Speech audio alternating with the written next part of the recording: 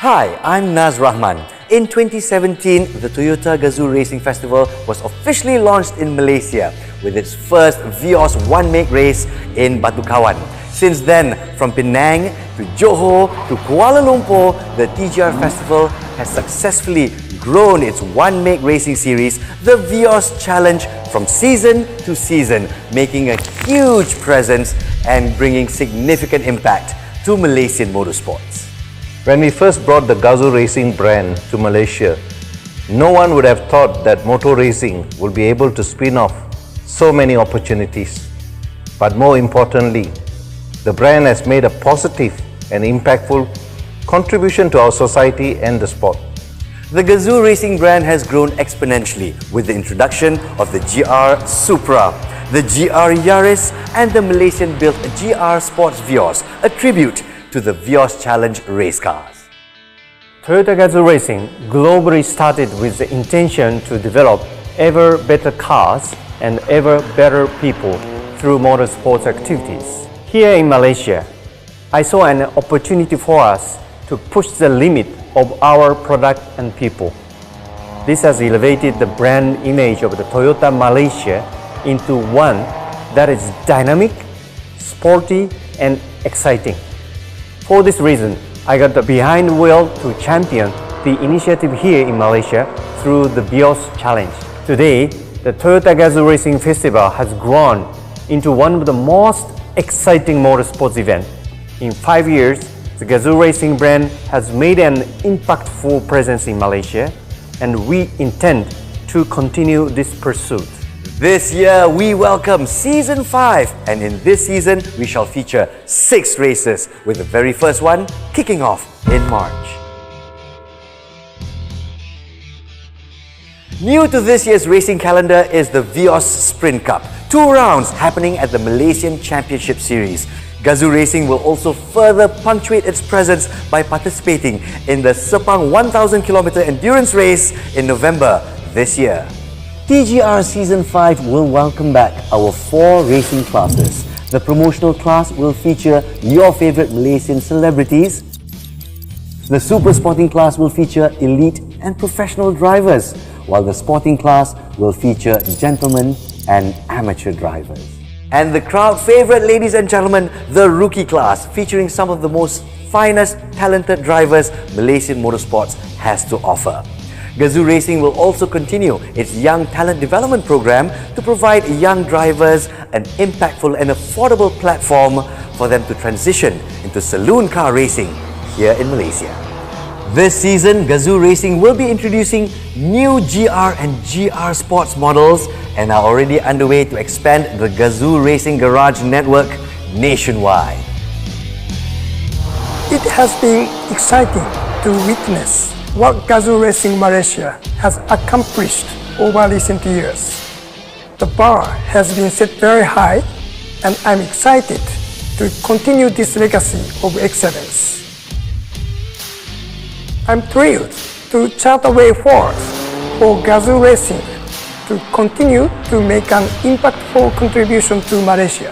With new GR vehicles, the assembly of additional GR Sport vehicles and the expansion of the GR garage engagements through even more GR parts and accessories and new GR merchandises. Indeed, be prepared for Season 5 Toyota Gazoo Racing Festival. It's going to be the biggest racing season yet. Thank you, racers, teams and dealers who made it possible to have Gazoo Racing here in Malaysia. Special thanks to our sponsors and business partners for your strong support, your trust and your belief in the brand throughout this journey. You made this possible. It has been a huge honor for me to see both the Toyota and the Toyota Gazoo Racing brand evolve.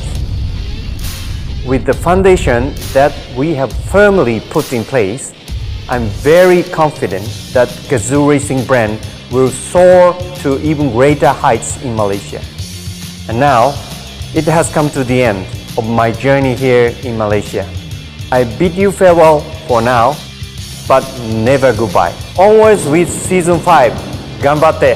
We will continue to strive for excellence and bring forth the way through Gazoo Racing.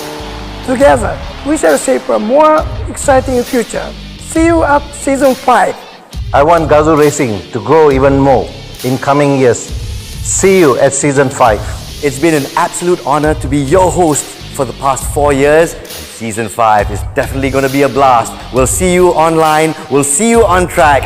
This is Season 5 of Toyota Gazoo Racing Festival, Malaysia.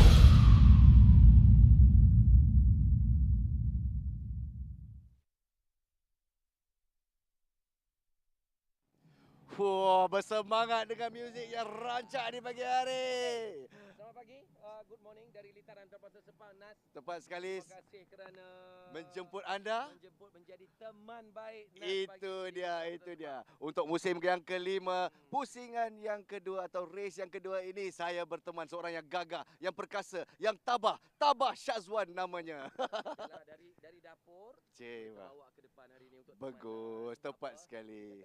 Di Toyota Gazoo Racing hari ini akan dijangkakan ramai sekali peminat yang akan datang memancing. Saja nak melihat pelumba-pelumba, tapi nak melihat juga artis-artis kesayangan mereka. Tepat sekali. Jadi Assalamualaikum. Selamat pagi kepada anda yang telah pun tune in secara langsung atas talian. Kita berada di Sepang International Circuit untuk Toyota Gazoo Racing musim yang kelima. Inilah dia pusingan yang kedua. Jadi pusingan yang pertama Tabah, macam mana perasaan Tabah setakat ini? Pertama saya berada di kerusi komentator. Ya, saya.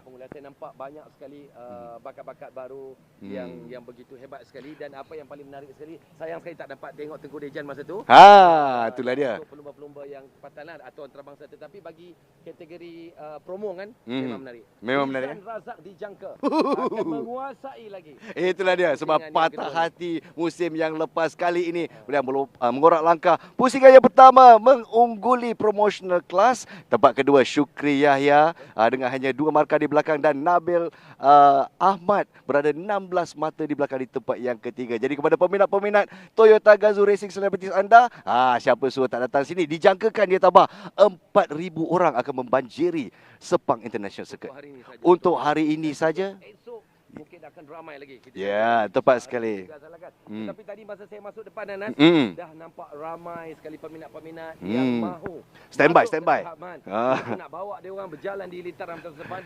Kita berada di betul-betul di perkarangan depan ni lah kan. Tepat sekali. Inilah dia pintu gerbang utama. Jadi Tabah pun tak pernah tengok apa yang kita ada on ground ni sekarang. Betul. Jadi apa kata kita buat walking tour khas untuk anda juga. Jadi apabila anda sampai di Sepang International Circuit, jomlah kita jalan sama-sama. Kita berjalan di pagi hari dan kita bersama-sama dengan mereka yang telah pun bersama kita secara atas talian. Jadi cuaca yang elok, sejuk, sepoi-sepoi bahasa angin dia. Tapi tengah hari nanti macam mana?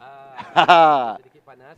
Kita pun dah nampak tadi nampak Zizan. Lepas tu kita nampak Ain Edros pun ada. Kai Bahar pun dah ada pagi-pagi. Kai Bahar semua dah begini, dah warm up begini di pagi hari kan. Jadi apa yang anda boleh experience di Sepang International Circuit untuk anda yang dah lama tak datang. Kita pun dah lama tak beriadah bersama-sama. Alhamdulillah. Jadi dalam fasa endemik ini, kita harap anda semua akan terus menerapkan SOP. Pelitup muka kalau boleh pakailah, walaupun kita ada di perkarangan yang open seperti ini ya. Jadi kalau Tabah nampak di sana, nampak tak? Gambar kita pun ada dekat sana juga kan? Apakah yang kita ada di sini? Jadi di sini kan tempat di mana peminat-peminat akan berada. Mereka akan berada di sini untuk menyaksikan. Kita ada skate park dan juga bike park kat sini. Jadi kepada anda yang rasa ekstrim begitu, kita boleh bawa basikal, kita boleh bawa skateboard kita boleh beriadah di sini. Jadi bawa peralatan-peralatan anda, safety first, helmet dengan elbow pad. Knee pad semua kalau ada bagus. Kena bawa safety first. Nas, mungkin ada juga yang tanya nak masuk ke lintaran antarabangsa Sepang ni untuk Toyota Gazoo Racing ni. Ya, saya. Macam pas apa macam mana Nas? Adakah mungkin lah kalau ada yang bertanya kan? Jadi kepada anda yang ingin datang ke Sepang International Circuit, datang register sahaja. Register sahaja. Untuk di perkarangan di perkarangan Sepang International Circuit. Jadi Wow. kalau anda tiada plan untuk beriadah pada hujung minggu ini, Sepang International Circuit dengan Toyota Gazoo Racing Celebrities kita, dengan aksi-aksi begitu hebat, makanan pun disediakan untuk anda semua. Dan pelbagai aktiviti juga. Boleh dikatakan datang bawa diri je. Datang bawa diri je. Bawa diri Sempoi-sempoi je semua begitu. dah pun siap. Tak ada syarat-syarat syarat untuk pakaian yang khusus. Ush. Pakaian nampak smart casual ataupun nampak sporty pun dah boleh. Sporty, asalkan sopan sudah. Asalkan sopan. Jadi anda boleh join kita. Ramai sekali artis-artis dan juga selebriti tanah air yang akan bersama dengan kita. Toyota Gazoo Racing 2022 ini dijangka akan menarik perhatian ramai sekali. Bukan itu saja. Dari segi entertainment pula Tabah. Dijangkakan konsert yang hebat menanti mereka yang datang ke perkarangan Sabah International Circuit. Kita akan bawa mereka melihat pentas utama sedikit masa lagi. Dua performers yang orang kata bila datang ke sini memang meletup. Kalau bumbung ada dekat Sabah International Circuit ni, memang pecah bumbung lah. Kita ada Bang Face pada malam ini. Dan malam esok kalau anda peminat Indonesia ya, Judika akan bersama kita juga. Kita sampai ke malam Nas Sampai ke malam. Sampai ke malam. Jadi mungkin anda kena ambil peluang ni, kita katakan ambil bahagian lah bersama-sama dengan kami. Saya akan ada dengan Benas, yang lain-lain pun akan ada juga. Jadi tak perlu pergi tempat lain lah. Datang ke litaran Teramasa Sepang ni untuk inilah dia tempatnya. Ini tempatnya. Baiklah, kepada anda yang sedang menonton di rumah, what can you expect at Sepang International Circuit this morning and tomorrow? We start on Saturday first. Jadi apa kata kita lihat program flash kita. Itu dia. Jadi kita boleh lihat qualifying sessions kita akan datang dulu tu super sporting, sporting dan juga promotional class. Kita nak bawa ke mana ni? Sambil kita orang kata cerita tentang apa yang anda boleh expect untuk hari ini. Kita akan insya-Allah tunjuk mereka main stage selepas ini. Jadi selepas qualifying kita ada race day qualifying untuk hari ini. Dan juga race day 1. Race day 1. Kita juga ada promo yang akan membabitkan artis-artis, jadi datang ke sini anda boleh saksikan. Baik, kita berada di betul-betul di depan, bukan depan lah, tepi bersebelahan dengan stage utama. Inilah dia. Jom kita tengok stage utama. Betapa tersergam indahnya di sini. Kita ada rakan-rakan kat sana. Jom kita kacau dia sikit. Siapa suruh duduk di sini? Kita ada Zizan, Ain Idros dan juga Kai Baha. Halo. Ni semua tengah discuss apa ni? Semua tengah begini ni apa ni? Kau tengah bawa traktor ke apa? Tengah praktis ke apa? Kita tengah praktis. Kita adalah brief sikit. Sebab saya ajar dia cara nak masuk parking. Dia 2 jam parking tadi. Ya Allah, kalau 2 jam parking nanti kat Lita kan macam mana pula Ain? Apa sini? Dia cakap 2 jam kan? Tarik balik, orang tengok tau Zizan. Ajar apa tadi? Tengah live ke? Tengah live. Hai semua. Hai, good morning. Kita tanya Kai sikit. Boleh. Sila. Debaran rasa untuk berada di sini. Untuk hari ini insya-Allah saya rasa saya champion lah. Tengok. Tahap confidence celebrity kita memang nombor 1. Dah support saya. Jadi Zizan, champion. Dia kata boleh champion ni. Dia tak cakap nombor berapa champion tu. Betul. Setuju. Champion tu banyak nombor betul. Kalau macam tu mungkin Ain pun insya-Allah lah hari ni champion. Ni semua kau punya pasal kan? Kita harap tak ada yang menghimpit Zizan lah. Itulah dia. Dia hati panas, sejuk sikit. Zizan kalau masuk track dia dah guide. Gaib. Allah, jangan macam tu. Kai Bahar pun apa kurangnya begitu. Laju kan. Dia Kai Bahar ni kepada anda yang tak biasa dengan Toyota Gazoo Racing, Kai Bahar digelar sebagai Mr. Steady. Dia steady, kan? Mr. Consistent begitu. Tapi sekarang ni buat pertama kalinya selepas 2 tahun kita dapati peminat-peminat dah boleh bersama-sama di Sepang International Circuit. Jadi perasaan Zizan setakat ni. Ni kita boleh say hi dulu kat belakang ni. Say hi semua, hi. Jom kita tengok itu antara peminat-peminat awal yang dah datang. Apa khabar? Tengah live ni.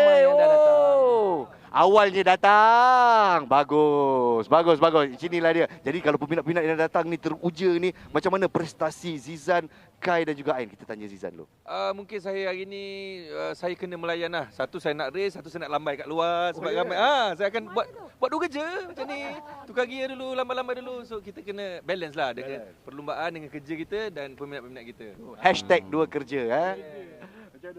Okey, Ain rasa excited sangat-sangat sebab season sebelum ni Ain tak dapat join. Tapi kita tahu season sebelum ni PKP kan, and then memang fans tak boleh datang. Dan season kali ni bila Ain datang, fans pun boleh datang. So Ain excited sangat-sangat. Salah satunya memang racing lah. Kita excited about racing. Tapi keduanya ni aura-aura bila fans datang ni. Penonton ramai datang, dapat beribu tengok konsert, seronok lah. Macam Kai pula macam mana? Tadi pun dah ramai dah yang bagi semangat kat Kai ni. Sama je macam Ain cakap, bila diorang datang kita punya semangat tu lain macam lah. Sebab kita ada sokongan daripada diorang. Sebelum masuk kereta tu diorang dah menjerit dah. Oh, sebelum apa dah berjerit dah? Tak masuk kereta lagi jerit dah. Tapi yang menjerit Kai je, peminat dia ramai. Tak ada semua lah kat situ. Peminat saya jerit semua orang. Macam saya pernah peminat saya menjerit. Saya pun lambai lagi dia menjerit lagi. Saya lambai lagi menjerit. Rupanya terpijak kaki. Saya lupa. Kaki dia saya reverse lah.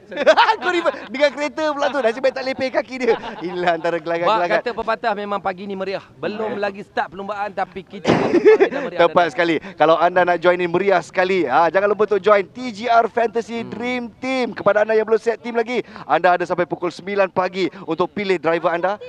Masuk tim main. Tapi kalau masuk tim Ain boleh dapat markah ke? Jangan macam tu. Anda tetap jelita walaupun anda tidak sepantas yang lain. Begitu. Jadi jangan lupa kepada anda semua, register tim TGR Fantasy anda di tgrfantasy.toyota.com.my. Register now. Baiklah, kalau kita tengok ke belakang ni, tak salah saya, Zizan akan mendendangkan lagu bersama dengan Kai Bahar dan Ain. Yes, Enjit-enjit semut. Siapa sakit naik atas. Oh, tak ada. Oh, tak ada. Nanti habis. Siapa sakit pergi hospital lah. Kau tengok Tabah, mana tak pecah kepala aku. Menarik juga ni. Menarik. Nas pandai buat lawak. Kan. Punchline jadi tu nampak macam jadi. Terima kasih. Saya tengah fikir juga tengah digest. Kau nampak? Ini idola dapat idola. Saya nak tanya Tabah satu soalan lah. Ya Allah. Ini di luar Saya topik pula dah. ditanya. Mungkin luar topik. Sebab hari ni kita race day kan. Kenapa pakai kasut hiking? Bukan kasut hiking. Okey. Kalau kita boleh zoom kat kasut hiking ni nampak. Ada keselamatan, ciri-ciri keselamatan. Ciri keselamatan. Dia ada steel toe dan sebagainya. Sebab saya bertugas dekat ground. Aku ingat lepas pergi pasar hantu datang sini. Bukan. Ini kasut keselamatan. Kasut keselamatan. Minta maaf Tabah. Minta maaf. Tak apa. Tukar kasut, tolong ambil kasut baru. Okey, jadi kepada semua cover simpan tenaga kerana lepas ni qualifying dan lepas tu race 1. Di sini setakat ni tak, saya susah nak kerja sebab dia selalu macam ni. Dia memang jahat. Macam Nanti event Toyota itu pun happening. Itulah dia. Sangat happening, tapi kita tengok Ziazar Razak mendahului standings kita untuk kategori promo. Untuk kategori promotional class. Sebenarnya kena masuk kategori lain lah. Ya ke? Dia tak boleh lah. Kenapa Zizan kita tak bawa ke kategori lain? Bawa kategori lain boleh tak? Saya share dulu. Saya try dulu kategori raw. Now dia orang campak ke balada. Aduh, Macam mana? Nampak macam kategori Zizan ni dia ni memang favourite lagi ni. Saya masih lagi lah. Masih favourite. Alhamdulillah. Kau cakap macam tu, Kai Bahar King of Ballad ada kat sini, dia buat muka menyampah je. Macam berani Ziza Raza nak masuk balada. Jadi anda boleh saksikan keseronokan di sini. Jadi apa kata, kita pun akan berehat seketika dan selepas ini kita ke racecasters kita ya tahu. Siapakah rakan-rakan tugas yang akan bersama kita? Rakan-rakan saya ada Victor kat sana, ada Matthew kat sana, rindu pula dekat dia orang. Itulah dia. Tapi hang dah naik pangkat. Bukan naik pangkat lah. Tolong menolong. Oh, menolong. Sikit dengan Tabah boleh? Boleh. Okey. Tabah. Bukan saya nak nasihat sebab akhir-akhir ni banyak orang kata trending dekat media sosial. Banyak orang kata pengacara-pengacara ni sekarang ni kurang minum air. Bila nak potong semua, itu dia Azizan Razak lah. Ini kita nak tahu rahsia dia. Jadi untuk caster semua, please make sure you got enough drinking this morning. Itu pesan Zizan. Hydrate. Macam bola baru ni, bola. Tapi sebenarnya tolong bawa Zizan pergi mengulas sekejap. Boleh. Lain je tadi pesan dia, lain lah. Tak ada dengan driver tau, dengan pengulas je kan. Pengulas. Driver semua dah power. Tapi yang pelik, janganlah kalau Ain Idrus jadi komentator kan. Kenapa? Kesuaraan tengok. Belum apa-apa dah. Kenapa? Begitu. Allah. Tapi sebenarnya kita kena salute tau komentator dalam sukan permotoran. Tepat sekali. Bukan senang sebab nak follow you all punya rentak dan flow dalam track tu. Follow Ain je, Ain slow. Kan? Ain slow. Takkan kita nak buat itu dia Zizan. Baiklah. Saksikan tengok, belum masuk ke Lita pun dah begitu kompetitif begitu. Jadi apa kata, kita terus kepada racecasters kita, Matthew Isaacs, Victor Cax dan juga Nick Harris bersama anda. Assalamualaikum, salam sejahtera dan salam satu Malaysia saya ucapkan kepada para penonton dan juga para hadirin sekalian. Nama saya Nick Harris bersama dengan saya Victor dan selamat datang kepada Toyota Gazoo Racing musim ke-5 berlangsung daripada Lita Antarabangsa Sepang. Good morning, ladies and gentlemen. Welcome to round number 2 of the Toyota Gazoo Racing Vios Challenge 2022. This is season number 5. We're here, we're live at the Sepang International Circuit, and this time, well, we're going to be welcoming the fans to join us here for this weekend's festivities, and that has kind of been the thing that has been missing all throughout the seasons of the Toyota Gazoo Racing that we've been doing, yeah? Memanglah merindui sangat para penonton kita, bukan saja menonton daripada rumah tetapi yang ingin hadir kepada acara kita pada hari ini. Memanglah selamat datang, haraplah anda semua boleh kata agak selesa dan bersiap sedia untuk sorakan deringan enjin yang akan bergema-gema di litar terbangsa Sepang ini. Tapi sebelum apa-apa, mari kita memperkenalkan, maaf saya bukan memperkenalkan, mari kita memerhatikan dan mengira balik statistik-statistik yang telah pun terlepas pada pusingan-pusingan yang lalu sini, Victor. Yeah, so we have basically, we already did round number 1. So right now the championship lead in the super sporting class is going to be coming up in the first qualifying session here. It's been quite interesting so far because we have Eddie Liu actually topping the charts here as far as the points are concerned. And he's had a fantastic round number 1, I have to say. I mean, being so consistent in the top 3 from race 1 and race number 2, I mean, he's definitely going to be looking to try to maintain that lead as much as possible. But I have to say, coming after like 3-4 months since the round number 1, I think the kind of order is kind of changed a little bit because some of the other racers here, particularly I want to highlight here Mitchell Chia, Brendan Paul, they had massive successes when it came to the Malaysian Championship Series that just happened last week. So they're hoping that probably to bring that momentum forward coming to round number 2, and that means that those guys who are on the top when it comes to round number 1 may just have to watch the back a little bit coming into this weekend. Boleh dikatakan di mana kedudukan yang telah pun diperolehi oleh beberapa pemandu kita mungkin terjejas akibat pengalaman yang telah pun diambil oleh Brandon Paul dan juga Mitchell Chia, tidak silap saya, di MSC yang baru saja lepas. Dan saya rasa mungkin pengalaman tersebut mungkin akan membolehkan mereka untuk membawa beberapa misteri ke arah kedudukan yang telah pun ditetapi pada hari ini. Tapi ingatlah para penonton sekalian, untuk anda semua yang kini menunggui ataupun menyorak untuk pemandu pilihan anda daripada segi kategori yang ditunggui, boleh dikatakan sekarang kami akan ke arah regu sesi kelayakan yang akan berlangsung sebentar lagi. Kami pun tengah menunggui arahan daripada director perlumbaan kita agar untuk membuka litar tersebut. Yeah, I believe the race director and all the marshals are kind of like inspecting the track right now, making sure that all conditions are ready for racing here today. I have to say though, the weather has been looking so good this morning here, which is kind of a far cry from how it was during practice yesterday. Because if you didn't know, during the unofficial practice in the morning on Friday itself, it actually rained during that time. So a lot of the drivers had to kind of like get their first taste of the track again in the wet, but then things started to dry up by the time official practice started. So we start to see like the times kind of like settle in a more expected fashion. Let's put it that way. But I think one of the key things to kind of like watch out for from this practice is the rise of some of the rookies here, because particularly for Muiz Musiafa, he actually topped the timing boards when it came to practice overall. That's faster than even some of the super sporting guys here. So I'm really quite excited to see what he's going to be able to bring coming into round number 2 here, because if you do remember from round 1, he had an abysmal race number 1. He had to kind of like work his way up. Currently, he's sitting 4th on the points right now as far as the rookie class go. So he's definitely going to be one of the favorites for me at least to see whether or not he can challenge the top 3 when it comes to this rookie class. Mungkinkah sesi berlatih tadi mungkin akan membawa banyak manfaat ataupun banyak kebolehan ke arah beliau agar mendapat kedudukan. Tapi ingatlah Victor, walaupun masanya tercatat terbagus antara mereka semua yang menyertai qualifying, kepada perlumbaan dalam kategori rookie ini, namun satu benda yang perlu kami sorotkan, adakah mungkin daripada sesi pelatihan tersebut dan masuki kepada sesi kelayakan, bila ada lagi banyak jentera di atas litar, bila masuk kepada perlumbaan, mungkin keyakinan tu mungkin akan hilang akibat suasana yang agak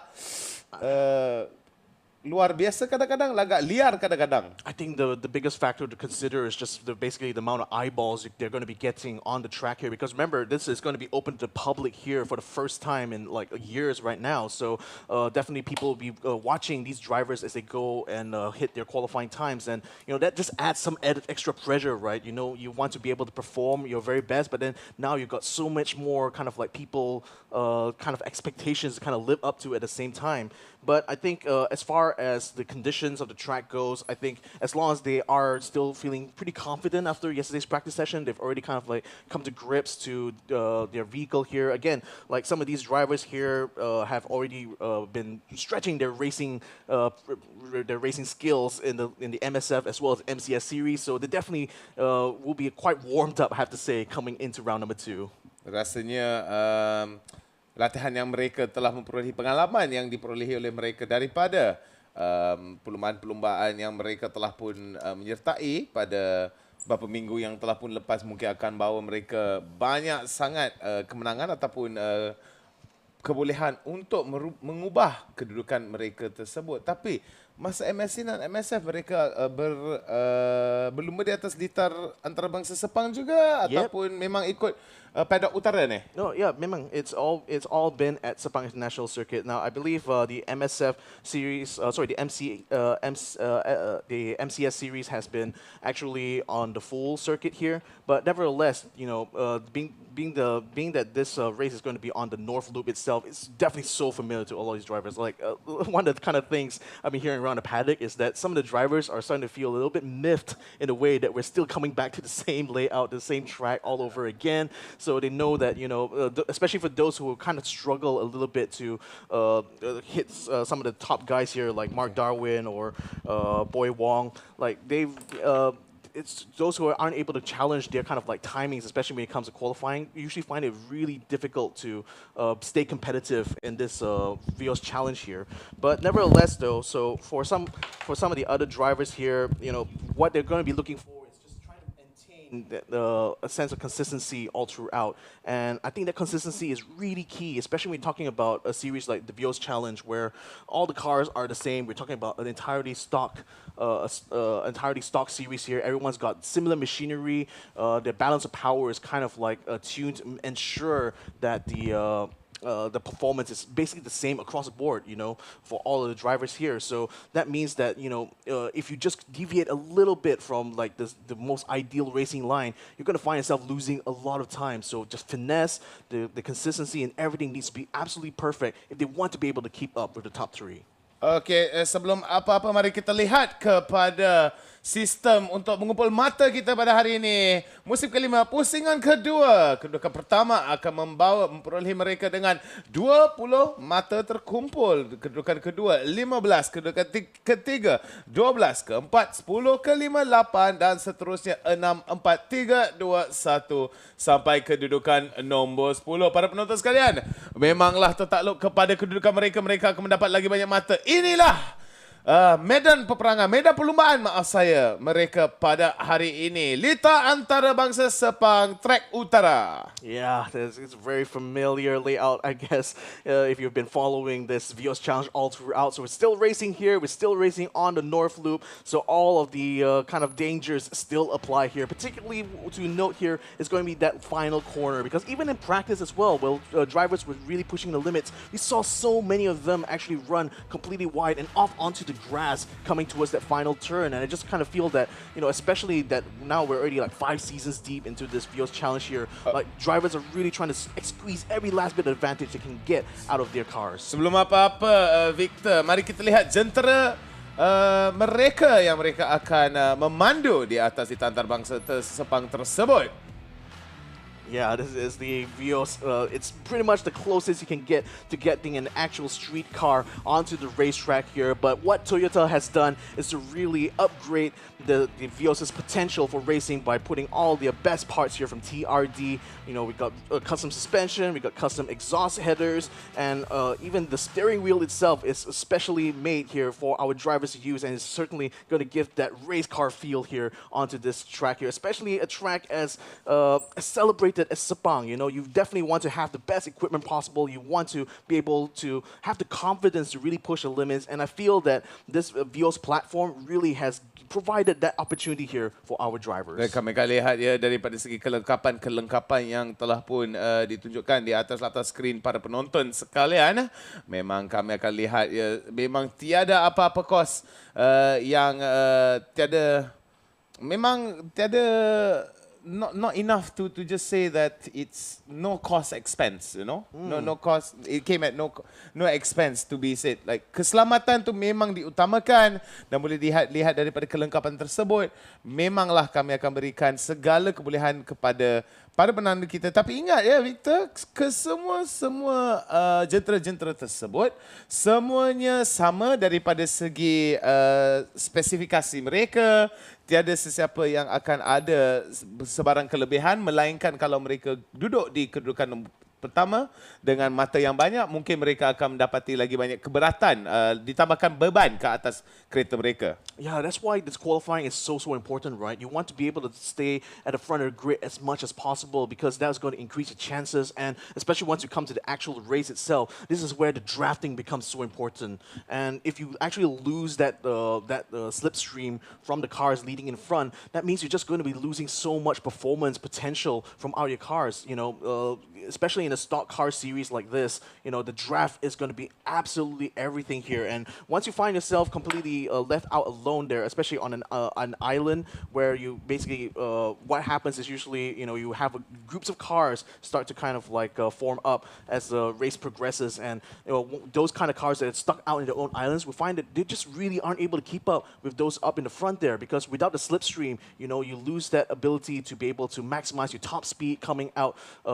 from the main straight itself. You wouldn't be able to have the maximum kind of lap times. Those are only going to be reserved for those in front. But conversely, if you're the lead car in your group there, you're the one who is going to be providing a slipstream for everyone else. And that means that, you know, really the chasing car is the one who will hold all the advantages. So that's why it's a kind of interesting dichotomy going on here, because while you still want to be as far front as possible, you don't necessarily want to be the one in front unless you're super confident that you can keep everyone else behind you. Kami telah melihat kepada latar skrin anda, itulah medan perlumbaan kita pada hari ini. Cuacanya tidak begitu cerah seperti kita alami di pusingan pertama pada musim kelima ini. Tapi kami akan lihat ya, walaupun tidak begitu cerah daripada segi kecerahan dia mungkin mendung sikit, tapi kita boleh lihatlah daripada semangat para peserta kita, memanglah mereka bersiap sedia untuk memanggil tempat ini rumah mereka, padang mereka, agar dominasi akan ditunjukkan untuk kategori pertama kita pada hari ini yang tengah bersiap sedia, iaitu rookies. Yeah, I have to say though, the sun is really blaring very hot out here today. So I wonder if that's going to become a factor later on, especially in the afternoon here, because remember, the qualifying is going to be starting from this morning here, but it's really race number 1 that's going to be the main focus of everyone, and that's going to be starting at 2:30 p.m. So by that time, I think the track is, as long as this weather kind of keeps up here, I think the weather is going to ensure that the track temperatures are going to be quite high, and that might be of slight concern here for the drivers, because you have to remember they don't have the opportunity to change the tires during this race. They have to keep the same set from start to finish, so that means that, you know, keeping the tire temperatures in the optimal place is so important in this race here if you want to be able to set the good times. But the problem is that when the track is this hot, not only will it hit that optimal window way earlier, but then the rest of the race, like the latter half especially, is going to be mostly about trying to manage that tire temperature to make sure you don't wear them out too quickly, or else you're just going to stand to lose so much more time.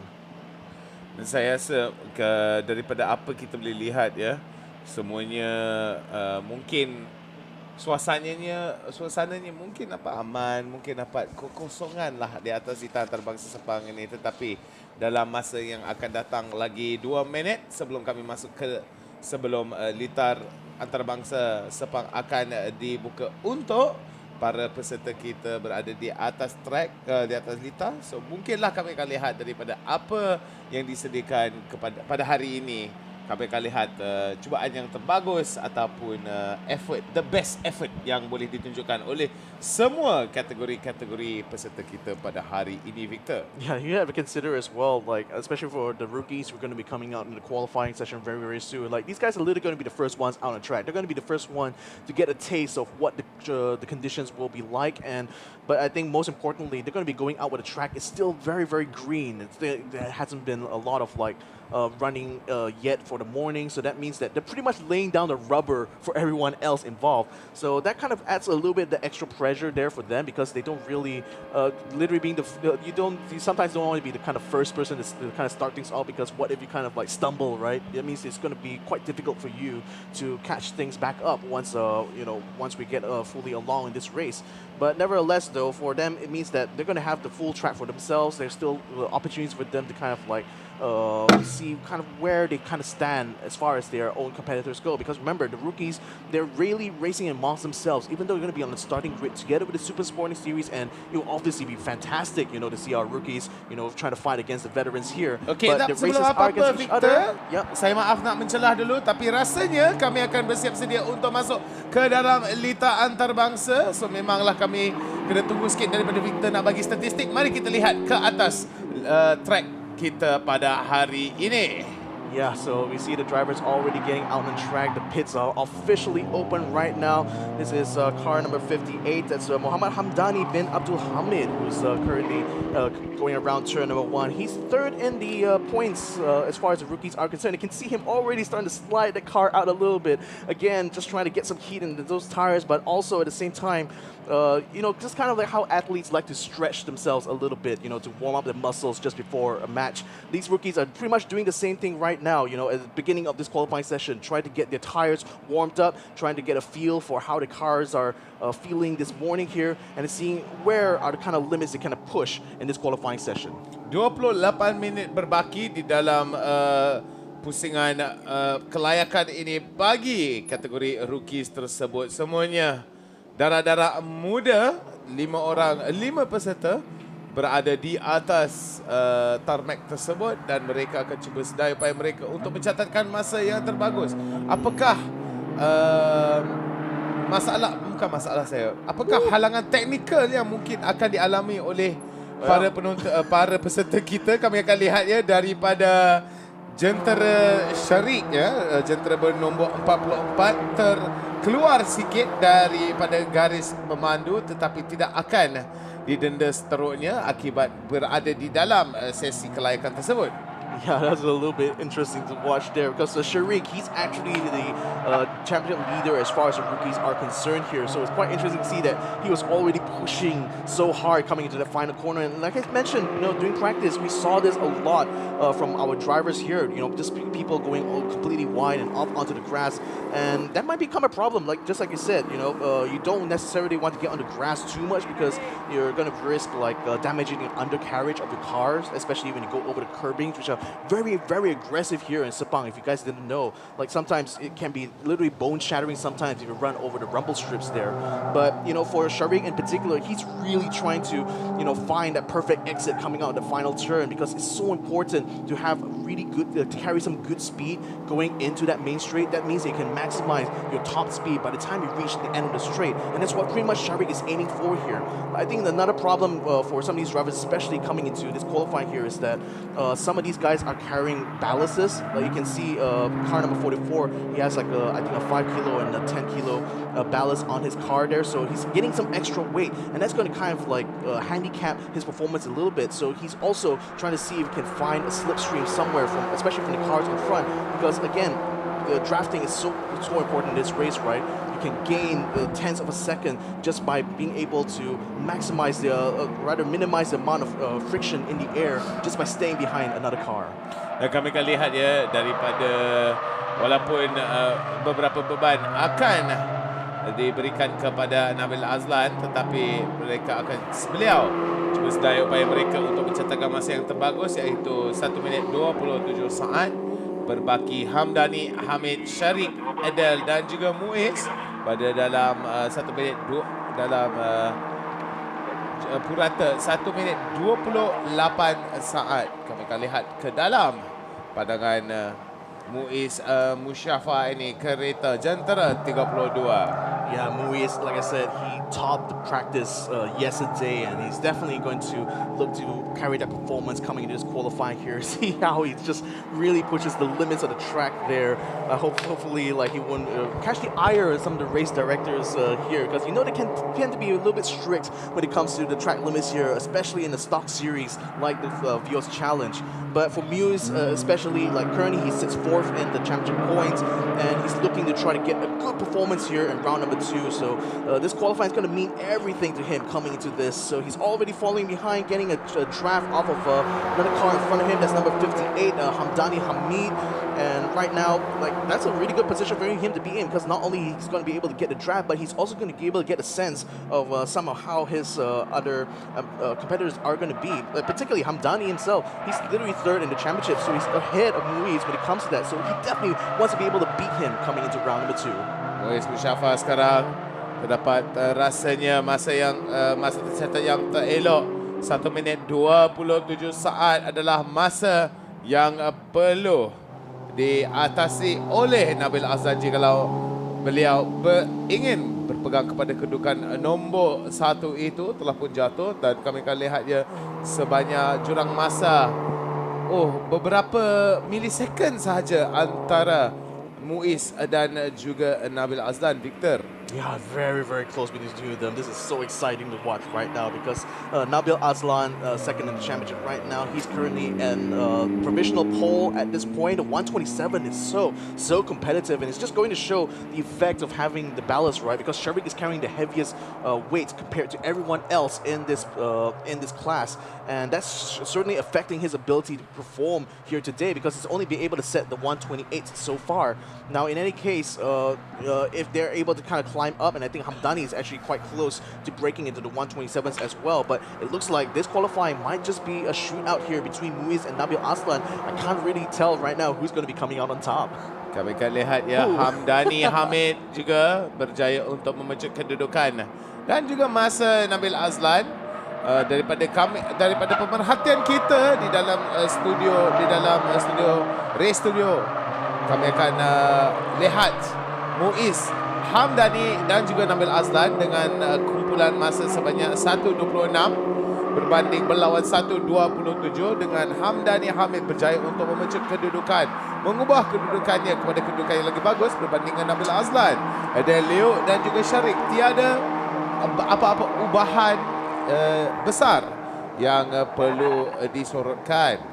Yeah, I'm looking at the kind of sector splits over here, trying to see who's getting the better, like Sector 1 and Sector 2 time. So yeah, Muiz really was able to take away the provisional pole from Hamdani thanks to a really good Sector 1. So he's really taking advantage of the draft here in order to try to improve his times here. And that's kind of proving to be a detriment of Nabil, because right now, Muiz is already into the 126s, guys. He's already at 126.9 here. And that's going to be a tall order here. Nabil really has to make up that 310s, and he really needs to get a toe from someone else in order to be able to make up that time. Right now, the only best bet for him, getting a little bit loose there, was Muiz. But the thing is that Hamdani, his best bet is basically to let some of the other cars behind him go and hopefully just catch a toe off of them in order to try to improve his time. Tapi masa yang berada di atas jumlah masa bagi sesi kelayakan ini tetap ada banyak masa berbaki.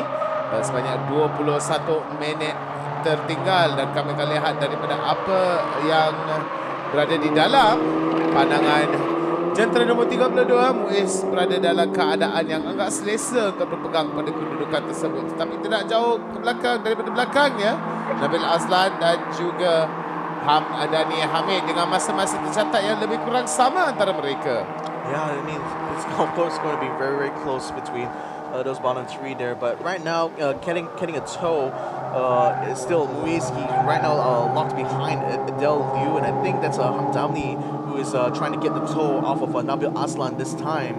from Muiz this time around. So hoping to see whether or not he'll be able to break into the 127s. He's only less than a tenth of a second away from getting out of the 128. So certainly the toe will be able to help him there, but he needs to be able to put it all together, especially in his final turn here, where Muiz is coming to his turn 8 number now, and very nice and tidy, keeping himself very neatly onto that curbing there. He's still going to be able to get a good exit out and hopefully be able to set some good times. But right now, 20 minutes to go in this session here, so there's still, I think, already kind of past that window a little bit of where the tires are still kind of fresh and still providing good grip. So at this point now, it's just really trying to find the finesse, trying to be able to keep this pace up in order to kind of give us a bit of a simulation of how things will be during the race, especially once the tires are already warmed up and already getting kind of hot.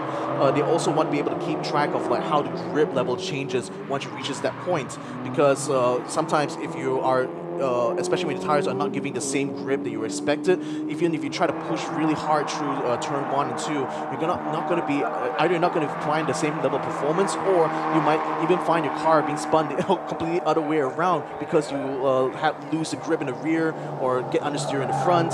And those are the kind of things that the drivers here will have to watch out when it comes to the race. Dan kami akan lihat dari pandangan kedudukan nombor 44, maaf saya, jentera bernombor 44 Syarik sekarang berada dalam kedudukan nombor 3, berjaya untuk memecut kedudukan Hamdani Hamid yang telah pun ketinggalan di kedudukan nombor 4, dan Liu tetap berpegang pada kedudukan nombor 5. Ini semua perlawanan untuk kedudukan nombor 1 itu antara Muiz, Nabil Azlan dan juga Syarik. Yeah, still staying in place right now as far as the position goes. Sharik's already been able to improve his time now, putting himself up to the 127s. He's coming across the line now. Is he going to be able to improve that time? Doesn't quite look so. It seems like the last laps were still kind of like a 128 there from Sharik. So at least he's consistent. I can give him that much. And, you know, the thing is, for a lot of these rookies, what they're really kind of eyeing for, you know, when it comes to the progression for them is that they want to be able to prove themselves to be worthy of getting themselves up into the sporting class here. And we've seen lots of successes, especially when you talk about some of our past rookies, like, for example, Hayden Haikal, sorry, not Hayden, Nabil Akib Aslan, who is used to be a rookie here in season 3, I believe, has made his move onto the sporting class, and look at him, he's really making the waves there once he already got himself inside the class. So this is kind of like the dream that all these rookies are looking for here, to be able to you know, prove themselves in this rookie class here, to show that they are worthy of any one of our teams here in the sporting and super sporting class to really pick up and continue to nurture as a talent here. And it's really important, especially you know, in motorsports here, to really give the opportunities here for the young talents to really show what they are capable of, especially when you know that veterans in this motorsport here in Malaysia, they tend to be at the top for a very long time, and it's just great to see that the new blood will be able to come in to start to bring a real challenge and maybe even a change of the guard at times. Memanglah ribuan terima kasih diberikan kepada penganjur kita, iaitu Toyota. Dan dengan itulah boleh dikatakan ribuan terima kasih kepada mereka akibat memberikan satu platform kepada anak-anak muda kita untuk memberikan segala, menonjolkan bakat mereka di atas, bukan saja di pentas lita antarabangsa ini, tapi di mana-mana sahaja. Kami akan lihat daripada Nabil Azlan sekarang kepada 71. Yeah, we're still 16 minutes left in this official qualifying. We're literally at the halfway point right now, but the timings, they still kind of stand as it were right now. Muhammad Nabil did manage to set the fastest time I can see on the board right now, but it hasn't quite updated onto our screens here at the moment. He just now has set a 126.6, so that puts him about 3/10 in front of Muiz here. Although right now broadcast graphics doesn't quite display that at the moment. I wonder if that time has actually been deleted though, because I don't see. Yeah, I mean, again, I'm just wondering whether or not that timing will be updated right now. But as it stands right now, Nabil is still shown to be in second place here, with Muiz having provisional pole.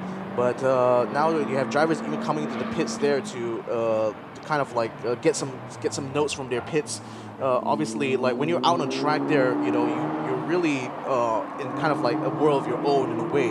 You literally are the only person out there on behind the wheel on that track there, and sometimes it can be a little bit difficult to really get a gauge about how you're performing in this kind of qualifying session, and sometimes getting hits, getting some feedback from your garage, or letting them know of certain kind of like problems you're experiencing with your car. Those kind of communication can be very, very important, because they will need to know, especially right now, after having done this long qualifying session, have to know what kind of changes they may have to do to the setups, or potentially things they have to watch out for before we come into race number 1. Because again, these drivers will want to have the absolute best, the best of their machinery here coming to this very important race here.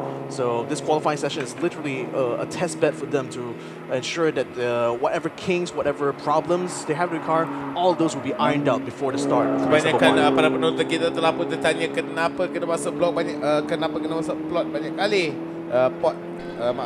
pit stop banyak kali. Tetapi kami akan lihat daripada segi sediaan ataupun tetapan yang telah pun diambil oleh beberapa pemandu kita dan peserta kita. Mungkinlah kami akan lihat ini mungkin menjadi satu taktik di mana mereka akan cuba sebaik mungkin untuk mengubah suai jentera mereka berbanding untuk memberikan kelebihan yang selanjutnya. Yeah, so it seems like Nabil Aslan's time has been deleted. That's why his 126.6 probably was because he actually cut track limits. And again, that's always kind of like the problem when it comes to qualifying, right? It's like sometimes when you push those limits a little bit too hard, and the race control sees that you've literally gone past the line there. Yep, that's unfortunate. You're just going to lose. That time is going to be deleted. You're just going to have to try again there, and unfortunately, that's just the way it is. Sometimes even though you want perfection, but at the same time, race control is also trying to maintain a fair competition for everyone else. And if they just allow everyone to cut the track limits willy-nilly, it's just going to make it so difficult for those in front. Because again, you don't want to. You don't necessarily want to lose out on an advantage, and that's what the main role of race control is: ensure that everyone is on the level playing field, making sure that no one gets an advantage that others aren't able to get, for example. Kebanyakan kelebihan yang terdapat di atas lita tersebut mungkin akan tertakluk kepada kebolehan mereka untuk mendapatkan racing line yang begitu ketat, ataupun mereka cuba sebaik mungkin untuk mendapatkan peluang untuk mereka melepasi hadapan mereka. I'm saying something very interesting with Nabil Aslan's car. If you can notice his side mirrors, those are actually folded on his car. And I'm wondering, is he doing that on purpose in order to try to gain some sort of air advantage? But I don't know. I mean, again, we're talking about stock series here, right? Any slight kind of difference it can make is going to go a long way.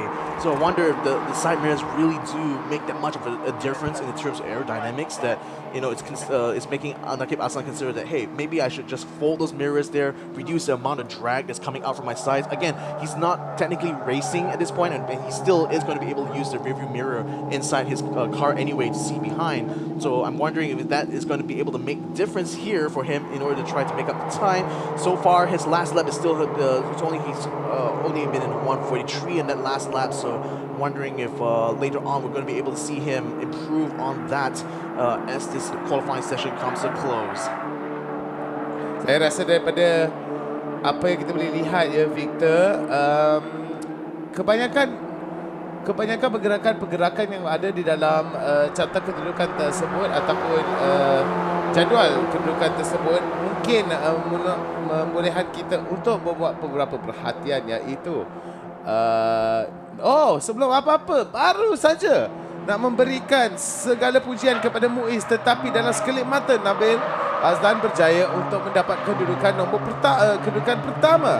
Berbandingkan dengan Dani Hamid dan juga Muiz, tiada apa-apa sebarang cubaan daripada pihak lawan ataupun segala perubahan daripada segi titik kedudukan mereka, iaitu nombor 1 dan 2, Victor. that was a lot of time he managed to make up there. 6'10s in total ahead of Hamdani Hamid, and Hamdani as well has already put himself into 126.8. So Muiz is finding that his 126.9 not quite working out for him now. He's going to have to try to improve on that, and I think that might be coming down to the fact that some of these drivers got into the pits, managed to get the tires to cool down a little bit, get them into that optimal window a little bit better. And right now, I think that especially with the cars already being out on track for so long, the track evolution is starting to become a factor now in the closing session of this closing moments of this qualifying. So now that Nabil and Hamdani Hamid have already taken the times away from Muiz, the pressure is now on. Car 32 needs to be able to perform at this level as well if he wants to be able to get himself back up into the front of the grid. And boy, oh boy, things are getting a little bit testy right now for our rookies coming into this qualifying. Okay, daripada apa yang diberitahu oleh Victor tersebut, rasanya lagi 10 minit berbaki sebelum sesi kelayakan telah pun ditamatkan oleh race director, dan kami telah pun lihat dia beberapa banyak kali dekat lagi terbabas terkeluar daripada lintasan tersebut. Ada beberapa drama yang mungkin akan berlangsung di situ, tapi memanglah tertakluk kepada race director kita. Jikalau race director memanggil, memanglah kami akan jangkakan itu adalah bukan untuk minum teh bersama-sama. Yeah, hopefully TT won't be spilt too badly when we get to the actual race here. But I do have to say, kind of disappointing to see that even though Sharik has been able to improve his times all throughout the session, it still isn't enough. He's still stuck in the 127s here. Now, granted, he was earlier in the 128s, so this is already a marked improvement for him. But this is kind of concerning because given that he is in the lead of the championship, he wants to be able to get in a position where he can kind of defend that lead there from the other guys. But as it stands right now, he's looking like he might possibly end up starting at the back of the grid here, and that's going to make it so much harder for him to be able to defend that crown. So in any case, Hamdani Hamid again is getting so loose out on the outside there, coming across the line there. That's still looking like a 129, so not quite being able to improve his time at the moment. But at this point now, that's a kind of concerning thing to see though, because if he's able to set the 126s, but then like immediately drops to 129 just several laps later, is the conditions for the track right now so hot that it's just literally burning whatever time, whatever performance out of the tires very, very quickly. That should be something very concerning to watch out for when you get to the race though, don't you think? Memanglah itu satu benda yang memang diperlu titik beratkan oleh para pemandu kita. Jikalau tidak diambil dengan begitu serius, mungkin akan membawa banyak kepalangan ataupun banyak malapetaka kepada cubaan mereka yang ingin mendapatkan kedudukan nombor 1. Tapi sepanjang apa yang kita boleh lihat ya Victor, tiada sebarang insiden besar yang telah pun berlaku. Mungkinlah ada beberapa insiden di mana mereka terlanggar jentera-jentera lawan, dan saya rasa bagi Haunkan ini bukan ada masalah yang begitu besar lah berbandingnya. Tapi kami akan lihat ya daripada apa yang ditunjukkan di atas skrin anda. Sharik Zulkarnain sekarang berada dalam kedudukan nombor 5 dan akan cuba sebaik mungkin untuk mendekati kedudukan nombor 1 yang ingin dipegang olehnya.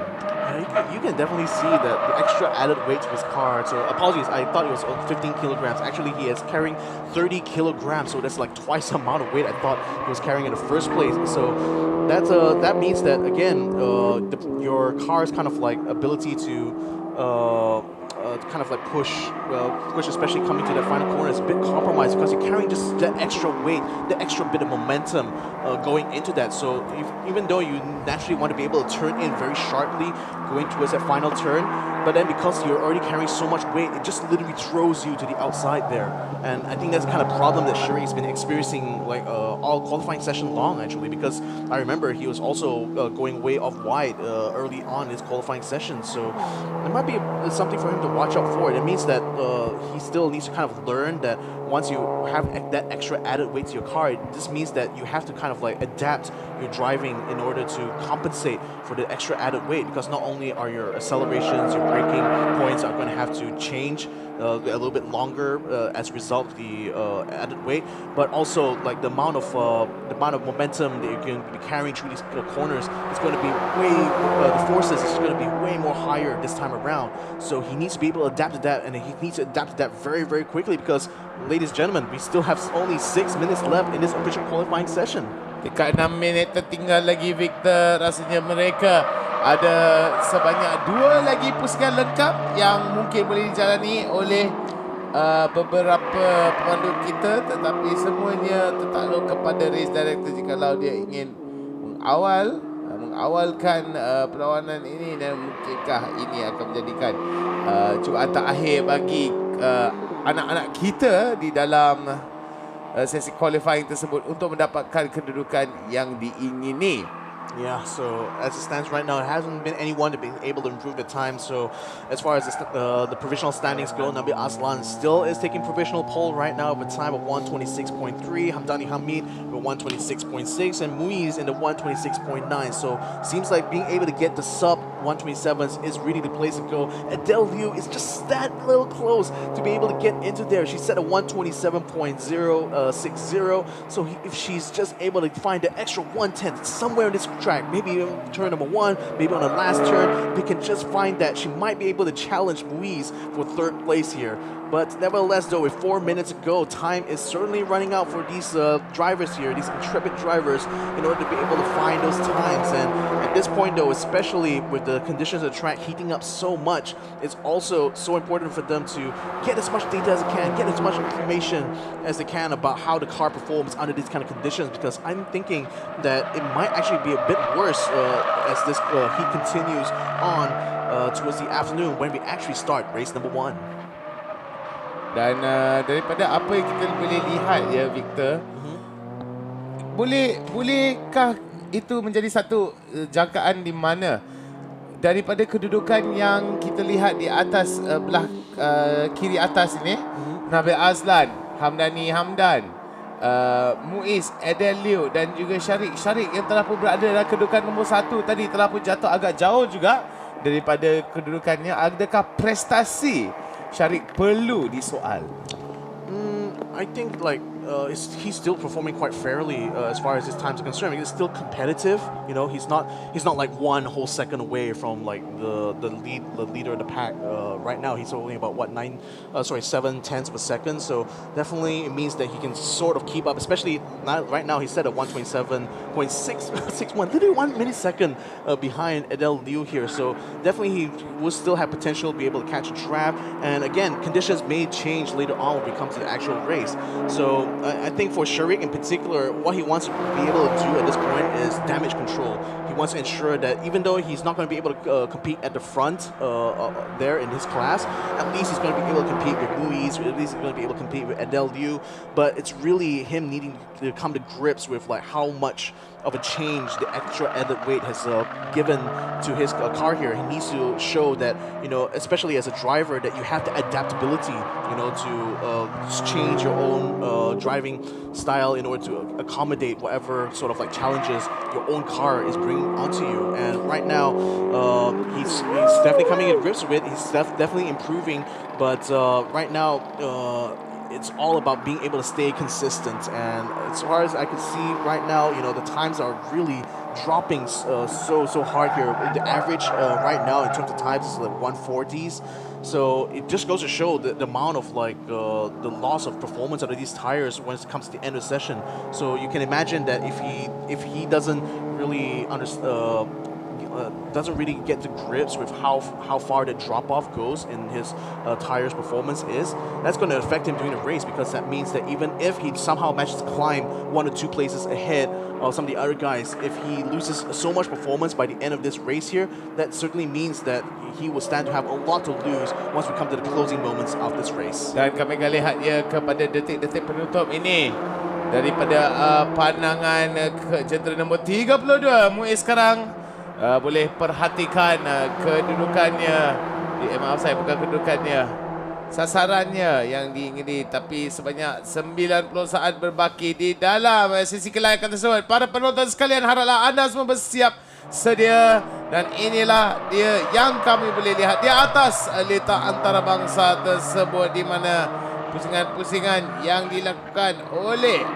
pemandu kita, peserta kita adalah berada di dalam kedudukan yang begitu bagus dan bagi itu kan Muiz sekarang kami akan lihat daripada kedudukannya. Muiz berada dalam kedudukan nombor 3. Saya rasa itu satu kedudukan yang agak memuaskan hati berbandingkan dia berada di kedudukan nombor 8 berbanding dengan kedudukan nombor 3. Yeah, I mean, again, the closer he can stay to the top 2 is going to be the best for him. Obviously, it's not going to be ideal for him to start like one grid row behind Nabila and Hamdani here, but you know that does mean that he has 2 extra targets that he can aim for when it comes to getting a draft off in that first race. So he just basically again, where you end up in qualifying usually doesn't necessarily mean that you're going to be finishing in that order. It's really how you take advantage of these opportunities here in order to try to maximize your result when it comes to that first race. So I think for Muiz in particular, he should be feeling fairly confident actually coming into this race here. He knows that he's capable of like standing up there with the very best, even in the super sporting class. So it's really going to be coming down to his racecraft, his ability to keep his track position, and as well as his understanding of how the degradation of the tires are going to affect him towards the end of this race here. So in any case, ladies and gentlemen, the official qualifying timer is finished. So the drivers now will be finishing up their hot laps here to see if they can either improve their times or see if they can maintain a consistent time. But as far as I can see, you know, the drop-off from these tires are fairly severe because coming to the end of the session, we're seeing lap times of 140, 139 at best here from Muiz, and that does go to show that it can be kind of tricky to try to maintain the performance of your tires in the races later on. So it's going to be an interesting challenge for us to watch when it comes to the actual race later this afternoon. Nabila Razali sekarang berada kedudukan nombor 1. Muiz kepada kedudukan nombor 2. Hamdani Hamid kedudukan nombor 3. Adam Liu pada kedudukan nombor 4 dan Syarik kedudukan nombor 5. We're seeing drivers now coming across the final turn here. Hamdani Hamid. This is this is Hamdani Hamid right now coming across the line there to take the checkered flag, only to mark the end of his qualifying session here. Who else is going to be coming up along him? Look at him, he's pretty much just out on his own there on that main straight, isn't he? I think we are seeing another car coming through as well, so really it's just to kind of finish up the laps here. So that's Muiz right now at car number 32 coming across the line as well.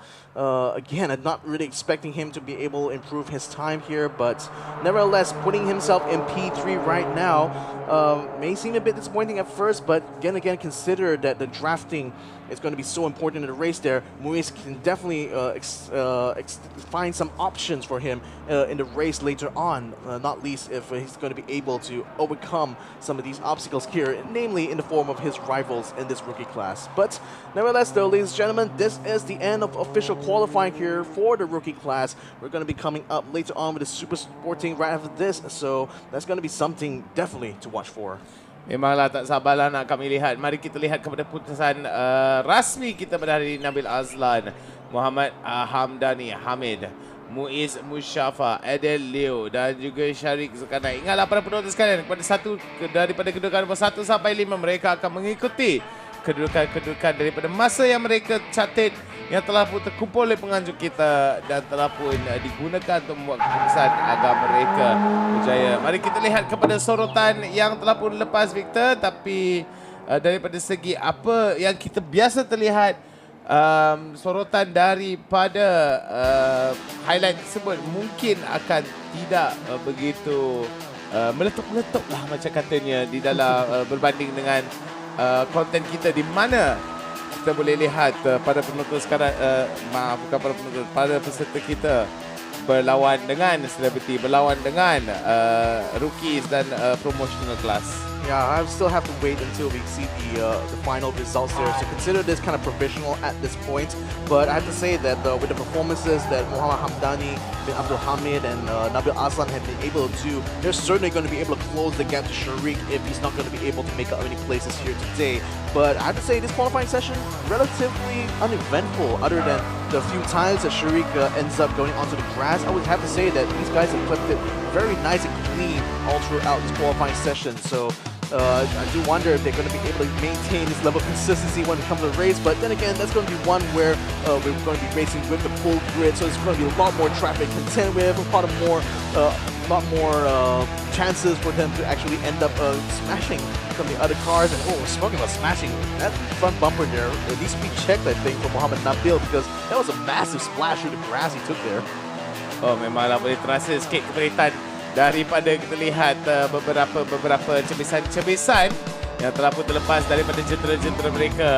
Haraplah anda semua bersiap sedia para penonton sekalian. Cuacanya semakin lama semakin cerah. Suasana dia secerah yang sepatutnya, tetapi memang tak sabarlah nak kami perhatikan apa yang menunggui kita yang akan datang ni, Victor. Yeah, I mean, look at that. Just not a cloud in the sky right now. The sun is up and blaring all across the track here. So on the one hand, that means that, you know, the temperatures of the track will be pretty much even across the board. You know, you're not going to be seeing some parts of the track a little bit hotter than others, so there's not that much of a changeable condition to consider here. But what I'm really concerned about is that if this kind of like this heat continues on, and I mentioned this during the qualifying earlier, is like if this heat continues on until the afternoon, that means that the track temperatures will be super high when we actually get started with race number 1. And you know, seeing how far the lap times drop off once those tires kind of lose their like optimum performance there, it's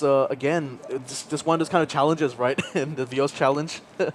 Dan saya rasa daripada apa yang terkumpul lah daripada maklumat tadi itu, mungkinlah lagi-lagi pun kepada anak baru kita yang kita baru saja sambut ke dalam rookie class kita, bukan Sharik. Apa nama dia tadi? Yang kita baru saja. The new caster, the new rookie. Bukan Adele, tetapi maaf saya tersasul pula katanya. Tapi daripada Muiz Musafa, sebab nampak nama dia Muizuddin tu. Itu yang saya keliru sekejap. Muizuddin tadi tu, walaupun dia tidak begitu berpengalaman daripada segi berlumba di dalam Toyota Gazoo Racing Facility, tapi Vios Challenge tu telah menunjukkan bakat beliau berlawan dengan anak-anak muda kita. Memanglah anak muda dengan darah memang panas, dengan semangat yang begitu tinggi dan juga tenaga yang tidak akan yang begitu banyak, ya. Yeah, that's the thing, because like again, like he kind of faltered when it came to round number 1's race number 1. So he's showing that now he's kind of rebuilt his confidence here coming to race number 2. Round number 2 here. So that's why, you know, I really am hoping to see that he's going to be able to work his way up from 4th place in his class here. So that's definitely something to watch out for. But nevertheless, not to take away from some of the other rookies here. I mean, Nabil and Hamdani are showing themselves absolutely having the potential now to close the gap with Sharik, especially with Sharik not being able to light up the timing boards here in front of us. So again, it's just basically having those opportunities now to, you know, start to bring that challenge. And given that, you know, the Vios challenge only runs for 3 rounds, just every last bit of points you can get in these races are so important. So again, I just really want to see whether or not either Muiz is going to be able to try to maximize position, or maybe we might see a new winner here in round number 2 here by the end of this weekend. Daripada apa yang kita tahu para penonton sekalian, kami ingin nak ke arah pentas, tapi kami tengah bersiap sedia. Antara apa namanya, antara beberapa kategori memanglah boleh kata agak huru-hara di dalam belakang tabir itu, tapi kita haraplah para penonton di rumah bersabar dengan kita daripada segi masalah ataupun daripada segi kekesan teknikal. Tetapi kami akan masuk kepada track tersebut. Tetapi daripada apa kita tahu, Nas dengan Tabah bersiap sedia di pit. Dan mari kita lihat apa yang menunggui kita di situ. Over to you, Tabah dan Nas.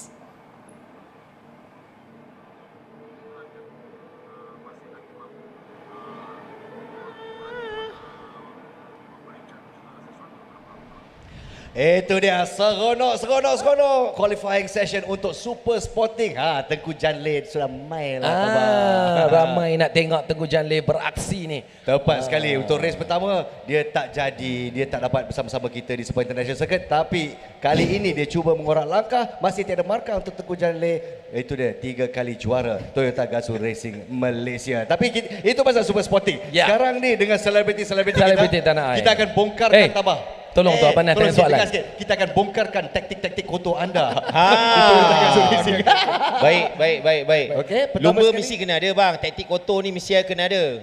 Kita kena tahu macam mana nak override rules. Kau tengok, Wani diam je, relax. Dia tengah baca mentera tu, abang bukan tahu. Sebab dia dah tahu sangat perangai-perangai korang. Betul. Tapi sekarang ni Tabah, kita tengok standing untuk promotional class selepas round 1. Ni dia round 2, Syukri Yahya berada di tempat yang kedua. 2 markah di belakang Ziza Raza. Nabil Ahmad 16 markah di belakang Ziza Raza. Dan tempat keempat, Wani Hasrita. Dia pun terperanjat. Tak sangka. You another level lah ni. Apa perasaan ataupun apakah taktik yang nak digunakan hari ini? Terima kasih kepada semua penyokong-penyokong saya dengan award ni. Saya harap belum. Saya tak ada taktik kotor. Saya cuma solat hajat setiap pagi. Ini dia muslimah. Nabil punya janggut dia dah begini dah. Sampai hajat. Tapi Nabil, masa pusingan pertama nampak engkau macam menggigit sangat Zizan. Kau macam nak cuba taktik-taktik. Kau nak sama kali ni Kak? Macam mana bang? Soalan apa? Kau nampak macam ikut laluan-laluan yang macam menyusahkan pelumba yang lain. Itu antara taktik. Taktik ni saya belajar dengan Jananik. Sendiri tak boleh menang, susahkan pelumba lain. Dah ada jerit kat belakang ni, kau jangan main-main. Dia ada kat belakang kan? Dia memang patut dengar benda ni. Ini bukan perkara baru, ini perkara lama. Untuk Syukri Yahya dan juga ada pertandingan sengit dengan Ziza Razak selalu kat depan kan. Saya rasa Nabil dengan Wani pun kita kasih diorang gaduh kat depan, lepas tu diorang duduk kecundang, lepas tu kita zoom. Itu dia bang. Macam mana perasaan anda Syukri? Perasaan saya? Saya akan cubalah sebab Abang Zizan dia sangat experience kan. So saya akan cuba adapt apa yang saya belajar selama yang saya belajar daripada tawaduk. Kau nampak perasaan rendah diri itu? Bukan. Itu the way he answer is like professional drivers. Tapi rendah diri ini semua wayang. Wayang. Tapi kan bang, yang ini paling kuat wayang bang. Ini bukan takat wayang. Dia tahu dekat dalam dia boleh cakap dengan kita, tak apalah, ini semua dunia, aku tak nak kejar. Dia masuk dalam kereta bang. Habis hilang. Dunia tu dia punya. Tapi yang bercakap tu sebenarnya. Sebenarnya. Orang Arab kata jasbah naik. Masuk dalam kereta pakai helmet, jasbah naik, dia jadi lain. Naik Share lah. Dengar tadi ayat dia apa? Tak apalah Abang Zizan lagi experience apa semua. Ini dalam kereta dia sanggup putus darah tau ni. Dalam kereta dia bau kemenyan. Bau kemenyan dah. Astagfirullahalazim. Ini semua tidak masuk orang zikir kan. Orang zikir kan, Allah dunia. Alangkah. Saya yakin fitnah semata-mata Tabah.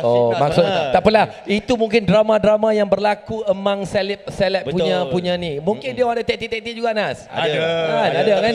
Yang penting sekarang ni semua selebriti yang kita dah tanya teruja kerana buat pertama kalinya selepas 2 tahun peminat-peminat anda datang. Kita saksikan race di sebuah international circuit. Jadi perasaan Syukri Yahya dengan peminat-peminat yang ada secara langsung di sini.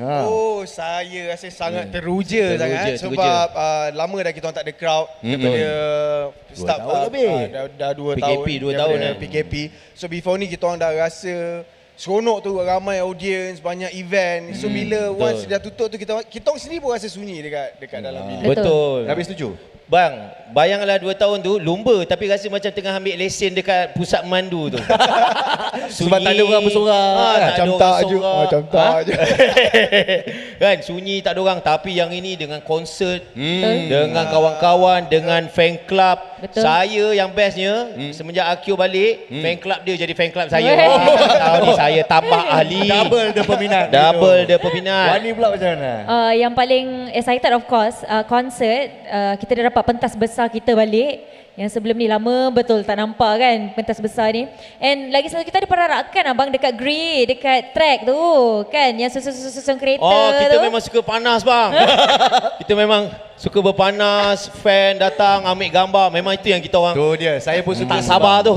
Sebab bila dah panas je tu kan, fans ada dekat depan, hati diorang tak boleh panas. Betul. Kena Betul. begitu. Jadi Nas, macam fan dah boleh datang kan? Dah boleh datang untuk saksikan. Dah boleh datang untuk anda yang sedang register untuk Toyota Gazoo Racing Fantasy Dream Team. Dah tutup registration pada pukul 9 tadi. Dah tutup. Jadi habis tu kalau nak walk in tak boleh lah? Saya rasa kebanyakan akan letak Wani Hasrita sebagai pelumba pertama pilihan mereka. Ya sebab anda konsisten begitu. Bukan macam mereka ni, tak tahu tiba-tiba crash lah apalah. Dah tutup bang kan? Nak bagi tahu untuk tiket haram gate B South Entrance. Saya standby di sana. Baiklah Tabah, kita baik. Kita baru dapat signal bahawa qualifying session untuk Sporting Class dah pun bersedia. Jadi apa kata kita saksikan kepada peminat-peminat Sporting Class. Let's take a look at the qualifying sessions. Terima kasih Syukri Yahya, terima kasih Nabil Ahmad, terima kasih Wani Hasrita. Let's burn some rubber. Tabah, let's go. Burn. Terima kasih, ribuan terima kasih kepada Tabah dan juga Nas daripada sesi temu bual tadi dengan kita punya peserta-peserta kita di dalam kategori promotion yang akan datang nanti pada pukul 10.30. Tetapi sebelum apa-apa Victor nak cakap saja tapi tak cukup masa sebab kami akan pergi masuk ke dalam lita kita pada hari ini. Mari kita lihat dan Victor, dipersilakan. Yeah, ladies and gentlemen, we're coming into our second qualifying session for today. This is now the super sporting class, the professional drivers, as well as some of our team owners here who are joining us in this racetrack. But this is definitely going to be a very interesting qualifying to watch here because, again, a lot of these drivers, they have come fresh off of the heels of the Malaysian Championship Series, and they're looking to try and continue that momentum they've built up from those previous races here to hopefully bring a good performance in round number 2. But nevertheless, though, coming out on the track here, who do we have on the board right now? We can see car number 33 coming through. It's quite interesting to see that the liveries for a lot of these teams have kind of changed over the course of this season here. You're seeing new liveries coming out for 23 Motors, for example. That's going to be their car number 23 there, literally. Adi Rahimi coming across turn number 4 right now, as you can see across the screens. And I have to say, this new livery is really, really working for them because I love the way they've really emphasized the yellow here onto the cars and really just showing that 23 Motors branding so prominently on the side of the doors.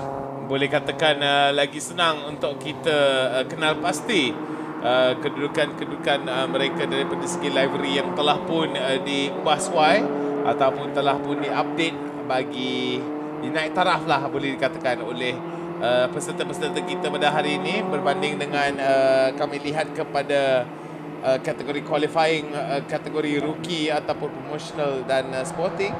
Super sporting memanglah boleh dikatakan kebanyakan jentera-jentera mereka yang dimasuk ke dalam ke atas lita tersebut mungkin akan memberikan lagi banyak petanda-petanda yang lagi rancak ke arah para penonton kita. Well, this is an interesting little item that's scoring over here. We got Boy Wong in front of the car number 21 and car number 22. That's Alistair Yong, both teammates off of Axel Sports there, just basically trying to get a toe off each other. But coming in the mix as well as Hayden Haikal, also on Team Axel Sports here. So they're definitely trying to use the fact that they have their teammates out on track at the same time, try to get a toe off each other, because you can see even from that rookie qualifying session how important it is to be able to get the draft on that main straight. So this is some really good tactics here, from all the teammates, and as this should be, especially for Axel Sports, because they're the only team here to have multiple members from the same team racing on the grid here. So they're definitely trying to use this to maximize their potential to get themselves high up on the grid there. So for now, though, Boy Wong is going to be leading the pack. Of course, he was the winner actually of the MSF Ultimate Class there in the last week's MCS Championship race, round number 2. So he's definitely going to be carrying a lot of momentum, a lot of hope actually, coming into round number 2 here of the Vios Challenge, because coming off, if you can win the MSF here, certainly you can try to find a win in this Vios Challenge, right? Alistair Yong sekarang berpegang pada kedudukan nombor 6 di dalam jentera putih dengan beberapa silang-seling oren yang boleh dinampak. Tetapi tetapnya daripada segi masa tercatat, Brandon Paul, Hayden Haikal, Adi Rahimi, Boy Wong, Clement Young, Alistair Young berpegang kepada kedudukan ke-6 ke atas ya. Daripada segi masa yang tercatat, Brandon Paul tetap berpegang kepada kedudukan yang tertinggi iaitu 1 minit 26 saat. Dan saya rasa bagi beberapa lagi pemandu kita mungkin masa tercatat mereka belum lagi lengkap. Yeah, here's another team here that's going to be worth watching out for. Laser Motor Racing.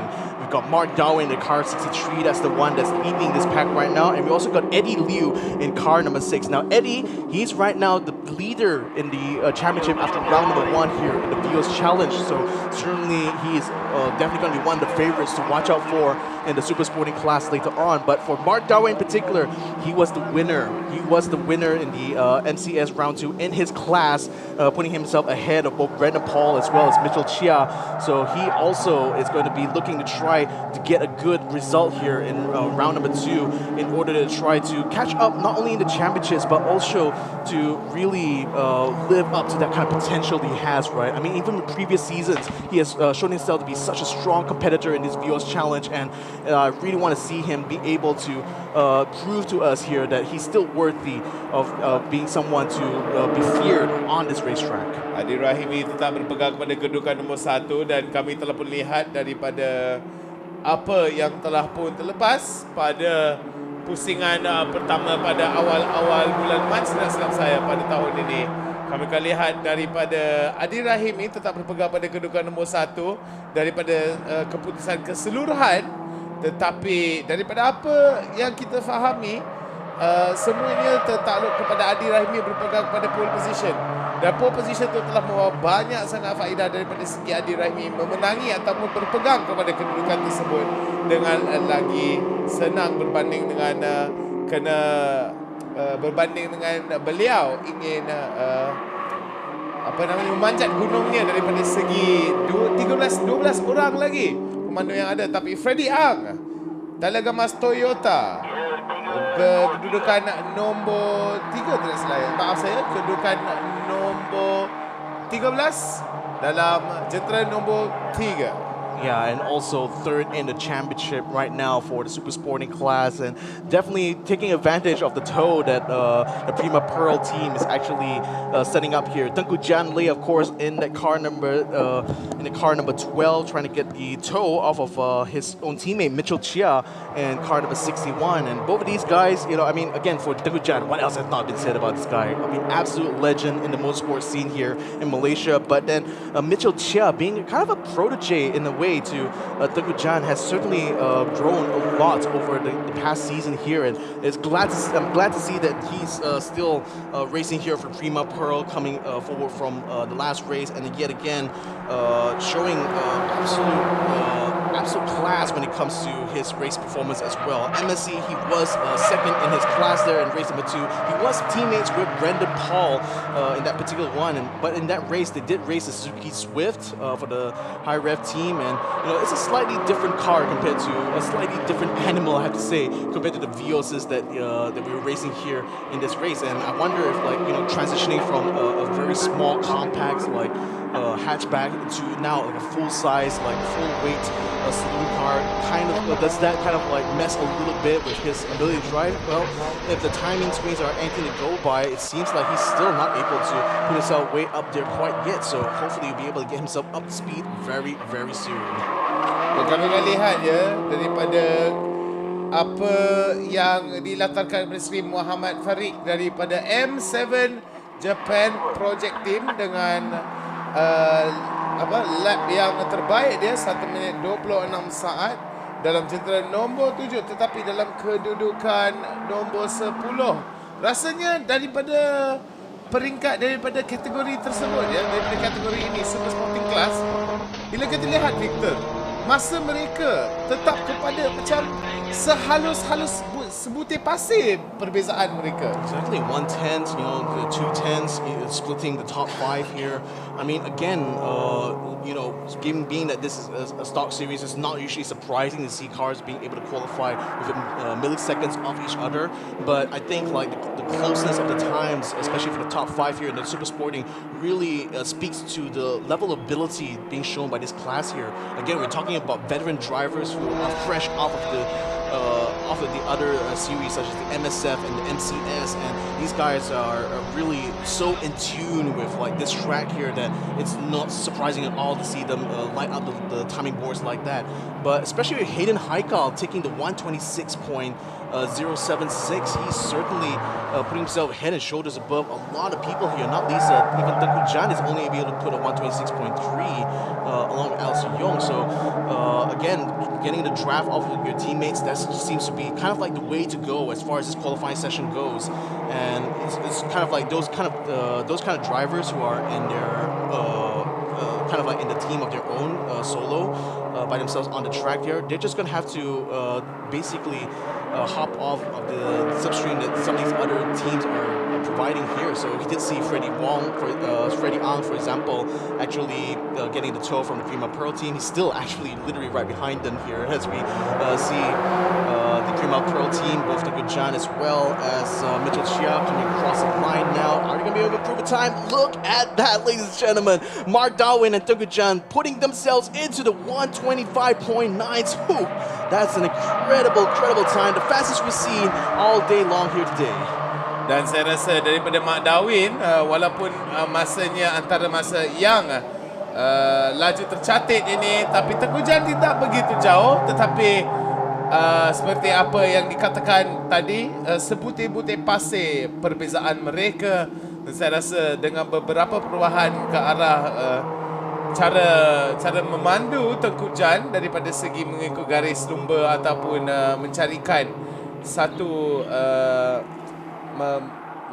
membuatkan brakingnya dan akselerasinya lagi efisien, mungkinkah kami akan lihat Tengku Jan berjaya untuk mengatasi Mark Darwin ini dan merampas kedudukan beliau di kedudukan nombor 1. Yeah, I mean, we're already at that point where the tires are reaching the kind of optimum point here, so that's why we're already seeing things climb up to the 125s. But I'm kind of like sad to be the bearer of bad news, but I think the times are just going to get worse from this point on. So literally, I think that it's still kind of like a reason to celebrate here for Prima Pearl to be able to put themselves on the front row here, right next to Laser Motor Racing's Mark Darwin.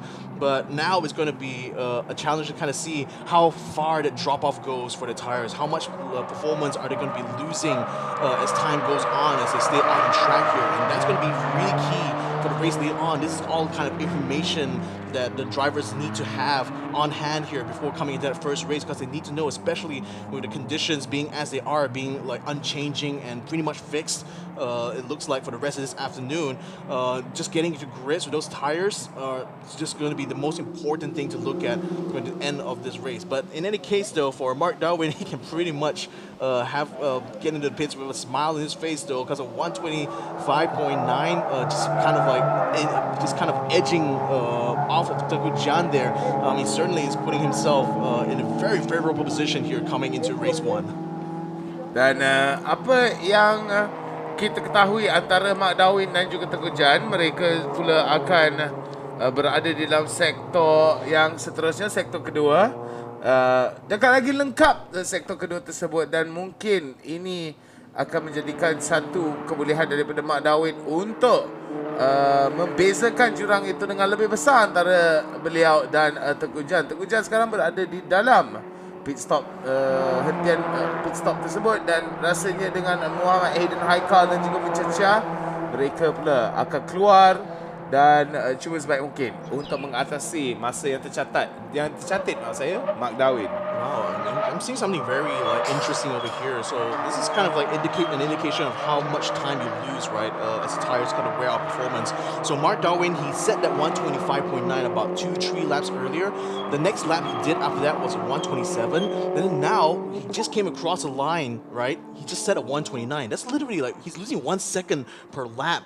At this point now, and coming at the halfway point of this qualifying session, that could be something quite concerning because it just shows how quickly the tires drop off once you've already extracted the maximum performance, especially in this qualifying session here. So I wonder, will drivers now being armed with this kind of information, will they want, especially for those in the front there, Mark Darwin definitely will be able to dictate the pace of this race, given that he's starting literally from pole position. If this result does hold. So are they going to try to play it more conservatively when it comes to the race? Because again, there still runs the risk of people overtaking them, and you're going to have to fight back for that. But now it just seems like if you try to push too hard, especially in the first 10 minutes of the race there, you're going to have a massive drop off in time, even before the start of that 10-minute mark, and that's just going to make it that much harder to actually defend your position once that kind of tire just falls off the cliff. Dan apa kita boleh lihat sekarang, jentera 23 Adi Rahimi, walaupun berada di dalam kedudukan yang tertinggi keseluruhan, tapi rasanya pada hari ini sesi kelayakan beliau boleh dikatakan agak kekurangan. I mean, again, we're already looking at a point where the tires have already gone past the optimal point. So now we're just kind of seeing what sort of the race pace we can expect from some of these guys. But from some others, though, we're seeing some drivers actually putting up some good times on fresh tires. Particularly Brendan Paul has just come out of the pits, though, and the last lap he said was 126.4. So he's certainly trying his absolute best right now to improve his lap times here and to try to get himself further up in front of the grid.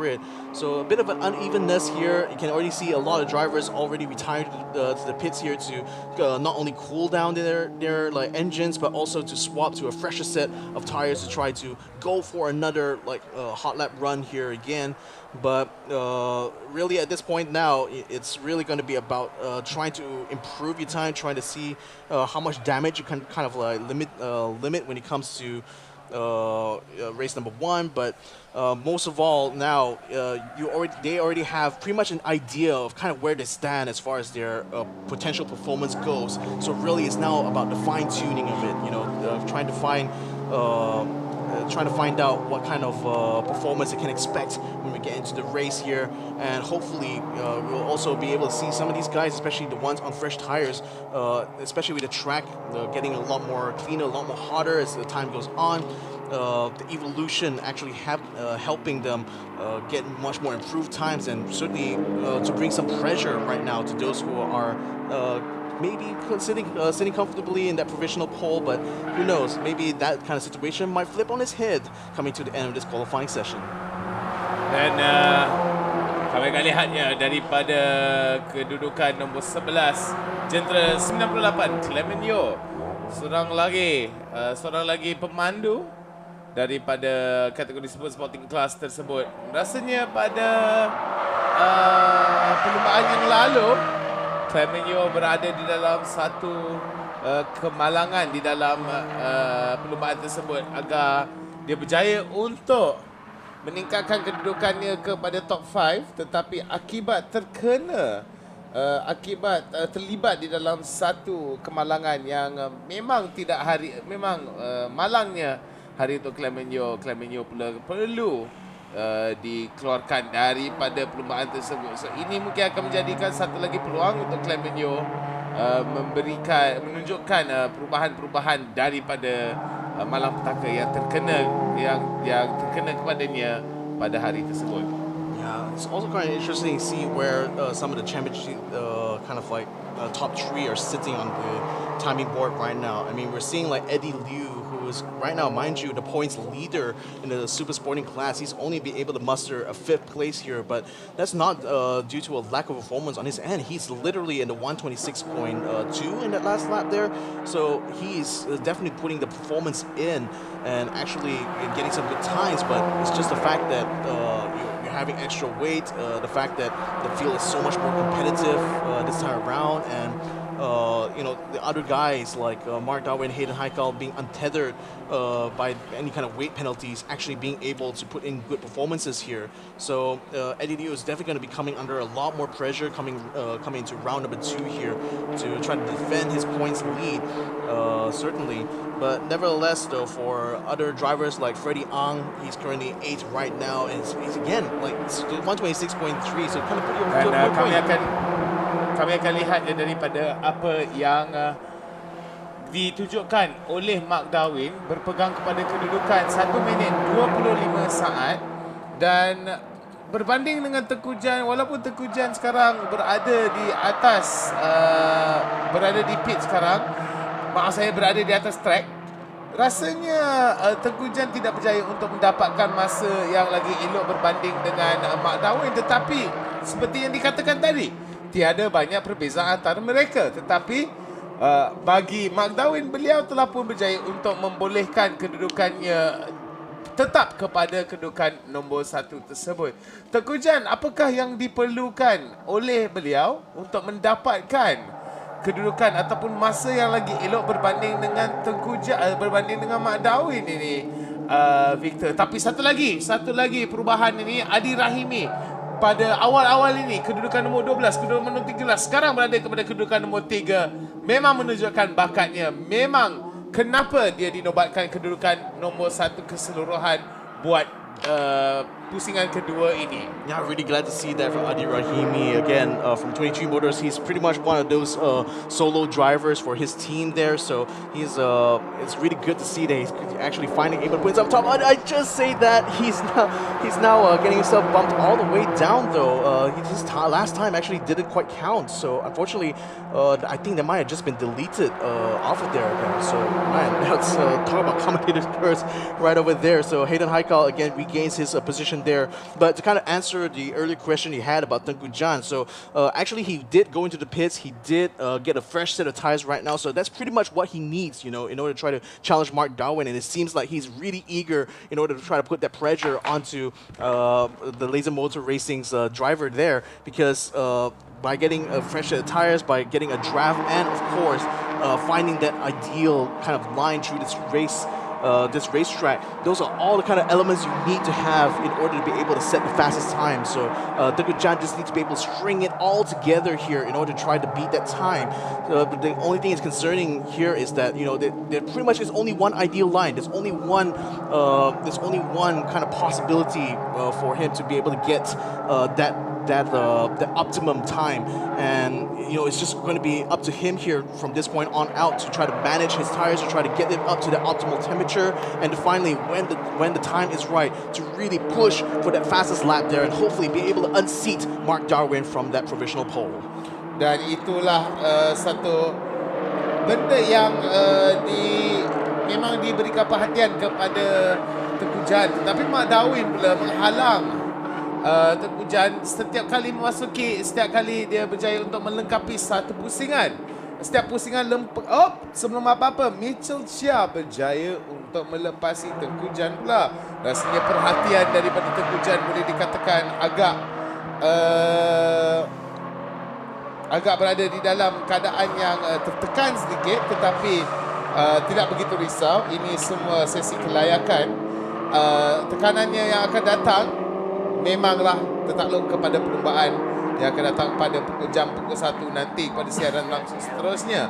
Tapi apa kita lihat, Mitchell Chia dalam jentera 61, kedudukan nombor 2. I get to actually see that a lot of guys came out of the pits more or less around the same time. So what's happening right now is that there's a massive traffic jam coming into its turn 4 right now as the cars are just shuffling amongst each other, trying to find a toe and also trying to overtake some of the others. You don't want to be that lead car in this pack here because that means you're just going to be losing out on the slipstream. So that's why you kind of see a shuffling. You kind of see some drivers actually flashing the others in front of them to let them know, let me pass right now because I want to be able to get up in front here. I'm going to give you a tow anyway, so just stay right behind me.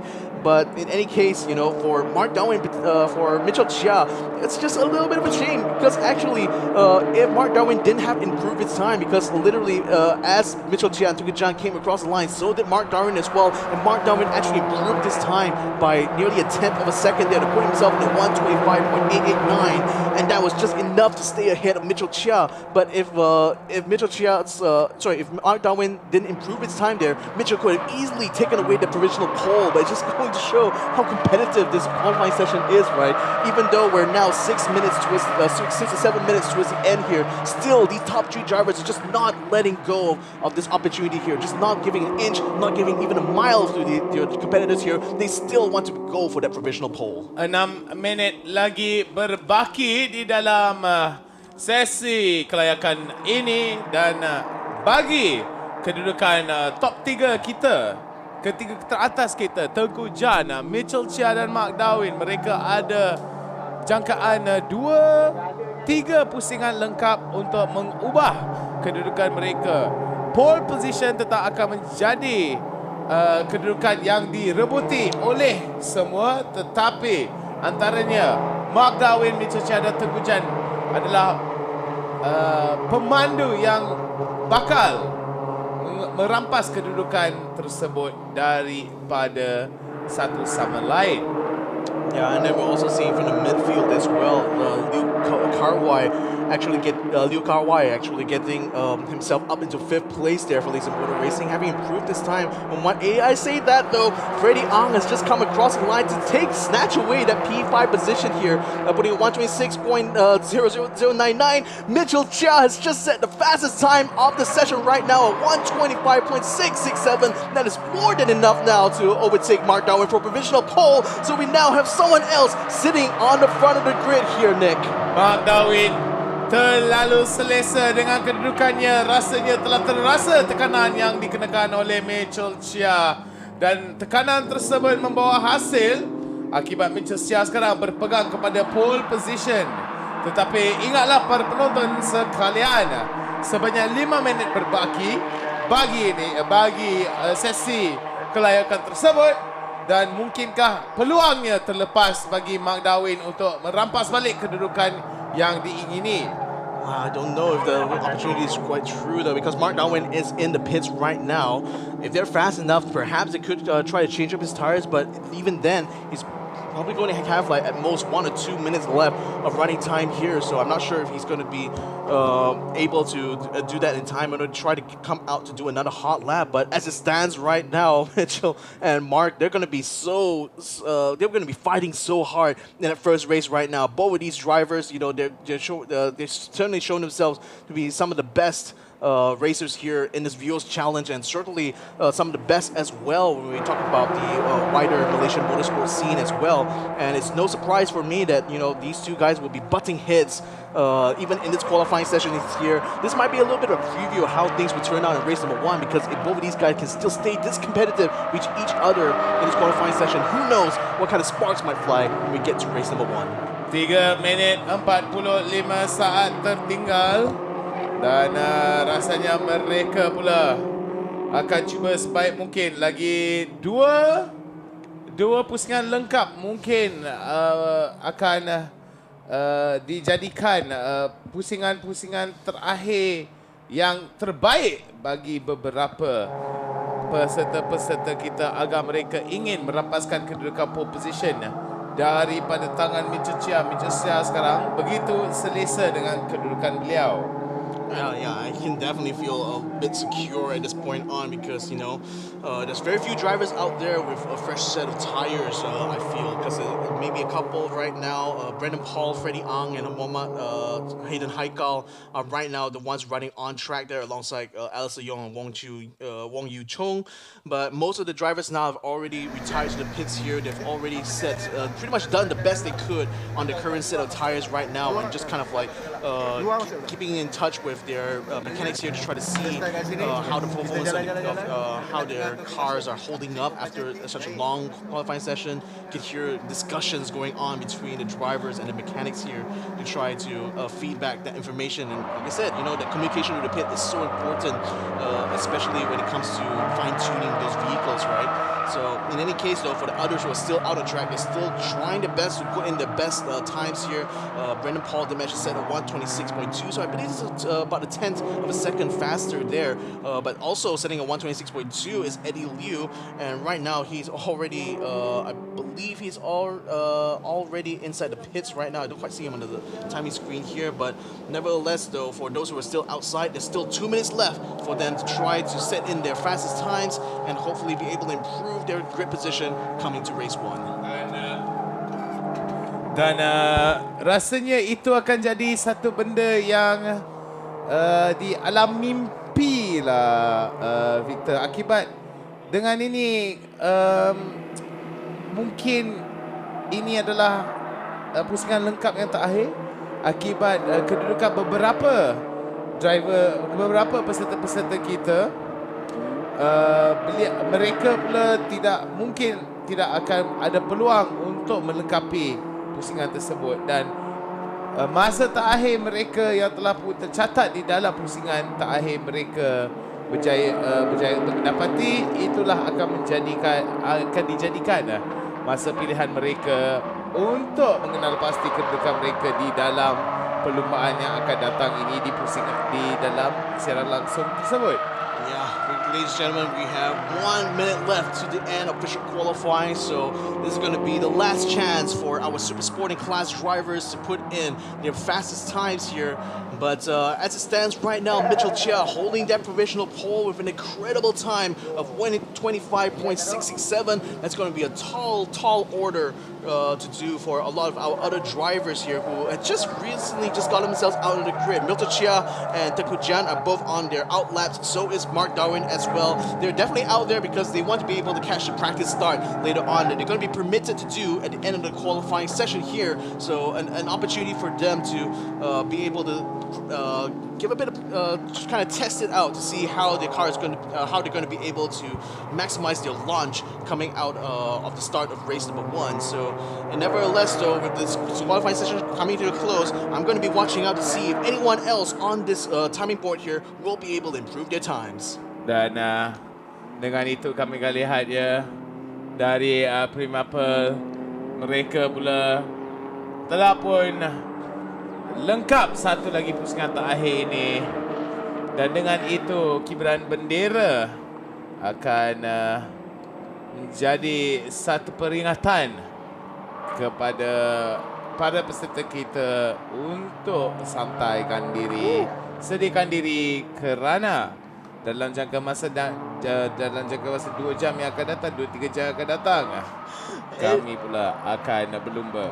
Eddie Liu, ladies and gentlemen, has just put himself in the front of the grid with a 125.8 as he came across the line at the end of official qualifying. So that's 2 Laser Motor Racing team cars in front of Tengku Jan coming into race number 1. That's an incredible performance here from Laser Motor Racing. Super happy for them as well. But man, what a blast and from last, right? Coming to the last closing moments qualifying and still being able to set those fast times there. Surely that's something that Eddie Liu can be proud of. Memanglah satu benda yang membanggakan Eddie Liu, tapi kami akan lihat ya daripada kibaran bendera, kita boleh lihatlah daripada mereka. Tapi untuk para penonton sekalian di rumah, inilah keputusan rasmi kita. Yep, this is the official qualifying results here. For the Super Sporting Class, Mitchell Chia starts in the front of the grid alongside Eddie Liu, who are going to be starting in front of Mark Darwin and Tukujan Lei. Teammates from Laser Motor Racing and Prima Pearl TD Racing are going to be so competitive with each other coming into this first race.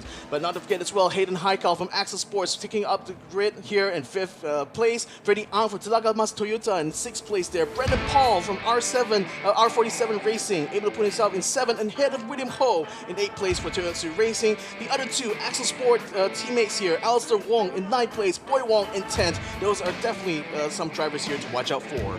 Dan bagi Clement Yong, Muhammad Farid dan juga Adi Rahimi memang malang pada sesi kelayakan tersebut, tidak berjaya untuk mencatatkan masa yang diingini. Haraplah masalah-masalah teknikal yang dialami oleh Adi Rahimi tidak akan menjadi beban ke arah beliau untuk merasa kemenangan di dalam dalam Super Sporting Class tersebut. Mari kita lihat kepada sorotan tersebut. Yeah, so the drivers now just doing their practice starts here. But yeah, I just got to say for Adi Rahimi, it just feels such a shame as well, because at one point he was able to put himself up in 3rd during the qualifying session, but it seems like that time got deleted, so he was unable to actually put himself up there. And now he's going to be starting at the back of the grid here as far as this Super Sporting Class is concerned. I mean, it's just going to be up to him now. He knows where his capability is. He knows what kind of potential he is going to be able to hold, and hopefully he's going to be able to put it all together coming into the race. Ya, rasanya itulah satu faktor yang boleh dikatakan lain daripada yang lain. Jikalau mereka berjaya untuk mendapatkan untuk menyamakan ilmu mereka, agar mereka berjaya untuk mendapatkan idea-idea terbaru daripada segi mendapatkan idea yang boleh dikatakan biasanya orang lain tidak akan buat, idea agak liar juga. Tetapi masuk kepada seterusnya adalah satu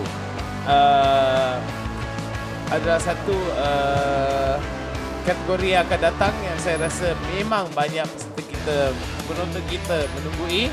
Tetapi daripada segi sorotan tersebut boleh dikatakan tidak begitu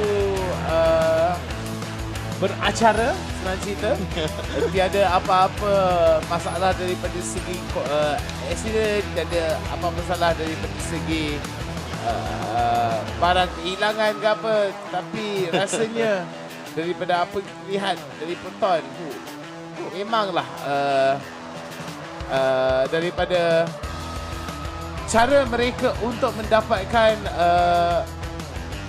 masa yang paling konsisten, saya rasa. Sebab beberapa banyak kali kami lihat macam cubaan yang datang daripada Tengku Janle. Setiap kali masuk 125.966, 125.986 sebagai satu contoh. Dan daripada Tengku Jan, saya rasa mungkinlah bermasalah sikit untuk dia mendapati kedudukan nombor 1. Tetapi jikalau berada di atas Zita dengan satu track yang lengkap, mungkinlah dia boleh menggunakan beberapa helah ataupun menggunakan garis pandu, garis lumba dengan agak strategik dan licik untuk memintas dan memotong segala halangan yang berbentuk Mark Darwin, Liu Kawai dan juga Mitchell Chia.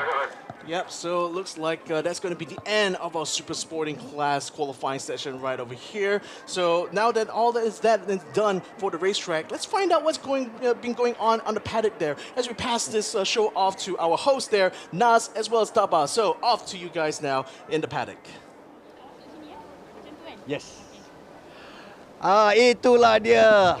Begitu bersemangat pelumba-pelumba kita dari Super Sporting Class. Jadi tahniah kita ucapkan kepada Prima Pearl Auto, iaitu Mitchell Chia berada di pole position. Di tempat kedua Mark Darwin dan tempat ketiga Dato' Eddie Liu daripada Laser Motorsports, dan di tempat keempat juga Prima Pearl Tengku Janle, itu champion kita pada musim yang lepas, dan mengorak langkah tempat ke depan Hayden Haikal untuk Axel Motorsports di tempat yang kelima. Jadi itulah dia pole position 1 sampai 5. Jadi sekarang ni saya berada di Celebrity Pit. Jadi kepada anda peminat Toyota Gazoo Racing Malaysia yang tidak kesampaian nak sampai ke Sepang International Circuit, kita bawa anda tour sikit. Kita lihat apakah suasana sebelum Promotional Class Qualifying Session, sesi kelayakan untuk artis-artis atau selebriti Toyota Gazoo Racing kita. Jadi di sini kita nampak Wani Hasrita semakin tengah bersiap-siap macam tu. Kita tak nak kacau dia, kita takut di tengah zen begitu kan. Siapa lagi yang ada di sini? Nampaknya Akhirudin sedang berdiskusi strategi dengan Zizan Razak. Tak tahu dia nak tandem sama-sama ke atau inilah dia penyaing sengit. Itulah pesaing sengit Akhirudin yang sememangnya seorang driver yang agresif. Jadi kita lihat macam mana prestasinya di pusingan yang kedua ini. Siapa lagi yang kita ada di sini? Kita ada 9 selebriti kesemuanya dan kita dah jumpa a few kat sini. Sini pula. Ini antara kereta yang paling lawa dengan artisnya yang cantik jelita Jananik. Jom kita tengok. Dengan peminat-peminat di bawah di sini. Kepada anda yang berada di rumah, anda masih peluang untuk bersama-sama selebriti-selebriti kegemaran anda ya. Jadi di sini apa kita nampak? Selebriti semua sedang berinteraksi.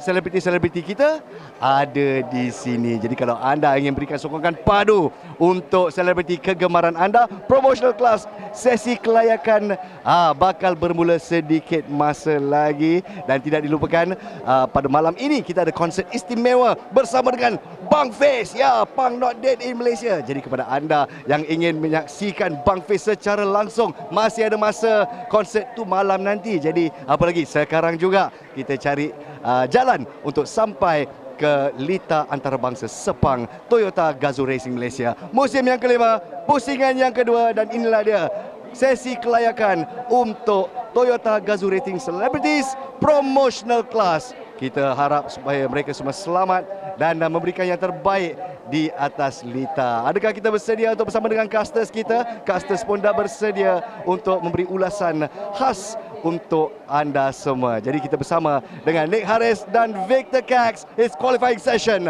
Promotional Class.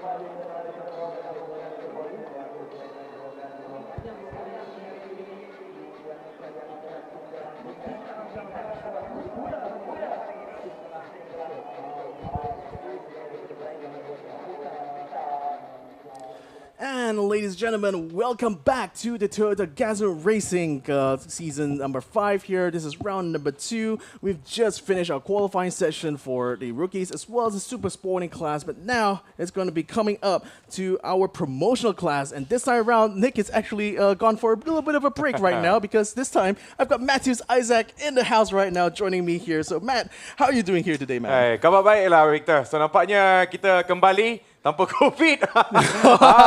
Kalau musim lepas saya tak ada tu. One of the reason is because COVID, guys. Ya.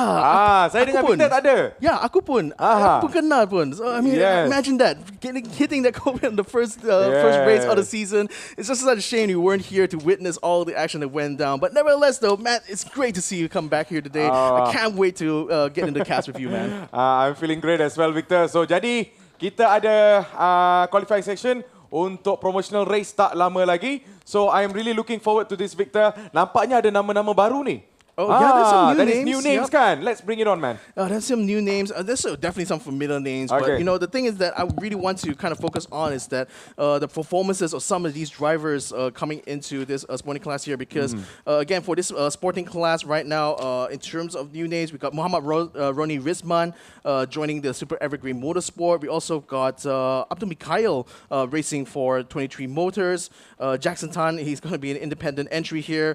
And, yeah, I think that pretty much covers it for our kind of newbies coming into the sporting class. But for those of who have been in the sporting class all along since the past seasons here, it's definitely a lot of things to watch out for. Nakib Nur Aslan, he used to be a rookie here in this Toyota Vios Challenge. Now he's racing with the sporting class, and man, not only that, has also proved himself coming into the MCS. He got 6th in his class there, ladies and gentlemen, in last week's MCS race. So that's just fantastic. I really want to see whether this Axel Sports driver is going to be able to light up the timing boards coming into this qualifying session. Baiklah, itulah menunjukkan kita punya pelumba-pelumba yang ada yang seperti Victor mengatakan ada pelumba yang baru dan sebagainya. So I'm really looking forward to see their timing hari ini like Victor kan.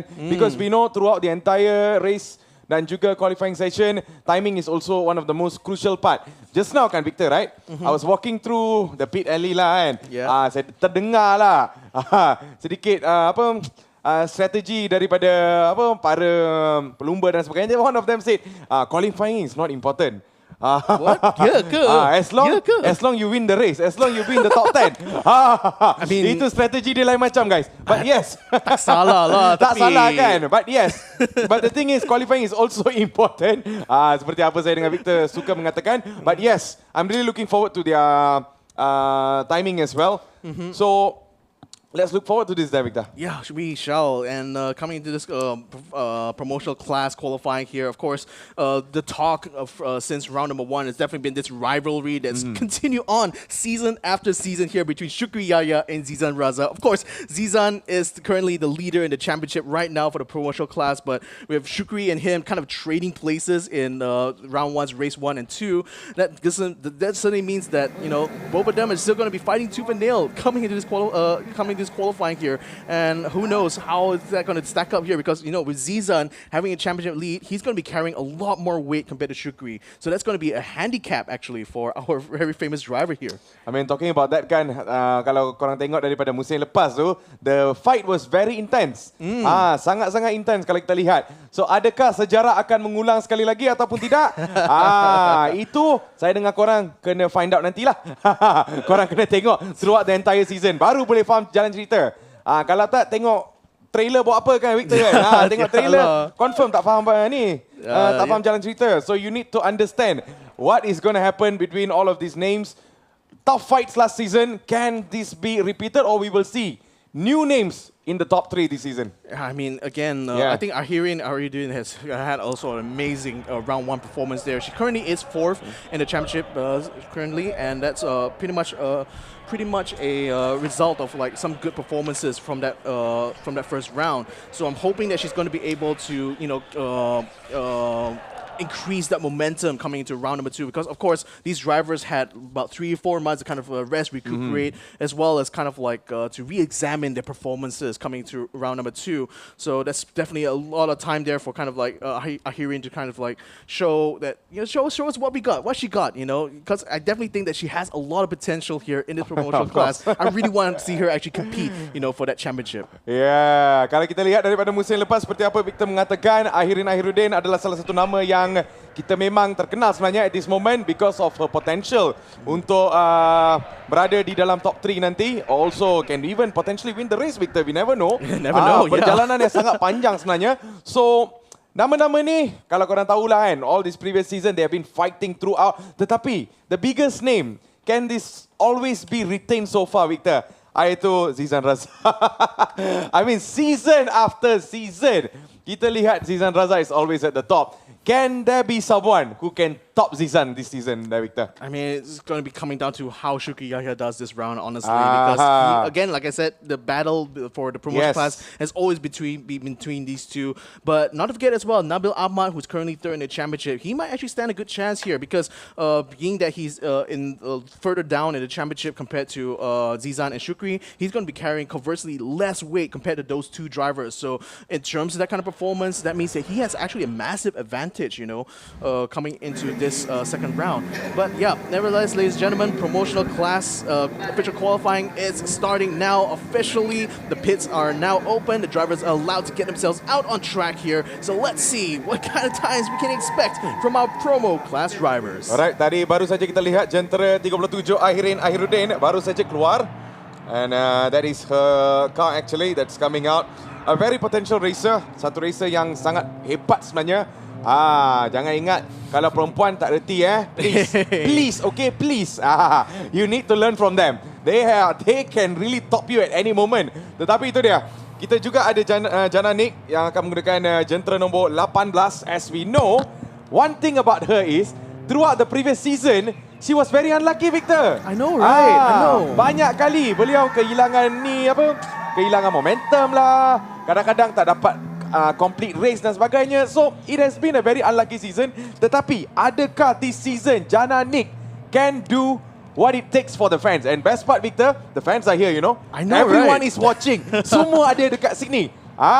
So I think this can be suntikan semangat lah kan kepada semua para pelumba di dalam promotional class ni. Yeah, that's why like when you have the fans on the track as well cheering you on, that's just that maybe can add like extra 2-3 tenths in your lap times there, right? So we're really hoping so much because although there's no turbo but plus 10. Oh yeah, Jana Nick, you know, she has so many fans, so many supporters online, and you know, really want to see her be able to make that performance here to kind of like give the fans something to watch for, you know, coming into this second round here. But definitely, you know, in a sense, you can kind of consider this, you know, a home ground advantage in a sense, you know. Oh no, apa jadi what ni? happened though? Apa jadi? Kereta siapa ni? Nombor 18. Tak apalah guys. Kita baru je sembang pasal ni. Tak apa. Cancel. No, lupakan apa kita cakap tadi. Aduh. I think Victor, I knew it. Let's not talk about Jananik. Let's not talk about Jananik, my man. Okay. Tak apa Jananik. Ini masih lagi qualifying section, no problem. You're still in the race, no problem. No problem at all. So let's see but kan replay. Victor kan, we have another name which is Ain Idrus. Let's see a replay there. Right now you can see what happened with Jananik there. Ini sengaja nak ulang balik ni. Ini nampak sangat ni. But then just turn into the turn 101. Sometimes it's really a challenge right now to kind of like push your car that hard, especially when the tires are still cold. But you know, Jana Nick just has to learn the hard way, I guess. But yeah, talking about our other driver here, Ain Idrus, you know, she's been kind of like quiet, I think, for the previous race there. So jangan kata sungai yang senyap tak ada buaya. You never know. She can be a croc out of the water, man. I guess like the performances from the other drivers kind of overshadowed her a little bit. So nevertheless, and it's the first time, so it doesn't matter. But actually, Victor, we met Ain Idrus masa we did for the virtual side of Toyota Gazoo Racing. But I think this is the moment that she gets her hands on the actual vehicle, on the actual car. So not sure about that. We need to check on that. Tetapi itu dia. Can this be the day of her? Ataupun tidak? It could be anyone's day, honestly. Yes. Because again, we talk about the Vios challenge, everyone's running on this equal equipment, and especially for the promotional class, you know, all the cars are being maintained by the same crew of mechanics here. So there's literally no kind of advantage being offered to any of them. It's literally down to the performances that these drivers are able to bring out on track that will be able to put themselves either at the top of the board or the bottom of the board. It's all down to just their own driving ability. But what I really love about this promotional class is the fact that these are all not professional drivers. They are actually about as close as you get to, you know, someone who has no experience in driving, actually getting out on track and just, you know, getting to grips of things, having that hand-on experience, right? And given that these our celebrity drivers here have been running this for multiple seasons now, especially Zizan and Shuki, of course, have been on top of the board as far as they're concerned. But for the new people in this, like Ain Idrus, for Ahirin, you know, we're starting to see that, you know, as time goes on, they start to learn so much about, you know, the finer points about motor racing. They start to expand their racecraft, and eventually, you know, you can start to see that once they've already, you know, gained that level of confidence, and of course with the fans, you know, being behind their backs and constantly supporting them from the sidelines, once these drivers can find that confidence there, I'm pretty sure they will be able to show the best performances in the races. Yes, the best is yet to come. So kepada anda yang baru saja masuk kepada live stream kami, ini adalah Toyota Gazoo Racing Season 5 round kedua, dan anda sedang menyaksikan Promotional Class. Siapa-siapa Promotional Class tu yang tunggu-tunggu saja, bilakah Promotional Class ni akan mula bang? Dah mula dah. Ini untuk official qualifying, belum lagi lumba, belum lagi official race. Kita nak tengok diorang punya grid position. We want to see their best timing sebelum kita masuk ke dalam race tak lama lagi. So ini dia Everlasting King, orang mengatakan Zizan Razak, jentera nombor 15 musim demi musim. Beliau masih lagi one of the best racers so far di dalam Promotional Class. Tetapi adakah season ini benda tu akan bertukar secara drastik ataupun tidak? So that is the biggest question. So kita ada total 9 celebrity racers yang akan berada di dalam Promotional Class. So kalau kita lihat jentera nombor 18 itu adalah Jana Nick. Yes, of course, kepada penyokong-penyokong Jana Nick yang berada di dalam siaran langsung, give your best support. and also to the fans that is actually here right now. I think you guys will make the difference, like Victor, kan? Oh yeah, of course. Like I said, the fan support can add like 2-3 tenths, for the home ground advantage. But particularly for Zizan Razak here, he's carrying 30 kilograms of extra ballast there, given that he's the championship leader right now. So that's going to be a bit of a handicap that he needs to come to get to grip with coming into this qualifying session. Of course, these drivers did manage to go through their practice sessions yesterday, but though it was a kind of like a wet morning practice for them, so it's only now that these drivers are going to be able to come out on track with a condition that's going to be a lot closer to how things are going to be during race number 1. So certainly this is going to be their opportunity now to gather that info, find out how much degradation are going to be coming through those tires, and especially for those for these promotional class drivers, this is going to be the first time in like 3-4 months that they're going to be able to stretch their wings out here in the Sepang International Circuit. So definitely a lot of warm up to be done, definitely a lot to work to go with 22 minutes left in this official qualifying session. Yeah, so kalau kita lihat on screen adalah Jananik, jentera nombor 18 on the go sekarang ni. So kita lihat Syukri Yayah dan juga Zizan Razak will be a very interesting battle untuk tengok mereka ni sebab from the previous seasons banyak kali. Siapa ni? No, jentera nombor 9. Aina Drus. Okay, Aina Drus nampaknya she needs a little bit of help. So once everything is okay, I think she'll be back di dalam litar tak lama lagi. So kepada anda ni yang sedang menonton ni, make sure guys like, share dan juga komen di dalam ruangan komen. Berikan sokongan anda terhadap selebriti-selebriti kegemaran. Kenapa kereta reverse ni? Oh, she spun. She basically spun as she was coming out the exit of turn number 6 there. I think got a little bit unsettled when she was trying to watch where the entry point is coming into turn 7. I think we talked about this just now, Victor. It's the first time, I think. So it will definitely take time. Okay, biasanya benda macam ni kerap berlaku lah. Tak semestinya semua orang masuk dekat litar ni terus boleh jadi Schumacher. Tak boleh. You need to learn from the back. You need to learn from everything. So no problem. Kita akan teruskan. Ni dia Syukri Yayah on board dengan kita. Jentera nombor 24 kalau ada penyokong Syukri Yayah tu. Buatlah bising-bising sikit di dalam ruangan komen. We need you guys. Okay, but one thing for sure lah, Victor, kan, Syukri Yayah will give a tough battle for Zizan this season. Of course. I mean, I'm expecting him to be starting alongside Zizan Razak here in the first definitely. race. I mean, right now, they're only...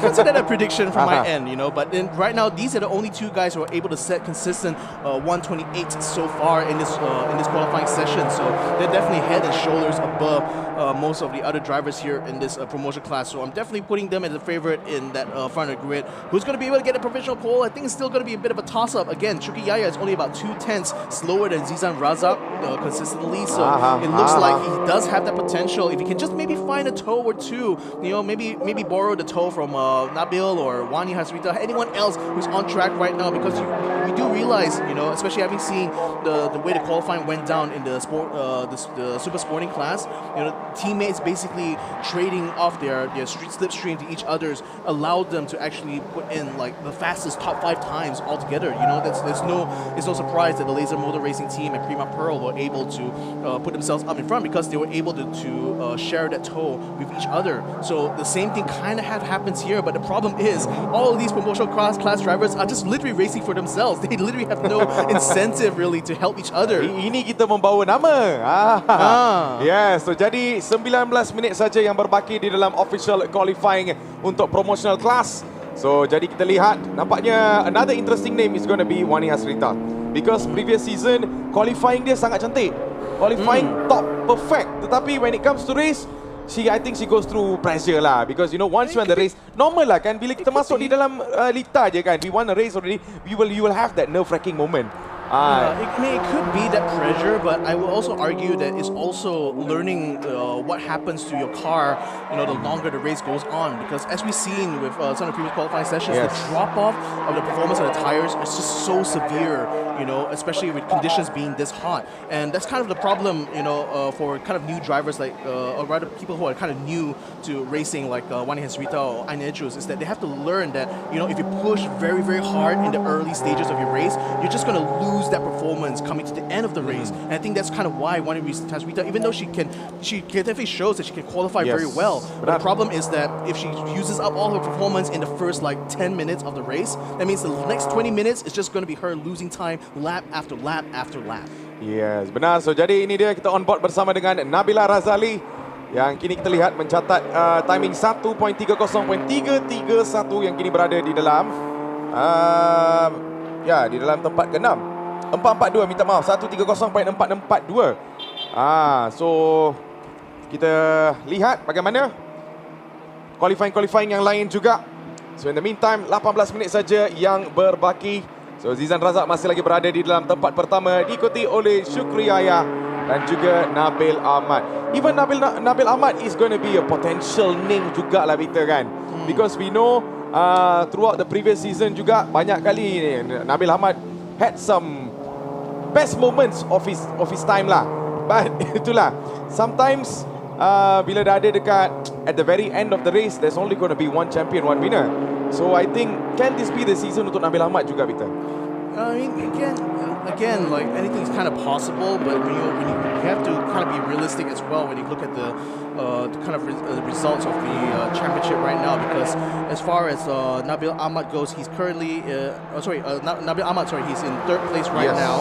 But then with things being so competitive between Zizan Razak and Syukri Yahya, they're definitely going to be trading those wins. So Nabil really has to be able to make full use of the advantage he has in terms of total car weight here in order to try to surpass Zizan and Shukri's times. But the thing is, like right now, especially on the timing squeeze here, he's only been able to scrape by with a 130 so far. He needs to be able to get himself up into the 128s if he really wants to be able to put that challenge to the top 2 in the championship right now. So that's the kind of thing that he needs to work on here. So again, all these kind of things probably will kind of like change, especially once we get to round number 3. Yes. But then at this point right now, this is the prime opportunity here for Nabil Ahmad to actually fight with the top 2. Oh, kalau kita lihat Jananik sekarang ni kini berada di dalam P3 dengan timing 1.29.723. Okay, that is impressive. Impressive, guys. Ini impressive, guys. Comeback. Ini baru comeback. Tadi pusing-pusing jadi pening. Sekarang, tempat ketiga, awaklah pening. Jananik is channeling her inner Charles Leclerc. Yes. Charles Leclerc in F1, he can spin out during his qualifying session, but still come back to set the fastest time. And Jananik, I mean, not to say that this is what we want, Victor. Yeah, exactly. We want to see her. Kita nak comeback. Yes. See her, even though you can stumble at the beginning of this, it's literally how you stick that landing, right? That really matters the most. And now that Jananik has proven that she's able to get into the 129s, that's actually a very competitive time. Not bad, for this promotional class here. So Ariadin also getting herself up into the 129s. One Hasrita as well coming in P5 right now. I mean, this is the girls get it done here, ladies and gentlemen. Ini dah boleh start band woman dah, guys. Ini dia Wani Hasrita. Berada di dalam P ke-5 sekarang ni mencatatkan 129.898. So not bad. Actually, she's quite almost in the same line as Ahirin dan juga Jananik. Tetapi Zizan dengan Syukri, they are on a different level for now. It will take some time untuk mereka ni cuba memintas timing mereka ni. But Nabil Ahmad sekarang ni jatuh ke tempat ke-6 dengan 1.30.051. I'm not sure what happened to Nabil Ahmad, but most likely kita mempunyai 15 minit lagi. So apa-apa pun boleh berlaku. If you want to make an improvement, you still have another 15 minutes to go. Kepada anda yang baru saja masuk ke dalam siaran langsung kami, ini adalah Toyota Gazoo Racing Season 5 round kedua, qualifying untuk Promotional Class. And that's Wani Hasrita right now, Victor. Yeah, Wani Hasrita currently in P5 right now. If she can actually find an extra 1/10 of a second, she could actually overtake Ahiruddin for P4 here. So this is of course provisionally, because we're right now 14 minutes away from the end of the qualifying session here. Ladies and gentlemen, there's plenty of opportunities for these drivers to improve their time, especially as things start to heat up here on the track. But for now though, Zizan and Syukri are still leading the entire pack here. But Kai Bahar just set himself a 129.9. He's finally broken the 130s here. Let's put himself up into P6. Alright, so I'm expecting more daripada Nabil Ahmad dan juga Nabila Razali. Okay, Nabil, still 130 juga. Ain Idrus, I think will take some time for her to get more comfortable on the track. So in the meantime guys, saya nak tengok siapakah tim korang ni. Adakah korang tim Zizan Razak ke, tim Syukri Yahya ke, tim Jananik ke, Ahiruddin ke? Berikan sokongan dan juga komen anda di dalam ruangan komen ke bawah ni guys. Kita nak tengok. We want to see berapa banyak ke army hari ni yang ada secara online dan juga ada secara live di Litar Sepang sekarang ni. So give out, shout out kepada your favourite racers of the day. 13 minit lagi, kita tunggu dan lihat siapakah mencatat timing yang baik. Yeah, got to be unfortunately the very bad news though. I think Kai Baha's time of 129.9 got deleted due to track limit violation, so he's bumped himself down to P7 yet again. Just so frustrating there. But definitely that does show that he does have potential here to try to climb up here. It's just really going to be up to him to be able to climb up. But now Ayn Edrus has just set at 129.9, so she is sitting at that P6 spot right now, just behind Wani Hasrita, and hopefully that's going to be something good. But speaking of good things, Ahirin Ahiruddin, 129.5. That's good enough for P3 here, and she is up there in the second row there, right next to Jadanik. Yeah, sikit-sikit lama-lama jadi bukit. So they are just climbing the Everest slow and steady. So sekarang kita lihat Ahiruddin, Ahirin Ahiruddin berada di dalam P ketiga dengan jentera nombor 37 sebenarnya. Ini dia Syukri Yayah yang masih lagi berada at the very best time so far. I think he beaten Zizan's timing lah tadi. 128.082. Yes, best lap of the day so far. Ada 12 minit lagi. Benda ni boleh tukar secara drastik, we never know. But yes, so far Syukri Yayah is leading the line so far. See, that's why I said the weight disadvantage there is going to be hurting Zizan Razak, because he's not going to be able to challenge Shukri at that kind of level. But then again, you know, we'll still have to see how things kind of shape up, because the fact they're still able to set fastest times for their class here means that, you know, they're still having a lot of performance left in those tires. They're still able to kind of push a little bit harder here, and hopefully, especially combined with a tow from someone else, maybe, just maybe, Zizan might be able to recoup that time. But still, I literally just said that he also gets himself to the 128. This time, it's a 128.079. How competitive it is, ladies and gentlemen. It's never ending lah, Victor. Never ending. Never ending indeed. Zizan dengan Syukri Yayah ni, it's a never ending battle. Ini dah macam apa, Manchester United lawan Liverpool dah.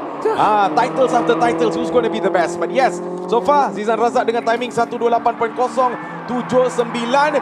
Can we see Syukri Yayah dengan 11 minit lagi untuk memintas timing itu ataupun tidak? So ini dia, kita on board bersama dengan Zizan Razak, jentera nombor 15. Kalau ada penyokong-penyokong daripada Zizan Razak, make some noise guys. This is insane, ladies and gentlemen, because there's 3 milliseconds, literally 3 milliseconds separating Zizan and Syukri Yayah's fastest times here. So literally, if any one of them could just find the extra, even just an extra millisecond, that's probably going to be enough, you know, to overtake the other in this provisional poll. So wow, this is really heating up to be a very competitive qualifying session, and we still got 10 minutes to go here, Matt. I mean, man, this guy I just can't wait to see how this is going to turn out. Zizan going to stay on top? Is Syukri Yayah going to be able to wrestle it away? I mean, there's just so much on the line for this race, isn't it? Yeah, so nampaknya di dalam ruangan komen ada yang kata Team Syukri Yayah SY24 hashtag. Wow, terbaiklah guys korang ni. Macam ni lah. Nak lagi, kami nak lagi. Berikan komen dan juga sokongan anda di dalam ruangan komen. We want more. Okay, we want your best support hari ni. Kalau korang secara fizikal tak boleh berada di atas litar ataupun berada di Sepang sekarang ni, you can make your noise di dalam ruangan komen secara virtual. So ini dia, kita lihat dengan 10 minit yang terakhir, siapakah yang akan mencatat timing yang cukup baik, yang boleh meletakkan mereka di dalam grid start yang cukup sempurna. Dan ini dia Ahirin Ahiruddin yang berada di dalam P ketiga 129.105. Okay, not yet in the level of Syukri dan juga Zizan, but you have to give her credit, she's close there. P3 kan, and what's much more impressive sekarang ni Victor, Jananik dengan 129.723. Nabil, Wani Hasrita, Ayn Edrus are all right behind Jananik, who just pinned at the start of the qualifying, Victor. Yeah, we said it was a comeback there for Jananik for sure. But I have to say though, we're hearing actually being able to set herself 6'10" in front of Jananik. That's a significant amount of performance there she's able to find compared to Jana, and certainly, I mean, it's still about 1 second behind what Syukri Yayah is able to do here. So I still kind of worry for her chances during the race. But still, that does mean that as far as that podium position is concerned, she might be in the most secure place to actually get that. So I mean, I'm hoping, especially with the potential she's been showing all season, that she's going to be able to finally get herself up onto one of the steps there on the podium. Yes, so ini dia jentera nombor 94 iaitu Kai Bahar. So di dalam musim-musim lepas ni, we know Kai Bahar is one of the competitive racer juga yang berada di dalam promotional class. Ada juga detik-detik yang cukup baik untuk beliau. Siapa-siapa fans yang follow up Toyota Gazoo Racing ni season demi season ni, you will definitely know jalan cerita dia macam mana. And you guys will definitely know how Kai Bahar has come closer before. Tetapi lots of improvements to do. Banyak lagi perubahan yang patut dilakukan. So let's see if he's able to do something special untuk musim ini dan juga round ini. Ini ada jentera nombor 92 Nabila Razali. Nampaknya there is some changes. What could it be there, Victor? I mean, again, just getting some feedback from her pits right now to try to see what she can improve, because as it stands right now, she still hasn't been able to break the 129s here. She's still stuck at 130. So maybe there might be some nagging issue with her car that she's just trying to discuss with her team. And kind of what the things can kind of do here, there's a few things can do really. Either can choose to swap out her tires completely, or maybe let her know about some kind of things she can try to improve all through her sectors. But I think another thing they can possibly do is maybe lower down the pressure on the tire a little bit, just get her a little bit more grip, and hopefully be able to allow her to push the car a little bit better. But maybe at this point right now, Nabila Razali is just trying to get any kind of feedback that she possibly can here in order to improve her time. Ya, so ini dia Ain Idrus yang menggunakan jentera nombor 9. So sekarang beliau pun sudah pun menyertai promotional class. Kalau musim lepas, yes, we did not see Ain Idrus, tetapi now we are definitely seeing her in the races. Sekarang ni beliau berada di dalam P8 yang sudah pun mencatat timing 129.935. So Ain Idrus daripada berada di at the very bottom, she's now at least satu tangga ke atas lah kan. So at least this is wait a minute. Ada penukaran guys. Ya, Ain Idrus 129.421. Ain Idrus terus masuk ke tempat keempat. Meminta Sky Bahar, Jananik, Nabil Ahmad dan juga Wani Asrita bersama dengan Nabila Razali. But man, baru je kita cerita tentang Ain Idrus. What an improvement. What an improvement. 6 minit lagi. Can this be a moment that we will be seeing lots of other changes, Victor? You know, the Vios cars literally only have 5 gears. I think Ain Idrus just found the 6th gear somewhere in the track there and was able to find extra time. But that's incredible. That's probably, I think her last time was at 129.9, so that's a half a second literally that she found on the track there. And you know, that's no mean feat to do, especially. So it really comes down to being able to tighten your lines, or being able to find like an extra tenth maybe in the first turn, an extra 10 in another turn, and just putting it all together here for Ain Idrus. But that's a very, very respectable performance there, because now that she's able to unlock that final bit of time there, with only 5 minutes to go, there's a lot more pressure for everyone else behind her to actually challenge that specific lap time. Well, they always say, right, just because you started from the back, it does not mean you're going to finish things at the back, right? Siapa-siapa follow up F1, ramai tahulah pelbagai benda yang pernah berlaku yang pada pelumba-pelumba yang mula daripada grid yang ke belakang. But right now, kita on board masih lagi bersama dengan Ain Idrus yang menggunakan jentera nombor 9. So far, she has been the stellar performance daripada beliau. Sebab dari tadi kan, daripada the first 15 minutes ataupun the first 15 minutes beliau berada di dalam tangga ke-8 je. And we were talking about okay, banyak improvement harus dilakukan oleh Ain Idrus, but boom, out of nowhere terus lompat ke P4, mencatatkan timing 129 dengan point 421. I think seperti apa Victor mengatakan, this is adding pressure to Kai Bahar, Jananik, Nabil Ahmad, Wani Asrita dan juga Nabila Razali. I mean, it's good to see that Kai Bahar is able to get himself back up to the P5 there. He actually made a massive improvement there, 129.6 though, but still not quite the 129.4 that Ain Idrus is able to do here. Jananik, in the meantime, I think she actually hasn't improved her time at all. It's still at the 129.7. So with things kind of coming to a close in qualifying, so yeah, it's just really going to be up to this bottom 4 right now, this promotional class, to try their best to improve the times, because it just shows that right now it's still possible to get a much better, higher up in the 129s here, even in this closing session. So it's going to be down to what is it exactly that they're kind of lacking here? Is it maybe some sort of nagging problem in the car, or maybe they just need to try to refine the way they're kind of like driving the car around? You also had to consider that for some of these guys, like I said, it's been 3 or 4 months since the first round of this race here. So sometimes, coming back in can be a bit tough, especially given that this is kind of like the first one of the first chances for them to get good grips in this Vios Challenge round number 2. Ya, dengan cerita semalam, it was a rainy day for the practices. So, ada yang mengatakan di dalam social media, it was a tough moment for them because practicing in the rain is not always fun and games. Yeah, it's very difficult. It's very difficult. Tetapi I think dengan cuaca yang cukup mulia hari ini kan, Victor, I think they will have much more better improvement lah untuk hari ini kan. Of course, compared to semalam. And they're going to be less worried about losing control of the car. They can actually push as hard as they want, really, especially in these super dry conditions. So, but the thing is that the kind of challenge that happens, especially when the track is hot with the sun blaring down, not a single cloud in the sky here, ladies and gentlemen. So there's very little relief from the heat here on this Sepang National Circuit, and you know exactly, especially for a track like Sepang, the heat can become a huge factor in these races. So right now, these drivers, they have to be able to get to grips with the tire degradation here. Remember, in this Vios Challenge, we do not allow them to change tires, to pit for tires, unlike a lot of other series here. So pretty much the set you start the race with is the set you have to end the race with.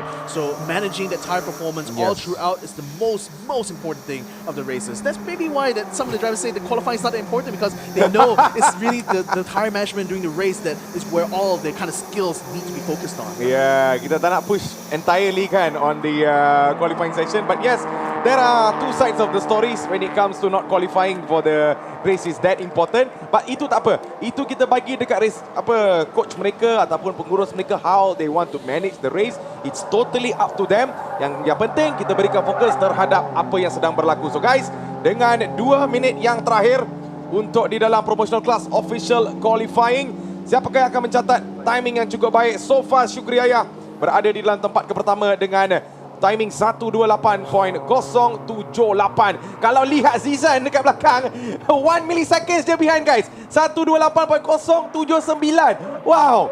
Ini kan kalau kita tembak bullet pun it's almost equally going right behind. Dah cukup pantas. Satu kelip mata pun lebih lambat daripada difference in time between Zizan Rakan dengan Syukriaya. So this is incredible. I mean, like again, that's been the story of the promotional class so far, right? This rivalry, this eternal battle of the egos here between Syukriaya and Zizan Razak. And I have to say though, because if Syukriaya having less weight, he has the advantage in this round. Don't forget that, ladies and gentlemen. So it's, if anything, this is going to be Zizan Razak's race to lose here. Yeah, so ini dia terlihat on screen dengan 1 minit sahaja, kurang daripada 1 minit yang berbaki di dalam qualifying session untuk promotional class. So far kita lihat timing ini cukup baik, tetapi dengan 40 saat yang terakhir, can there be any changes yang kita boleh lihat from this timing yang sudah pun dicatat oleh mereka? So far, I don't see much changes there, Victor. As far as I know that kemungkinan berpotensi tinggi, these are the racing grip yang kita akan dapat tak lama lagi. Because we saw some of them just now, lepas dah dapatkan the best timing, they went into the pit, check 1-2 stuff, masuk balik. So they will definitely have communications with their team kan. So mereka confirm akan memberikan the best instruction so far dengan 10 saat sahaja sebelum kita dah tahu dah what is going to happen next, Victor. Yeah, I mean, I expressed this earlier on during like the rookie qualifying, but sometimes you can be very lonely out on track there because it's pretty much just you and the wheel and the car on the track by yourself. So sometimes you need to be able to get that feedback from people who are on the sidelines, from your team in the pits there, because sometimes you don't really have that clarity of mind when you're in the thick of the action here when it comes to racing, especially when you've been out here for 30 minutes. Oh, that's a little bit dangerous there to be stopping for a practice start, but nevertheless though, Zizan Razak comes across the line, doesn't quite improve his time though, so looks like he might be stuck here in P2. So that's looking like Syukriaya most likely will be taking provisional pole here, ladies and gentlemen, in this promotional class race number 1 and round 2 race 1.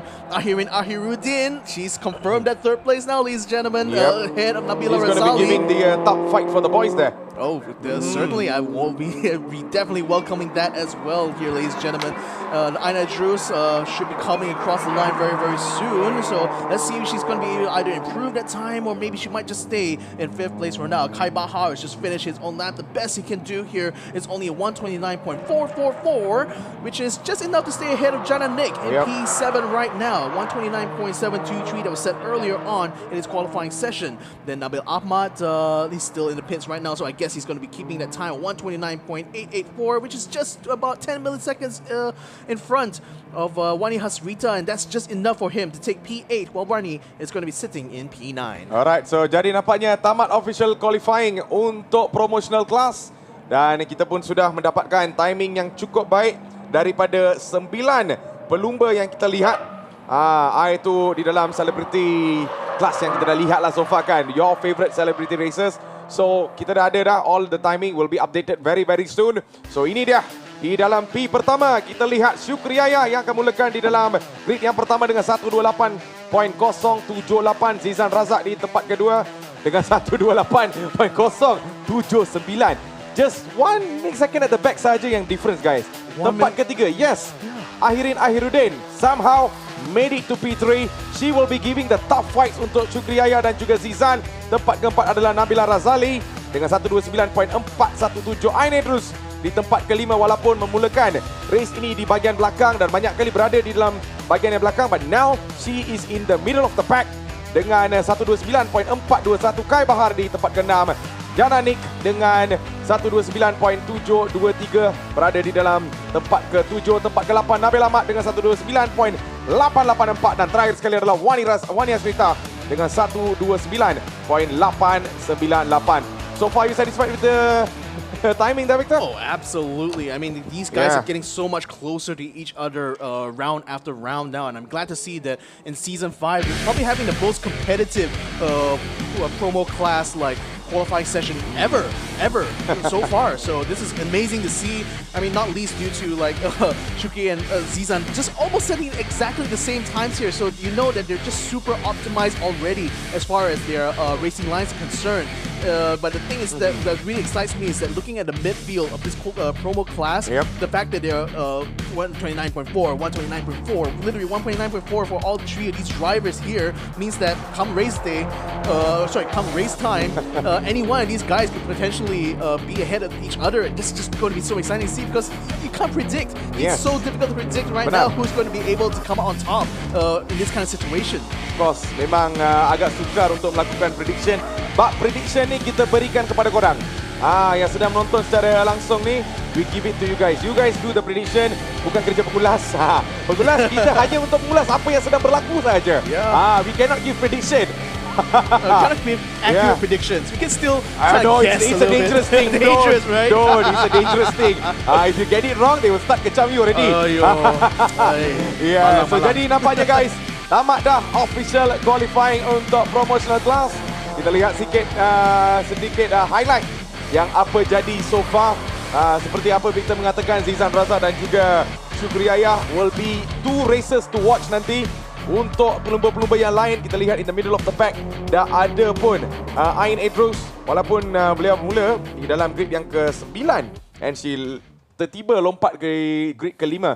So itu menunjukkan entire thing is done and dusted so far. Right now we are just waiting for the race to mula nanti. Nanti. That's going to be for the promotion class at 3:30 p.m. So make sure you guys tune in for that stream number 2 here, ladies and gentlemen.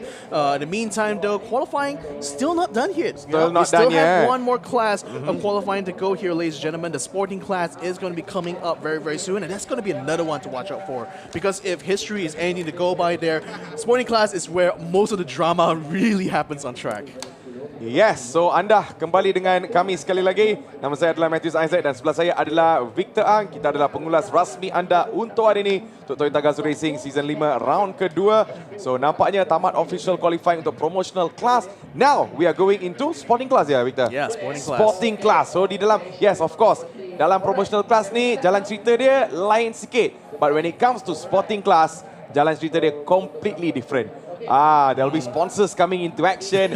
Racers will be fighting for their names. So this is going to be intense to watch sebenarnya, Victor. Oh, of course. And, you know, in past rounds on the sporting class, that's usually where we see a lot more accidents tend to happen there. Yeah, and that's really what happens when you have a field that's so competitive, right? But in particularly for this sporting class here, you know, it's a little bit of a less stacked field, I have to say, because we're only having like, what, 17 drivers here in the sporting class. So a little bit less compared to previous seasons here. But still, that doesn't mean that the racing will be any less intense, though, because we still have our familiar names coming into this race here. We've got Wang Jing-yi, we've got Amatar Mimi, we've got Tom Gold, Danny Yip, Mirza Shami Mazlan. I really want to see him be able to perform well in this round here. But nevertheless, ladies and gentlemen, this is going to be an exciting day. We're going to be coming in with the next qualifying. But first, we need to go and check in with our hosts who are out in the paddock right now. Over to you, Naz and Tabah.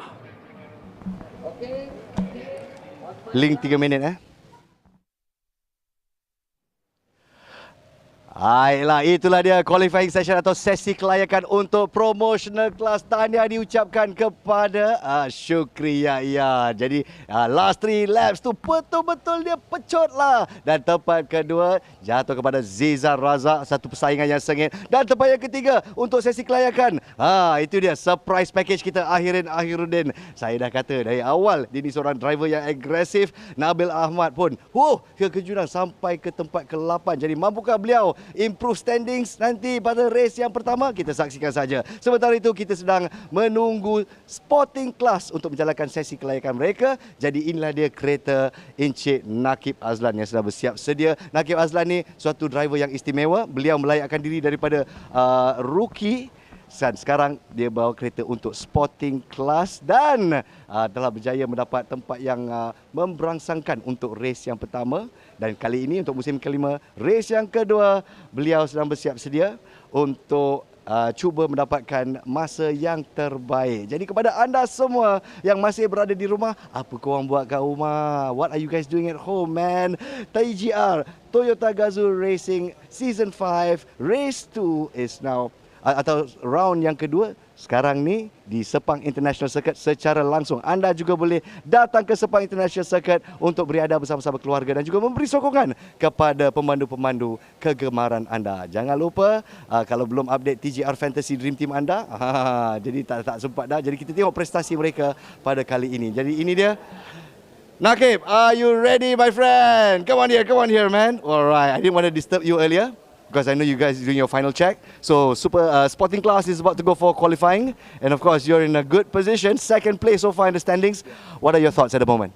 I think, it was a solid first round. So hopefully just trying to bounce off that momentum and score some more points this time and, take the lead this time around. Is the ballast bothering you? How many kilos are you carrying right now? I'm carrying 15 right now.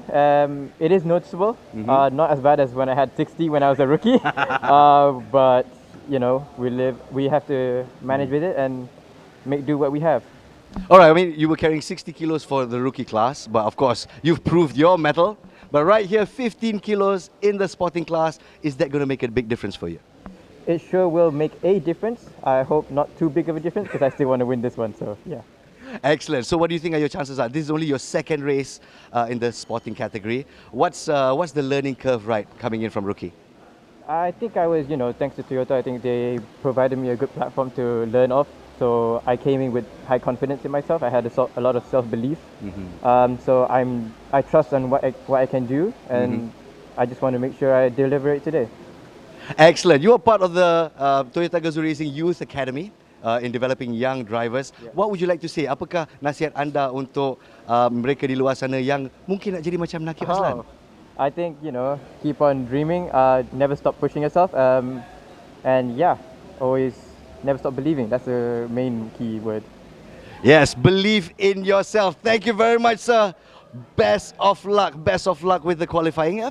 Alright, ladies and gentlemen, para hadirin sekalian, itulah dia sedikit wawancara bersama Nakib Azlan. Setakat ini, pemandu yang paling muda di Sporting Class. Yang ada di drivers kita di sini, lesen pun tak ada lagi tapi dah pandai berlumba. Jadi kepada anda semua di luar sana yang rasa-rasa mungkin saya ada skill untuk menjadi pemandu yang paling unggul di Malaysia, cubalah nasib anda. Toyota Gazoo Racing Youth Academy sedia membantu anda. Alright ladies and gentlemen, kita akan bersama dengan racecasters kita akan menyaksikan sesi kelayakan Sporting Class. This is Race Day 1 musim yang kelima. Alright, thank you so much Nas. So nampaknya kita kembali untuk our official qualifying yang akan berlangsung tak lama lagi. So right now Victor, kita lihat di dalam Sporting Class ni 17 pelumba guys. Bukan 1, bukan 5, bukan 10. It's gonna be an entire rombongan sekolah di atas lita nanti. So this is going to be very interesting to watch sebab nama-nama ni is very, very professional names, Victor. Oh yeah, I mean again, even though the sporting class, even though we said the super sporting class is where the veteran racers are, there's still really good professional drivers here in the sporting class. Like we just now saw Nakib Noor Aslan. I mean, what a fantastic ride, fantastic right? From a rookie now, he's literally definitely fighting it up with the big boys here. And not only in this Vios challenge here, you know, he also raced in MCS. And guess what? He actually got 6th place in his class. You know? And so, I mean, for a driver as young as he's the him, youngest now again. Yeah, literally the youngest on the grid right now as far as the sporting class is concerned. But, you know, as a young driver, being able to put in performances like that just show there's just so much more potential to have, right? So much more he can aim for. And that literally is the dream, you know, for a lot of those drivers who are aspiring to become professional drivers here in Malaysia. And literally, Nakib Aslan, he's living the dream. I think they can definitely learn it from him. As what Nas was telling just now, kan, nasihat-nasihat kepada mereka. He say, always believe in yourself. So I think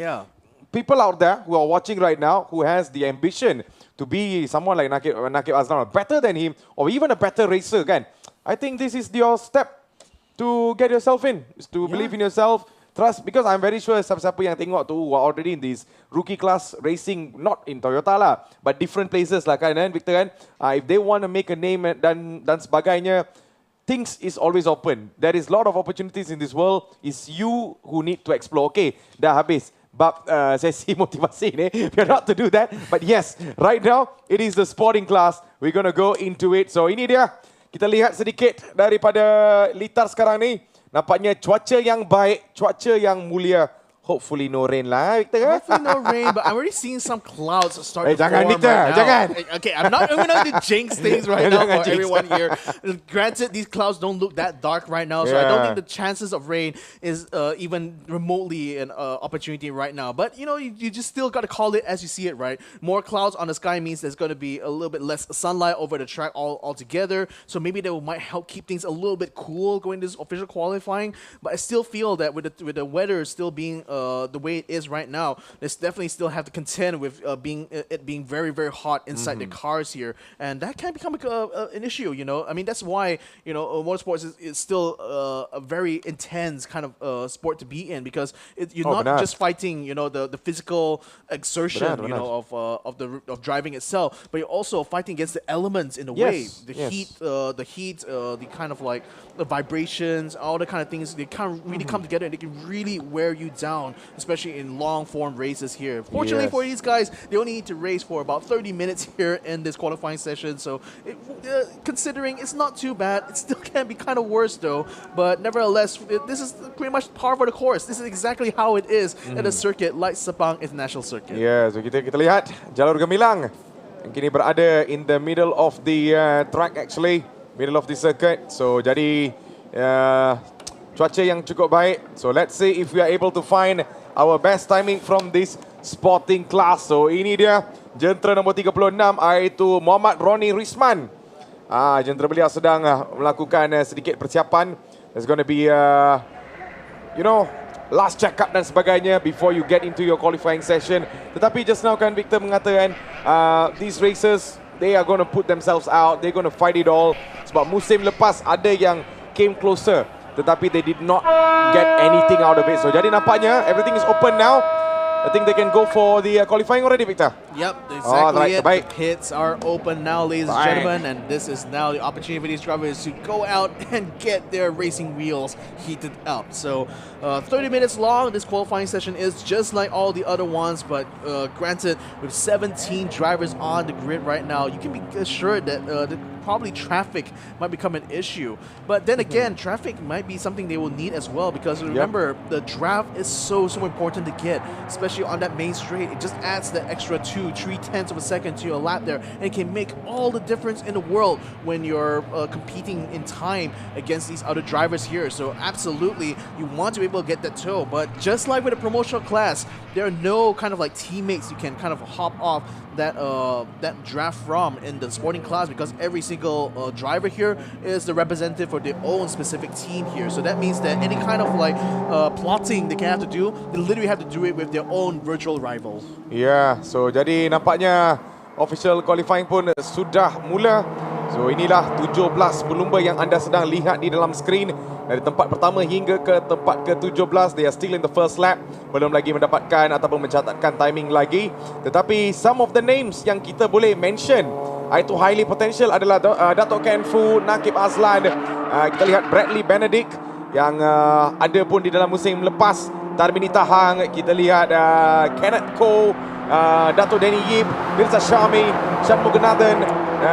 These are all the names that has been in this season throughout the Victor. Ada juga nama yang baru, tetapi right now it does not matter. Baru ataupun lama, it's about you winning this and also getting the best timing. Exactly, and you know, especially for drivers like Mirza Shami and Nakib, you know, racing in other series as well. Mirza Shami actually got 3rd place in his MSF Ultimate class there. So he's also one of those drivers that you definitely want to watch out for in this race. And the thing is that his performances in the Vios Challenge has always been kind of mixed, because he had lots of bad luck in previous seasons where accidents actually prevented him from being able to finish races. So really, you know, you can't really take a lot of the past season performances for Mirza Shami Mazan to kind of be an indication of how he really performs, because he's actually a really good driver. He actually is able to compete with the very best of the best here in the sporting class. He just needs a little bit more luck, a little bit more like a little less technical issues, let's say, on his part there, because he's, as a driver, he's very solid. Very solid So ini dia, kita lihat Lim Chun Beng yang berada di dalam jentera nombor 68. I really like the livery lah, Peter. Cantik tau, very nice with the mix of yellow. Lepas tu tempat sebelah tu dah ada dia punya sponsor dia, Team Focus. Ada Team Focus ni, shout out to you guys, Team Focus. Fantastic work so far. Hopefully, Lim Chun Beng will able to give you the victory that you need for today. I mean, seriously, we should start opening up a category for who has the most beautiful livery here. Because why the teams not? Are stepping why it up. not? These teams are literally stepping out another level, Yes. not just in terms of like the performance This really on track. caught my eye, you know, Victor. Right? Exactly. Yeah. I'm waiting to see the 23 Motors car, because like everyone is just basically, you know, been really improving, not just in the performance, but also in the visuals, aesthetics of the cars here. And I really got to say, the new liveries that we're seeing here in round 2 are just some of the best looking like Vioses I've seen so far in this Vios challenge. So kudos to the team. It doesn't even look like Vios from far, you know? Yeah, it's an art piece. You know, it's literally an art piece right here on the track. Yep, so benar. So kita lihat so far timing di dalam first lap. Kemungkinan Nakib Azlan mencatatkan timing yang cukup baik dengan 1.26.831. Bradley Benedict di tempat kedua dengan 1.27.067. That is not of a bad timing so far. Tetapi only Nakib Azlan is standing out compared to the rest of the other pack lah, Victor, kan? Dari segi 1 second difference. Oh my goodness. I mean, again, like he was saying during the interview that, you know, he's hoping that the extra weight is going to only affect a little bit in his car. Doesn't seem to affect his pace at all. Ladies and gentlemen, he's on top of the board ke tak here. berat? Janji I nombor 1. Yeah, exactly. 126.8. That's putting himself head and shoulders above Bradley Benedict right now. Bradley, again, very super consistent in terms of his abilities here, but really hasn't found that luck in order to be able to like dominate the wins here. He's won a couple of times in past seasons, and again, like he's definitely had loads of experience here, having raced in the Vios Challenge for so many seasons. But now that he's racing in here, and he's in fact, I don't think he's actually yeah, he's not in the top 3 of the points right now here, so he's definitely not going to be carrying a lot of ballast in his hands here. So he might be kind of a dark horse actually in this competition, because we know from past races he also tends to be very aggressive in trying to fight for positions here. So maybe if he's going to be able to get himself somewhere in the front of the grid here, that could be a huge potential for him to create an upset here coming in round number 2. I like the word the black horse, kuda hitam. You never know kan. So ini dia gentleman nombor 55. Terlihat Bradley Benedict. I think the previous livery was a little different compared to this. Ini dia Crashmax Motorsports. Shout out to Crashmax Motorsports as well. This is looking like what they call warna bullet ni. I forgot what bullet it is. Yeah, it's the mix of the silver, you know. Something I forgot. There is one nice name for this. Normally kereta-kereta Satria tu kan. Di dalam all these other racing events tu, they like to paint this color. But this is well done daripada Crashmax Motorsports. So Bradley Benedict Anthony akan ngambil nama untuk pasukan ini. On the other side, another name that I really want to watch today kan Victor is going to be Mirza Shami. Mirza Shami, yes. Again. I did say he's a rock solid driver here. It's just that luck has never been quite on his side when it comes to the Vios challenge. And you know, you can understand that, you know, with the amount of pressure that is involved in these this kind of format of races, and sometimes, you know, just having a little bit of tough luck at times just means that you're just going to be dropping all the way down the grid. So for Mirza Shami in particular, I really want to see him be able to live up to that potential that he's shown, you know, outside of the Vios challenge here, and really finally put himself in a position worthy of his name here. So nevertheless though, as we see the drivers come through yet again for another round here, Nakib Aslan continues to improve his time now. He's found another 4/10 on the grid here, putting him up into 126.4. The only driver right now in the 126s here, I had to mind you, because everyone else seems to be stuck in that 127s here. When Bradley Benedict is only 67 milliseconds away from taking that. Shafiq Samsudin is still trying to chase for that front grid slot, but it's only best is able to do here is 3rd place for now. Kenneth Call from Panglima City Racing Team, he's able to get himself up in 4th, but that's a very competitive kind of like grid slot to be in, because Tom Go was literally also setting a 127.4. So I guess we're seeing, you know, kind of same pattern throughout a lot of these different classes here. Drivers are getting so much more closer to each other in terms of performance now that it's very little differential, especially when it comes to these qualifying sessions. And it's just great to see. You know, it just shows that the competitive level has just increased year after year here in this Vios Challenge Series. Yeah, and let's not lupakan juga dengan 17 pelumba, so it's definitely a huge pack on the track. So ini juga memainkan sedikit faktor untuk timing mereka juga, but in the meantime, they are in the sporting class. You gotta be professional, you gotta show your very best. That is why you are in the sporting class. That is why kita lihat seorang pelumba muda macam Nakib Azlan pun berada di dalam sporting class, sudah pun mencatat timing 1:26.447. So far the fastest timing, a second ahead of the rest of the other packs. I think Nas, if you're watching this, you have a lot of questions to ask him if he gets the best timing after this, man. Yeah, Abdul Mikhail has just set himself up into P3 with an incredible time of 127.331. That puts Shafiq down into P4, Kenneth Cole into P5 right now. So there's plenty of movement going on here, even as we now hit the 9-minute mark in this qualifying session. So Jackson Tan, one of the independent entries in this sporting class right now. That's why his car, unlike a lot of the other teams here, is just completely plain white. It kind of reminds me of, you know what, Braun GP. The time when they had no sponsors at all, they just had to run a pure white car. That was a beast, man. Exactly. That was a beast. But nevertheless, though, Jackson, he's still only sitting in P15 for now, but you know, you can't really count him out away. The fact that he really is so enthusiastic, that he really is sponsoring himself coming into this race here, this speaks volumes about how much hope he really has coming into this sporting class. Yeah, he's a wolf today lah, Victor. He's a solid wolf. So jadi itu dia, kita lihat jentera nombor 93, iaitu Jackson Tan. We will be seeing more of him in the next 20 minutes. So kepada anda yang baru saja masuk ke dalam siaran langsung kami, selamat datang ke Toyota Gazoo Racing 2022. Ini adalah season 5 round kedua. Dan sekarang kita sedang menjalankan official qualifying untuk sporting class. Dengan 17 pelumba yang berada di dalam sporting class akan mencatat timing yang cukup baik. Siapakah mereka? Kita akan tunggu dan lihat. So far, dengan 20 minit saja yang berbaki. Still a long way to go, Victor. Perjalanan yang sangat panjang. But anything can happen because ada yang pernah mencatat very good timing at the early start of the qualifying sampai habis pun that's the same timing, Victor, tak tukar-tukar.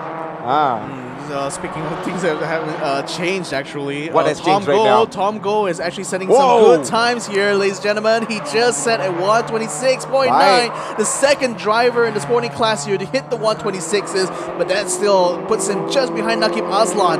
But now with him in P2 now, that means there's more pressure here for Bradley Benedict, for Abdul Mikhail, for Shafiq here, because they're going to be pushed down the board here, especially given that now that we still have a lot of time though. There's still plenty of time for them to go back into the pits to get a nice fresh set of tires to try to challenge these times here, but you can best be assured that these times will continue to drop the longer we get into this qualifying session. Ya, kalau kita lihat di dalam musim lepas, Bradley Benedict has been a spectacular racer. Banyak lagi kita lihat contohan mereka di dalam perlumbaan musim lepas, but can that be repeated untuk hari ini? So on board kita bersama dengan Dato' Danny Yip daripada Profika Racing Team. Shout out kepada Profika Racing Team. So far things have been going really great untuk Dato' Danny Yip, tetapi beliau berada di dalam tangga ke-14 dengan mencatatkan timing 128.260. 18 minit saja yang berbaki di dalam race ini.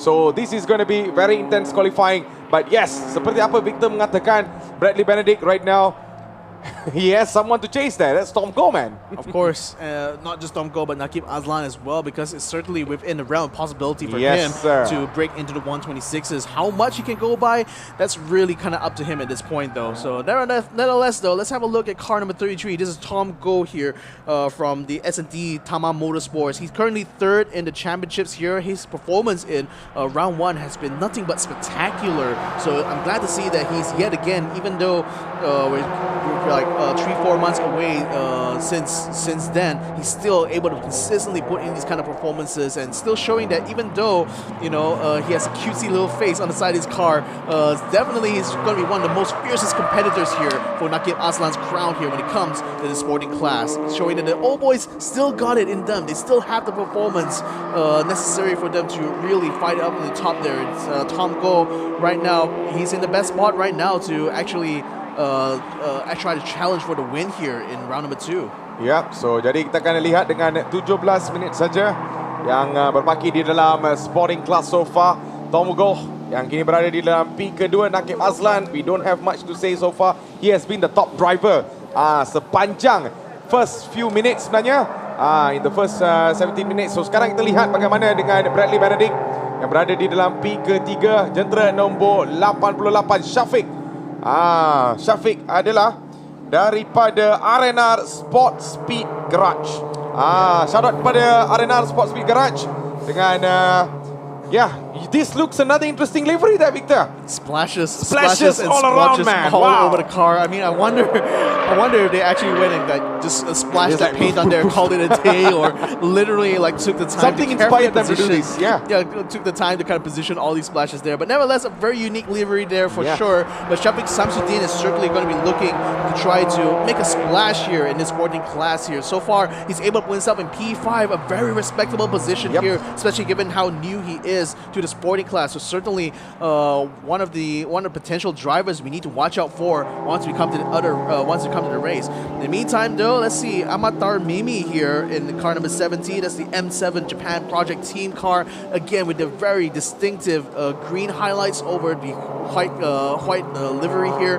It's a very distinctive car to watch out for. And look at the way Tarmi Taha is just swinging the car around in turns 5 and 6. It's so smooth, so beautiful to watch the way he goes sideways here. And you definitely go very sideways actually in these cars. You might be surprised at how much these drivers tend to fling the car around these very fast corners, because here in Sepang, you're literally pushing the absolute limit of how these road tires are able to perform. So kita on board bersama dengan Tarmini Tahang on the inside of the car sebenarnya. So inilah suasana dan juga the situation inside the shall I say pit pun boleh lah. That is it.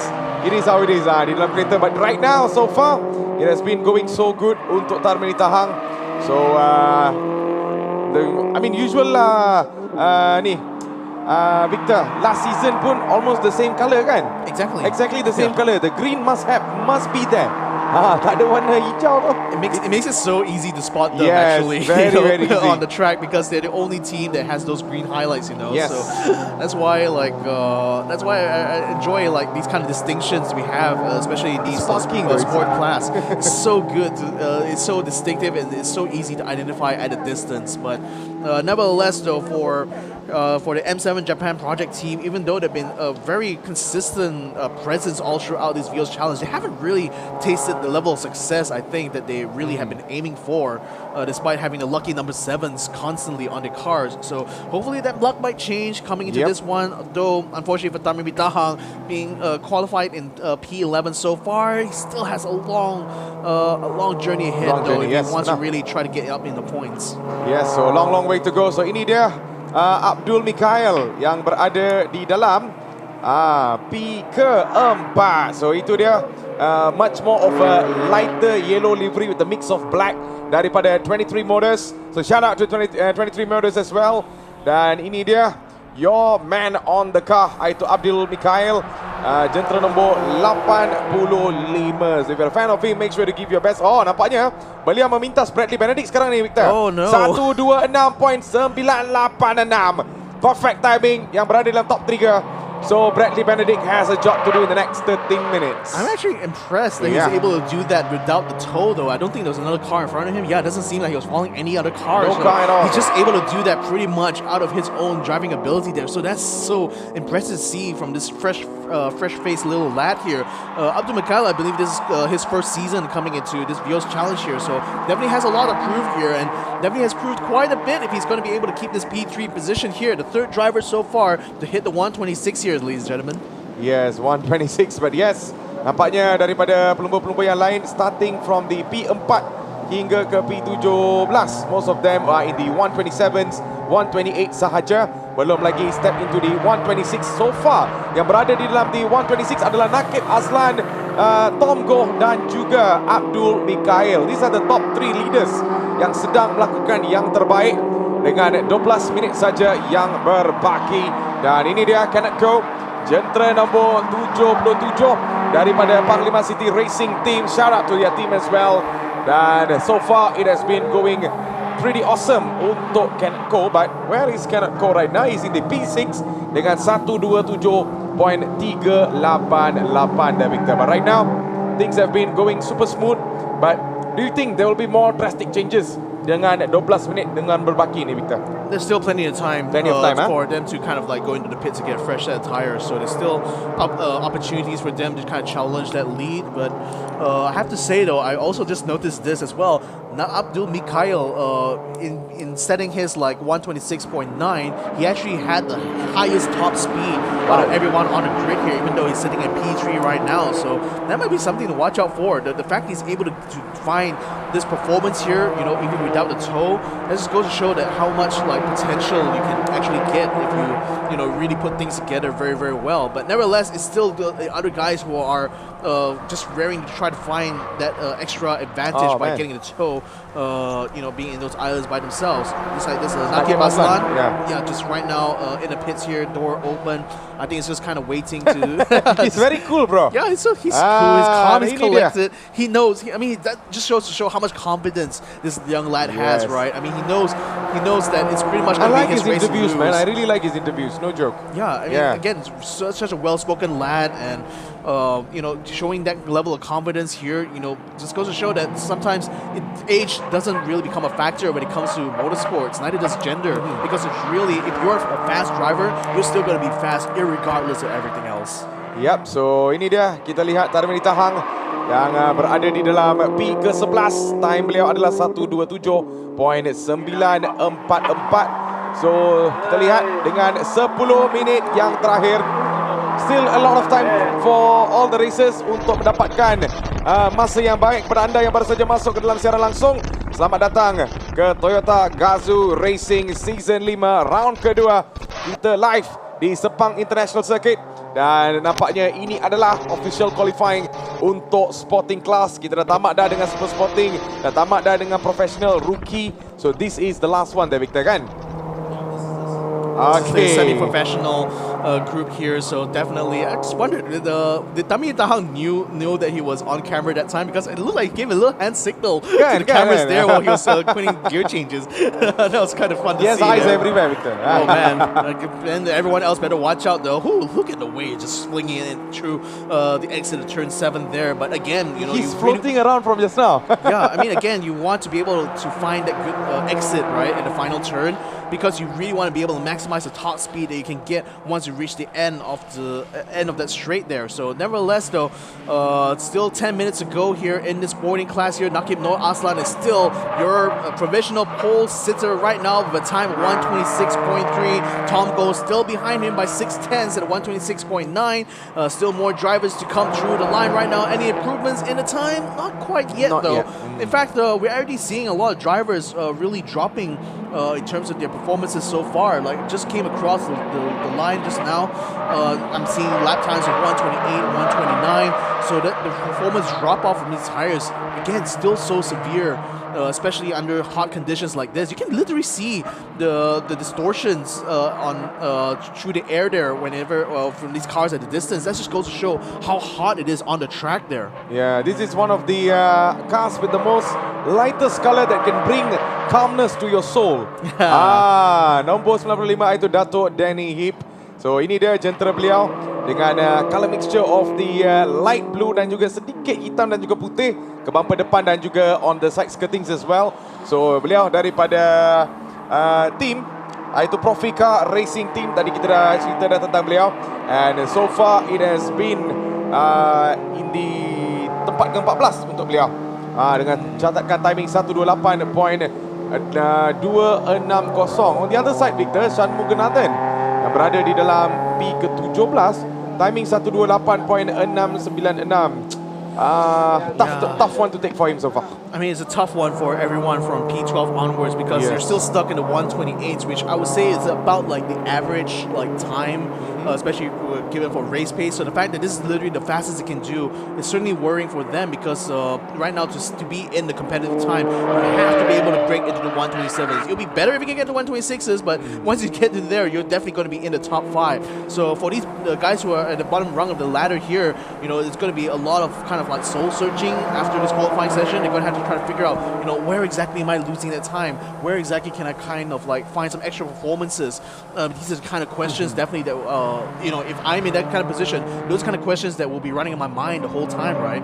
But nevertheless though, given that it's still a very competitive grid here, if they're just able to break into that 127s even just a little bit, that's already a guaranteed P10 somewhere in there, right? Definitely. So that is the target untuk ni. So jadi kita lihat jentera nombor 33 Tom Go sekarang ni with that cute livery sebenarnya. Kalau kita lihat ada juga muka, I think it's a cat's face if I'm not mistaken. I'm not sure what it is, or maybe it can be a bunny, but that is Tom Go daripada SND Tama Motorsports. Jentera nombor 33, I repeat again, berada di dalam P kedua dengan timing 126.770. 6 minit saja yang berbaki di dalam official qualifying untuk Sporting Class. Dan so far kita lihat Tom Go dan juga Nakib Aslan memberikan satu persaingan yang cukup baik, cukup berkualiti sebenarnya. But we cannot forget Abdul Mikail juga yang berada di belakang sebenarnya, Victor.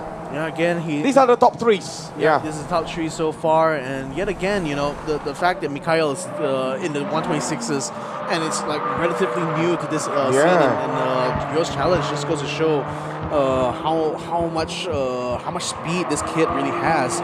So definitely, it's going to put a lot of pressure to the long-time racers here in this Vios Challenge to really step up the game here, because if like the new blood are coming in and they're just handily beating you hand over fist there with their lap times here, what does that say about those drivers who have been out here racing all along, right? So definitely, that's kind of double-edged sword of having these new bloods, is that that's just going to force a lot of these all these veteran drivers here to have to contend with increased challenges here coming into this class. But nevertheless, though, with qualifying starting to come to a close, we're already reaching a point where drivers are just basically out there to kind of fine-tune the drives coming into the race, kind of like getting themselves ready into the mindset. Because bear in mind, the sporting class, they're only going to be racing at 4:30. There's still plenty of time in between for them to make some final tweaks to their cars or to figure out what kind of things they need to do in preparation for that first race for today.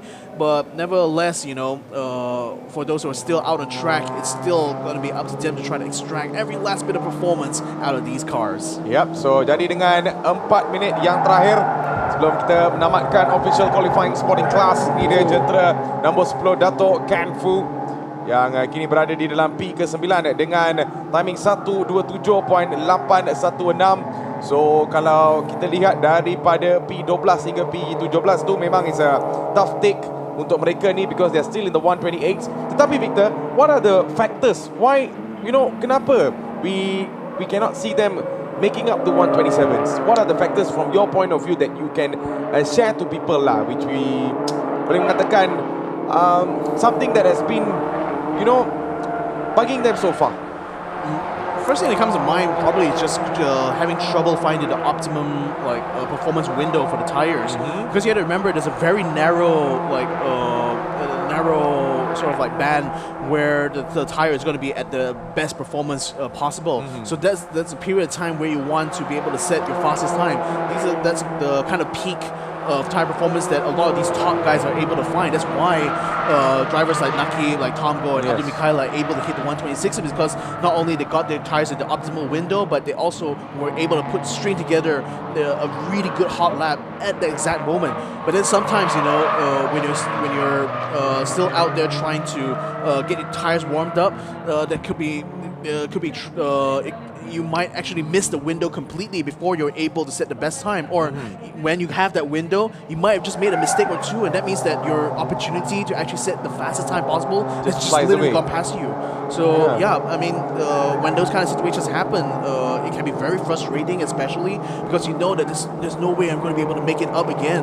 If I still run in the same set. So either you have to come into the pits and swap out a completely new set of tires, or you just kind of have to bear with it. Just go out there to continue to push as hard as possible, and then you're mentally speaking, you're no longer thinking so much about the qualifying anymore.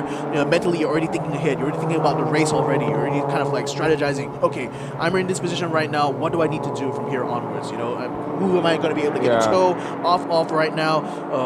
How do I want to approach this start? All these kind of factors kind of come in. So again, for those drivers at the bottom of the leaderboard right now, it's not to say this is kind of the end of the world for them, because it's still when it comes to a 30-minute long race, especially, you still have opportunities. If you play it clean, play it nice, you may still be able to get past a lot of a lot of traffic that has happened during races. And especially if there are incidents in front, then oh my goodness, that's a perfect opportunity for you to make up places. Yes. Ya, benar. So that is the entire explanation daripada Victor. Tadi kita lihat satu jentera yang betul-betul menarik adalah Haziq Zairil O daripada 20 Racing Team. Shout out to you guys. Jentera tu nampak macam, livery tu nampak macam it's like a hornet, it's like a hornet. Nampaknya, really macam tepuan. I don't know what they call it, hornet in bahasa Melayu, but yes, it looks like a hornet. So that looks deadly. There you go. There it comes. it's like a hornet. Scary nak nampak tau. Memang garang. But yes, one of the reason kenapa saya tanya Victor untuk explain kenapa diorang ni berada di dalam P12 ke P17 ni tak boleh naik ke dalam 127s ni, is because dekat komen ni ada yang cakap, oh kenalah pakai kereta laju bang. Kereta semua sama bang. Sama je bang. Kereta sama je. Performance sama je. It's the setting. Suspension macam mana diorang nak set up, itu saja yang makes the difference. It's not about every car ada different engine. Tak ada bang. Every car has the same engine. Every car is the same saja. It's just down to their setup dan juga performance mereka menggunakan kereta itu. It's not about you driving the fastest car. It's about how you drive the car faster.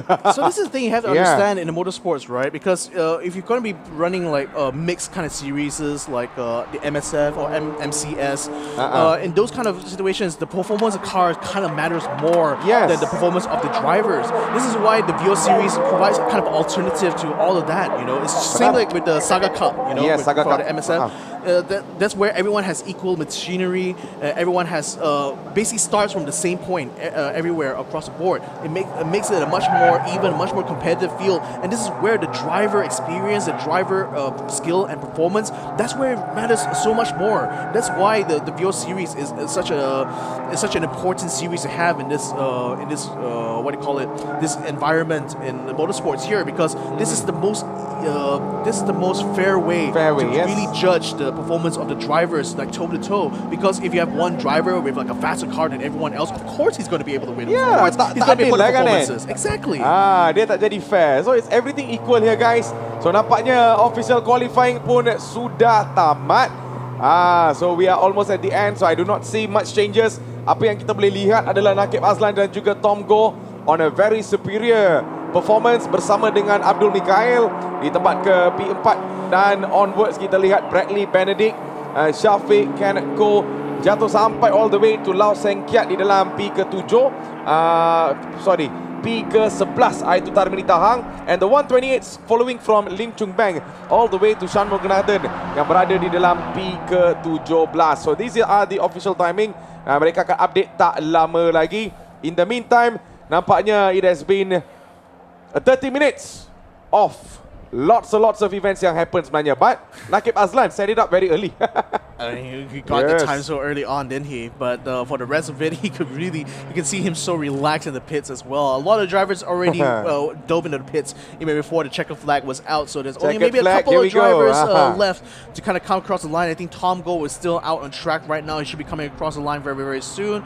Nakib Azlan as well. Actually, he's just right around the outside. Actually, he just went across the line. So looks like he's just coming in for his cooldown lap right about now. So, yep, ladies and gentlemen, that is the end of the official qualifying, the end of all of the qualifying sessions that we have this morning now. So, from this point on, all focus is going to be on race number 1. Alright, so nampaknya seperti apa Victor mengatakan, it's all eyes on the race lepas ni. So, nampaknya official qualifying pun sudah pun tamat. I think you guys are pretty much happy with the timings that we have already seen daripada para pelumba kita. 17 pelumba di dalam sporting class yang kita akan update timetable tak lama lagi. Alright, so here we go. Di dalam TGP ke pertama, kita lihat Nakib Nur Azlan daripada Axel Sports sudah pun mencatat timing yang cukup berkualiti, iaitu 126.397, diikuti oleh Tom Goh di tempat kedua dengan 126.770. S&D Taman Motorsports, Abdul Mikhail berada di dalam tinggi ketiga dengan 126.843. 23 Motorsports. So these are the top 3 so far. Di keempat adalah Bradley Benedict Anthony, Crestmax Motorsports 127.067. Syafiq Samsudin di dalam P ke-5 dengan 127 dengan 338. Kenneth Koh P6, itu 127.416. Mirza Syami Mazan di P ke-7 dengan 127.452. Haziq Zairel P ke-8 dengan 127.556. Datuk Ken Fu dengan 127.801. Dan P ke-10 adalah Lau Seng Kiat dengan timing dia dah blok sedikit dah, 127.900. Bita, bagaimana pula the rest of the 11 to 17 ni? Yeah, so in that case, whether it's 128 guys, Lim Chung Bang is probably the best of the rest right now at 128.1.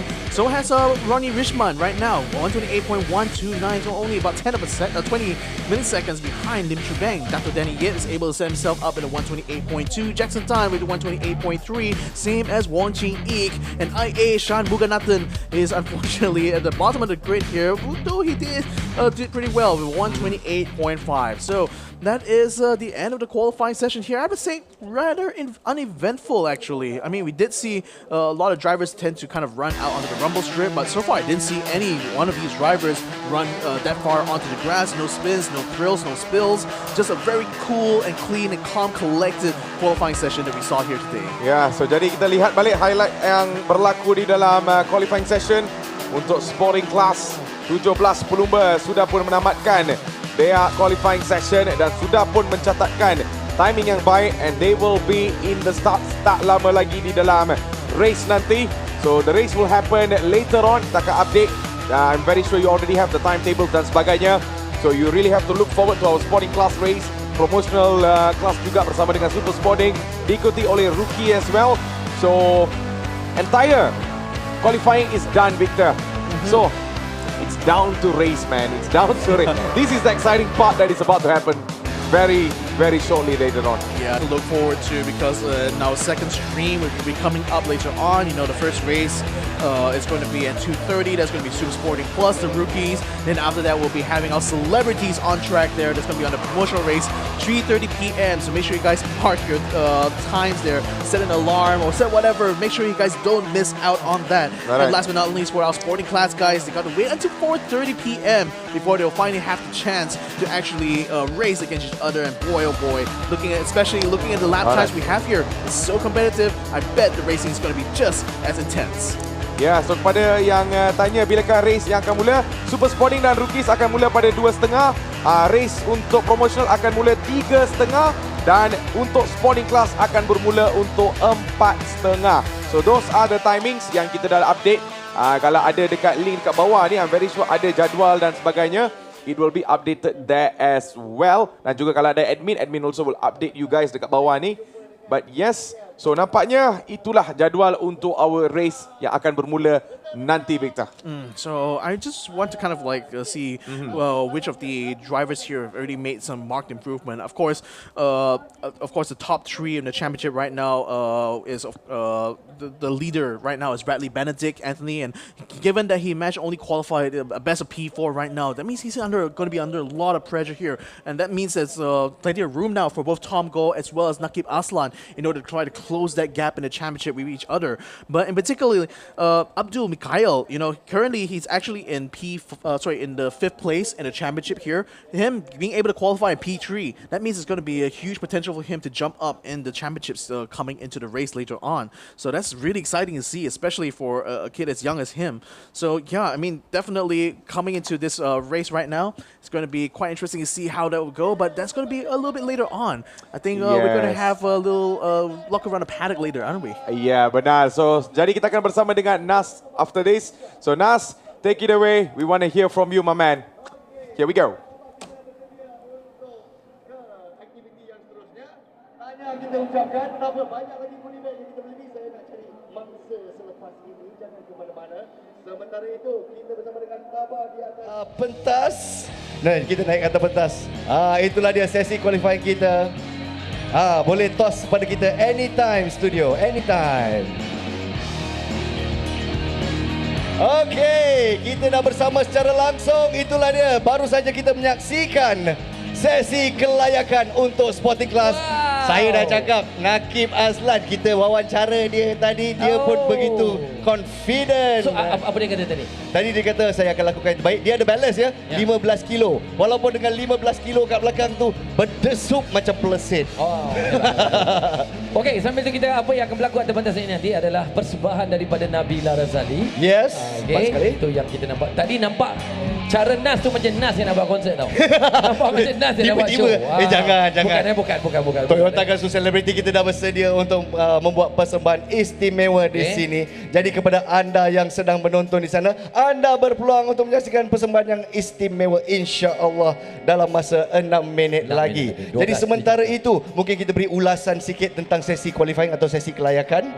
Jadi setakat ni kalau kita tengok Super Sporting Class. Super Sporting Class, Prima Pearl Auto dan juga Laser Motorsports. Dato' Eddie Liu dan juga Mark Darwin di tempat kedua dan ketiga. Tapi di Apit tempat pertama dan tempat keempat, iaitu Mitchell Chia dan juga Tengku Janle. Wow, itu yang paling menarik sekali. Ini yang paling baik. Tapi dalam kategori promotional, agak menarik juga kalau anda yang mengikuti perlombaan itu, Jananik pada awalnya terbabas sedikit, kemudian berada pada kedudukan terakhir dan bangkit untuk berada pada 5 kedudukan yang teratas. Sambil itu berlaku jugalah pertukaran di antara Ainidul Sky Bawah dan sebagainya. Tetapi Syukri Yahya di saat terakhir memintas kedudukan Zizan untuk berada di kedudukan pertama. Itu yang paling menarik sekali berlaku di lintasan Sengit. Tapi jangan kalau kita tunggu perhatian kepada pemandu wanita pula, Akhirudin. Dari awal saya kata dia seorang pemandu yang agresif. Pendapat apa? Ya, memang kita lihat tadi cara pemanduan dia. Dia punya race line pun betul. Dia berani dan itu antara yang paling menarik sekali. Memang Akhirin pun dipuji oleh pengulas-pengulas kita. Mengatakan bahawa beliau antara pelumba wanita yang boleh mencabar kedudukan Syukri dan juga kedudukan Zizan Razali. Itulah dia, orang kata mengibarkan bendera untuk kaum wanita Akhirudin. Siapa sangka ya, penyanyi di atas pentas tetapi berpakat besar di litar sebagai pelumba. Dah tepat sekali. Jadi kepada anda semua yang baru saja bersama-sama kita secara langsung, kita berada di Sepang International Circuit Toyota Gazoo Racing Festival musim yang kelima, pusingan yang kedua. Yes, jadi sedikit masa lagi kita bakal menjemput seorang artis istimewa. Dah siap ke belum? Kita nak tanya kat belakang, ada okey ke belum? Kalau dah okey, apa lagi kan? Terima kasih ramai peminat-peminat yang datang nak jumpa dengan Nabila Razali. Mereka datang awal. Kemudian mereka pergi ke pit stop tadi. Ya, saya. Tadi Nas kat sana saya ada di sana, jadi semangat yang ditunjukkan oleh peminat-peminat. Kita tunjuk sikit kat sana. Kat way sikit. Itulah dia peminat-peminat kita buat sekarang ini. Lambai sikit kat kamera kita. Kita bersiaran langsung di Facebook Toyo. Oh, nampaknya dah ada thumbs up menandakan Nabila dah bersedia untuk bersama dengan kita. Bagus. Terima kasih banyak-banyak kepada penonton yang datang. Seawal pukul 8 pagi dah berada di sini. Tapi setakat ini yang kita kelihatan, kita jangka 4,000 penonton akan membanjiri Sepang International Circuit pada petang ini. Kerana petang ini ada satu persembahan istimewa juga. Ya, ia akan membangkitkan kumpulan, kumpulan gitar rancak. Ya, gitu. Jadi anda terus bersama dengan kami di Lintasan Mata Sepang, temani kami berdua dan juga pelumba-pelumba selebriti kita sehingga ke petang. Dan ada hadiah-hadiah yang menarik juga boleh anda bawa pulang nanti. Antaranya cap dan juga t-shirt official di bawah Gazoo Racing Merchandise. Okey? Alright. Jadi awak kata ada thumbs up tadi. Adakah semuanya bersedia? Dia dah ready. Apa lagi? Tanpa membuang masa lagi. Kita bawakan Nabila Razali.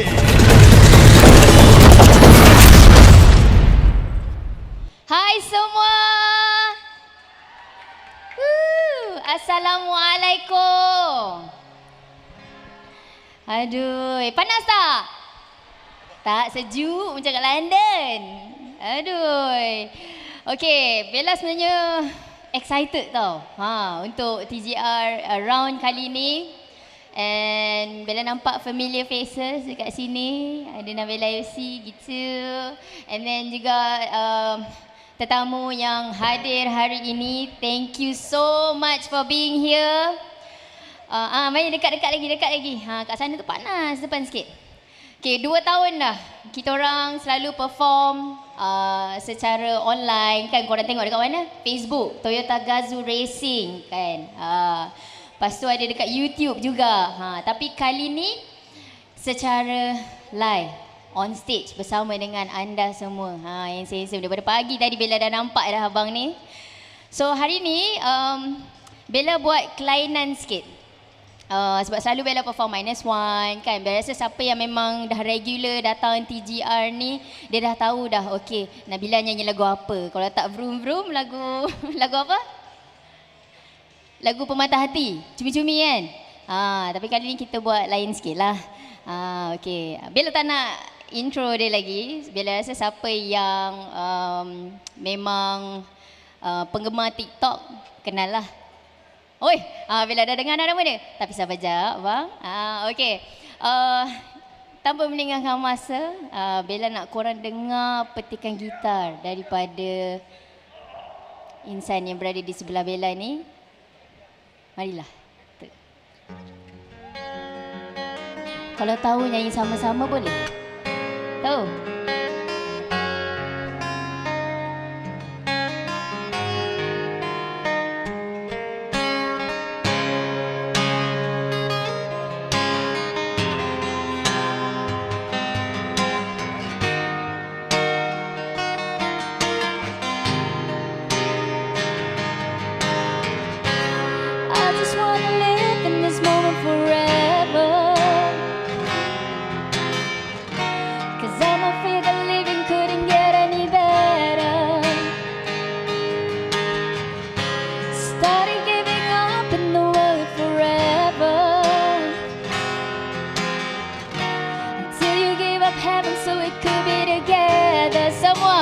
Oh my.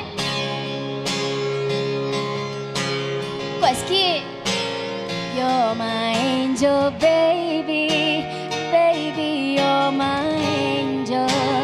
Angel, baby.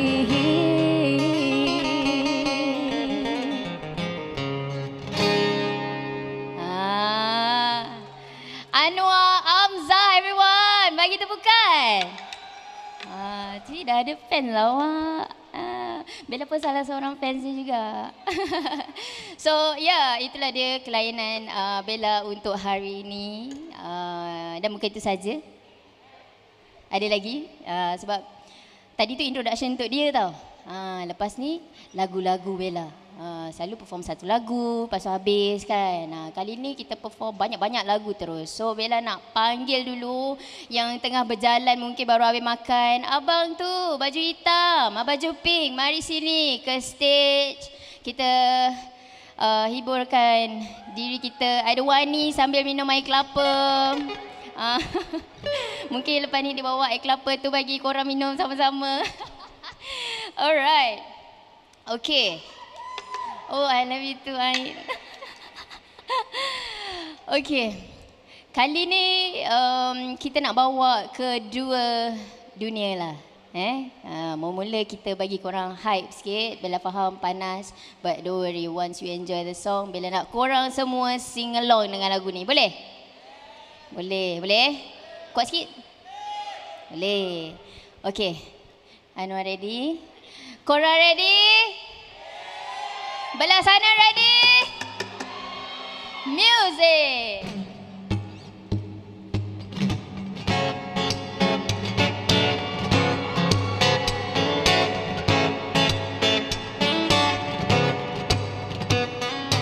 Kau mencuba lagi memanggil kembali di saat kau sunyi. Lagi kau cuba lagi, ku tak peduli, ku tak mengerti apa kau mahu lagi. Kau pemata hati, mahu tak mahu, mahu dirimu lagi.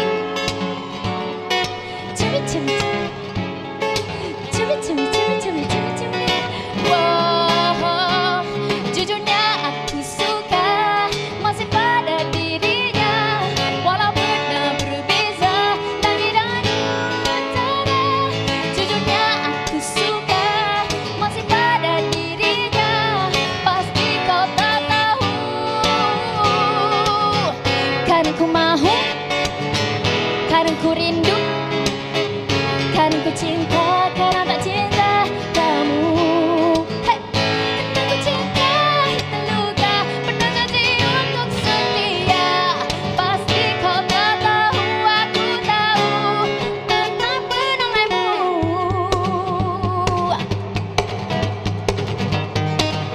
Hey! Hey! Kemarin ku rasa janggal gila, kenali dirimu pujaan wanita. Kemarin kau coba berpujangga, kenali dirimu sudah putus asa. Hampanya bila ku ingat semula, sia-sia bazir masa, kau sekejap saja. Everybody go!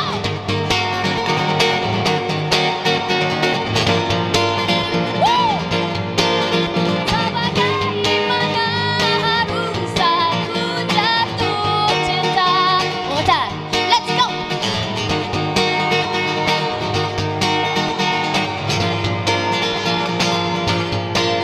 Sebesar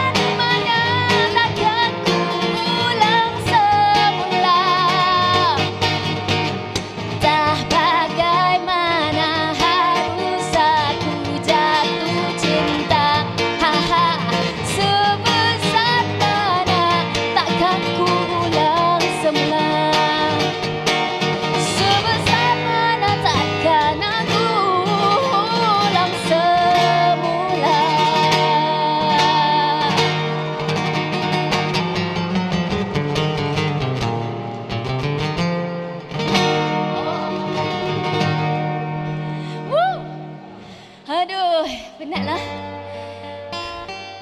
Sekejap, Bella minum air sekejap boleh? Boleh? Hari ni kita santai-santai je. Buat macam konsert sendiri.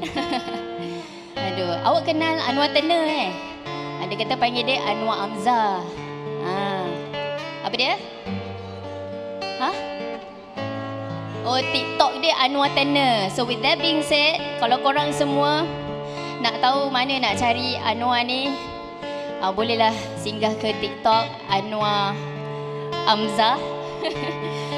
Anwar Amzah, YouTube dia selalu buat cover.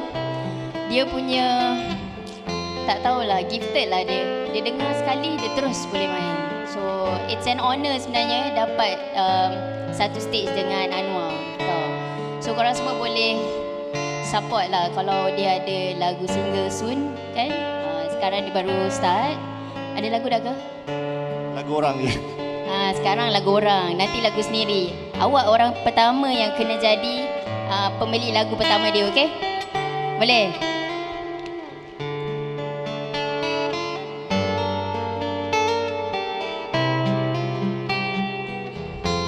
Biasa korang dah boleh tahu dah lagu seterusnya ni lagu apa?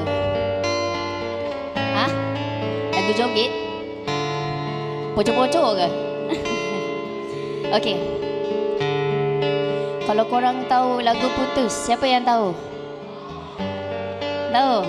Okey. Bella minta nyanyi sama-sama boleh? Boleh eh?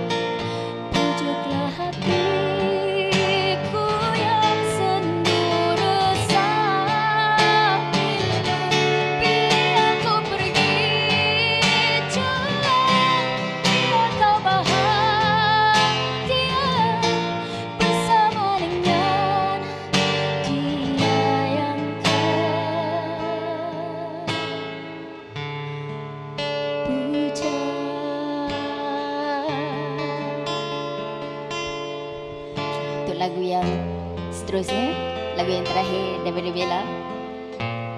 Bella nak minta flashlight lah, boleh tak? Anggap je lah ni malam. Bella nak flashlight, Bella nak nampak lampu. Boleh? Lampu tak hidup lagi. Lampu tu tak hidup lagi. Lagi. I need more lights. Lights, lampu. Yang belakang baru sampai, boleh pasang lampu anda.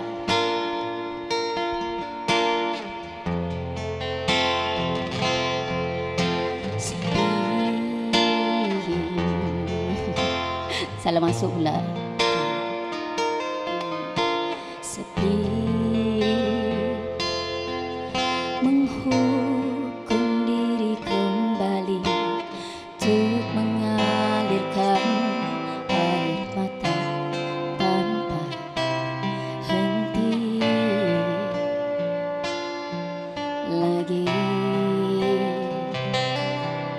Sedih menghasut diri kembali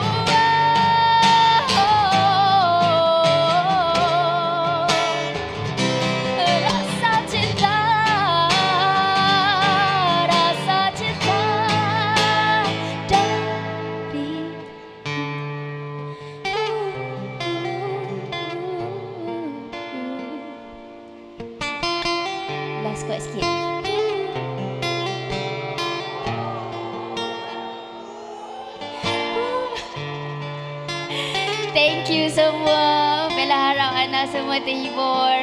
Bella nak nangis. Thank you. I love you TGR. Thank you everyone. Assalamualaikum. Okey, Nabila Razali.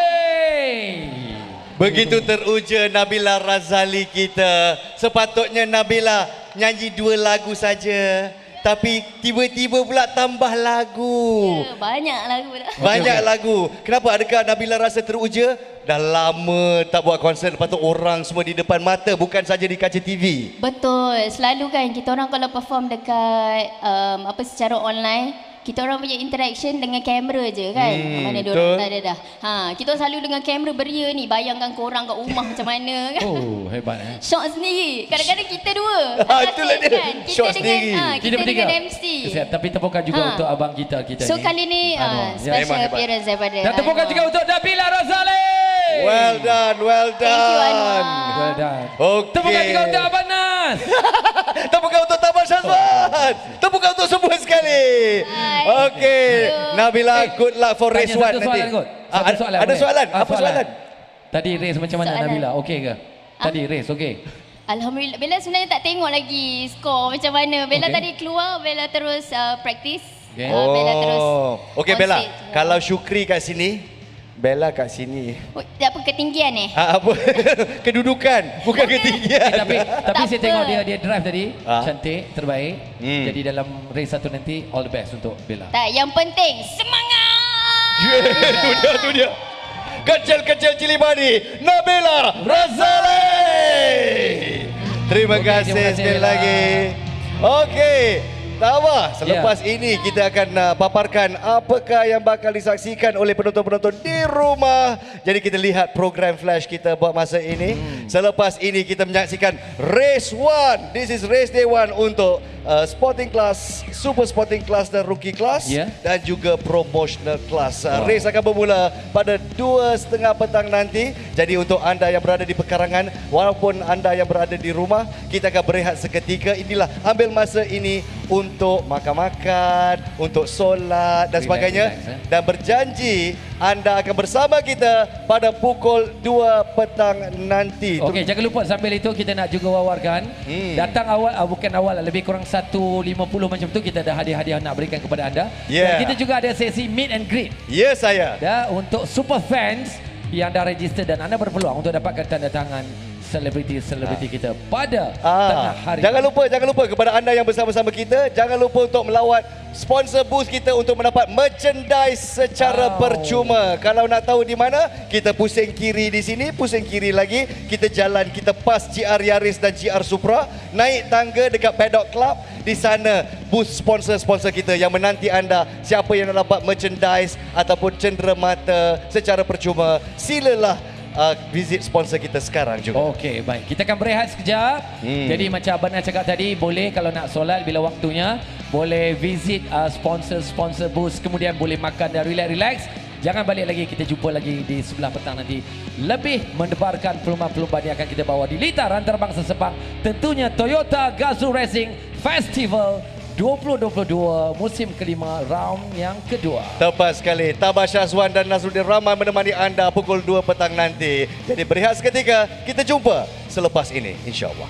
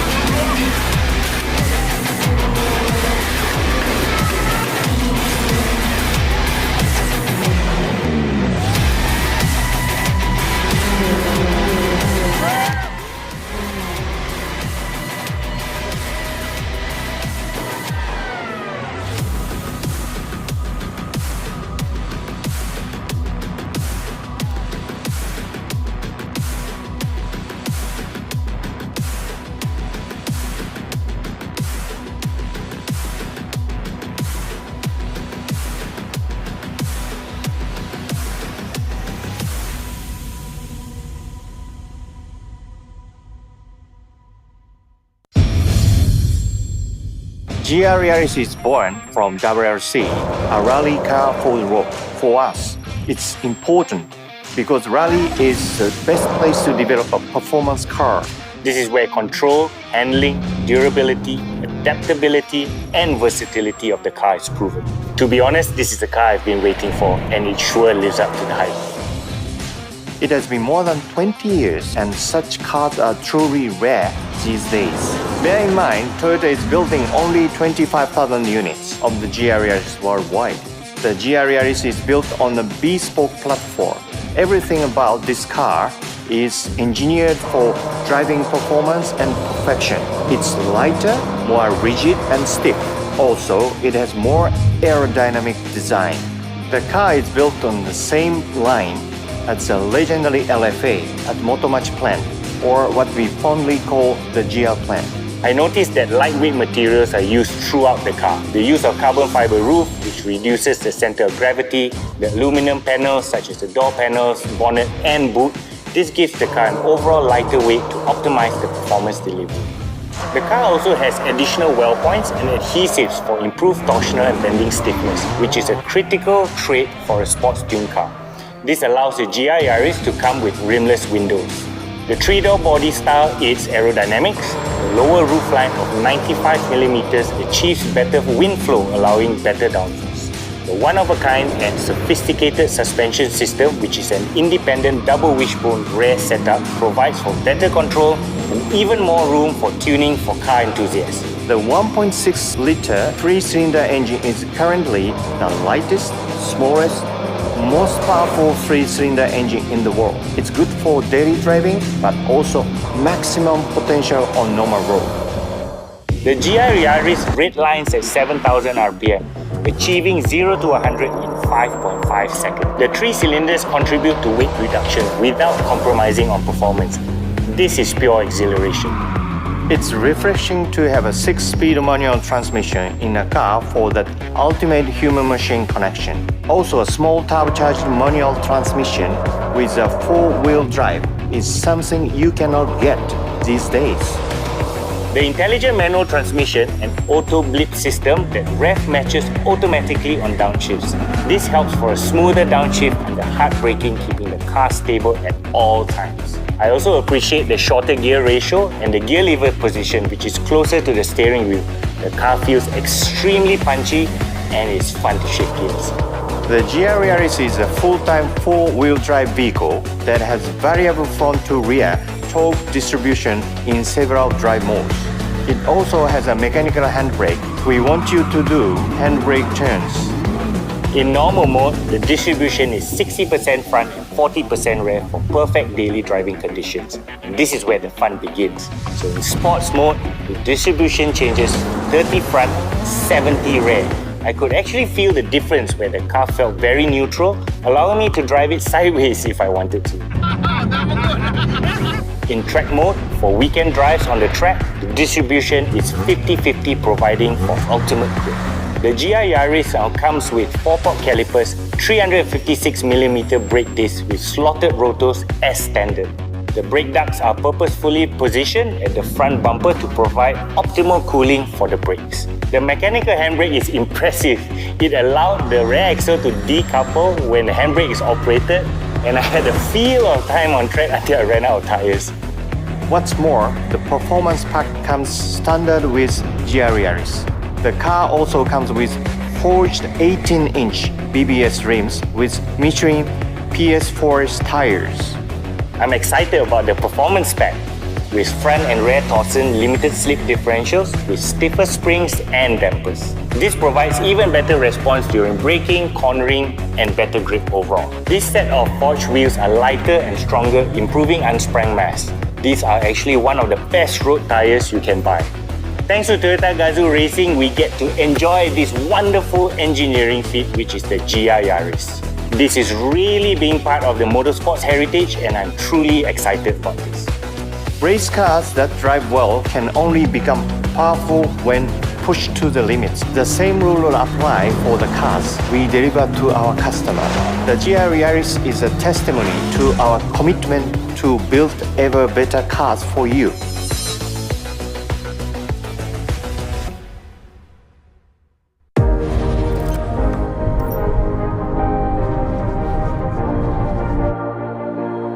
Today, the majority of vehicle manufacturers trust Denso's quality and performance. And since we are one of the largest suppliers of original equipment in the world, chances are good that the vehicles you're servicing already rely on Denso's products to perform at their best.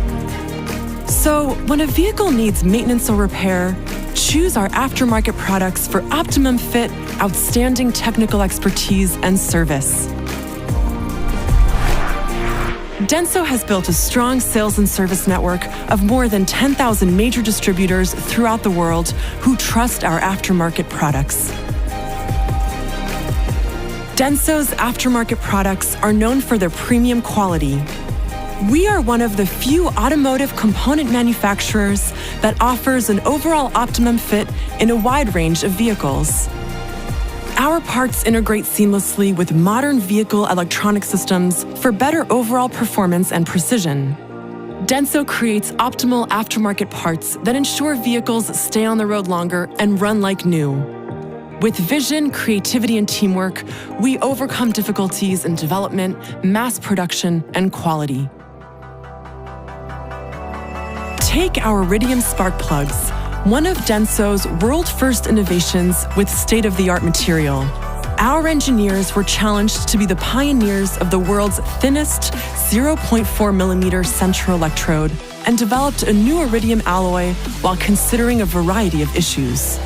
We combined innovative production processes, like a high-speed automated production line, to exactly position the iridium alloy chip on the electrode tip and developed a new 360-degree laser welding method. All of our Iridium spark plugs are manufactured under the same original equipment quality control and subjected to rigorous safety and performance tests to ensure their quality. More than 6 billion spark plugs have been made. They gained the trust of professionals and are used by major motorsports teams.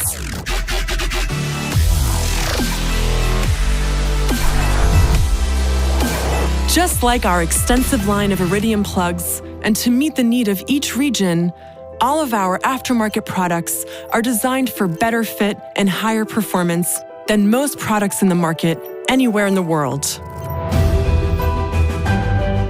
We are proud to support you in providing high-quality products that guarantee your customers' satisfaction and reinforce their trust in your service.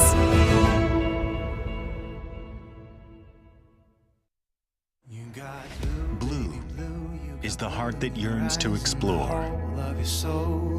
Blue is the pull of the unknown. Blue is the fire that burns inside. Wake up your blue with our tires. Ignite your blue. Toyo Tires. Hey Syukri, how was the ride? Best! Handling dia best dan rasa macam dalam kereta lumba. Oh, awesome. Let's take the opportunity to introduce this car to our viewers. Kereta ni nampak lebih sporty kan? Cuba tengok.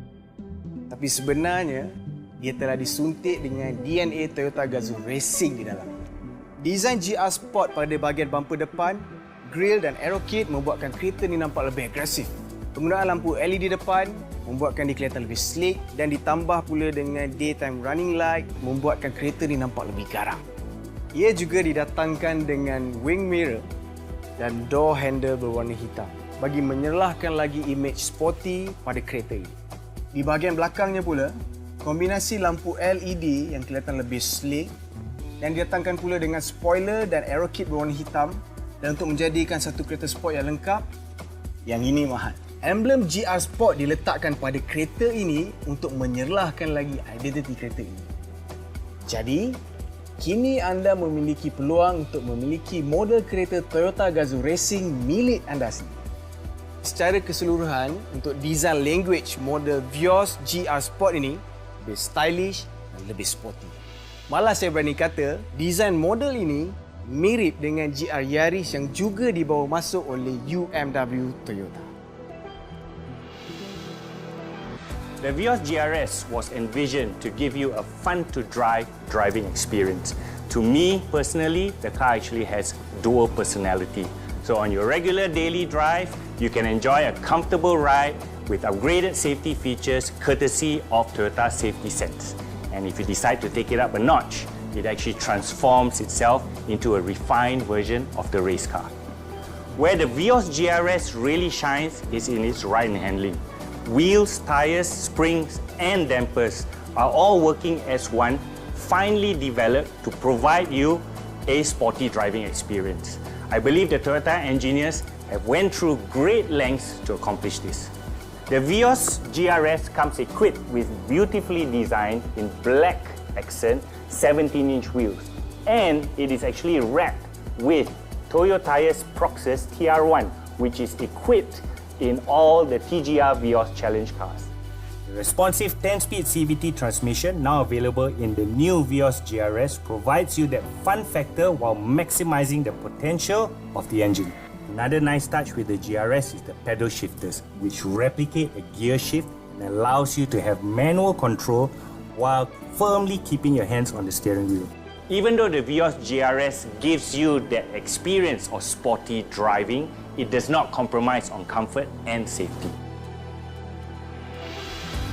Toyota Gazoo Racing has come a long way since 2007, building a strong brand presence within the motorsports community. The iconic GR logo is positioned in many prominent places in the car. You have the seats, push start button and the MID, which greets you every time you start the car. I also like how the speedometer is decked out in red with red illumination. For me, the highlight of the GRS interior is the semi-bucket sport seats. They have great hip support to keep me in place when I'm maneuvering around the corners, but at the same time comfortable enough for long distance driving. You can now experience the new Vios GR Sport at selected Toyota showrooms. So book a test drive and experience it for yourself now. Check out for more details at the Toyota website. It's all about the drive. Cuba sekali lagi boleh? Last.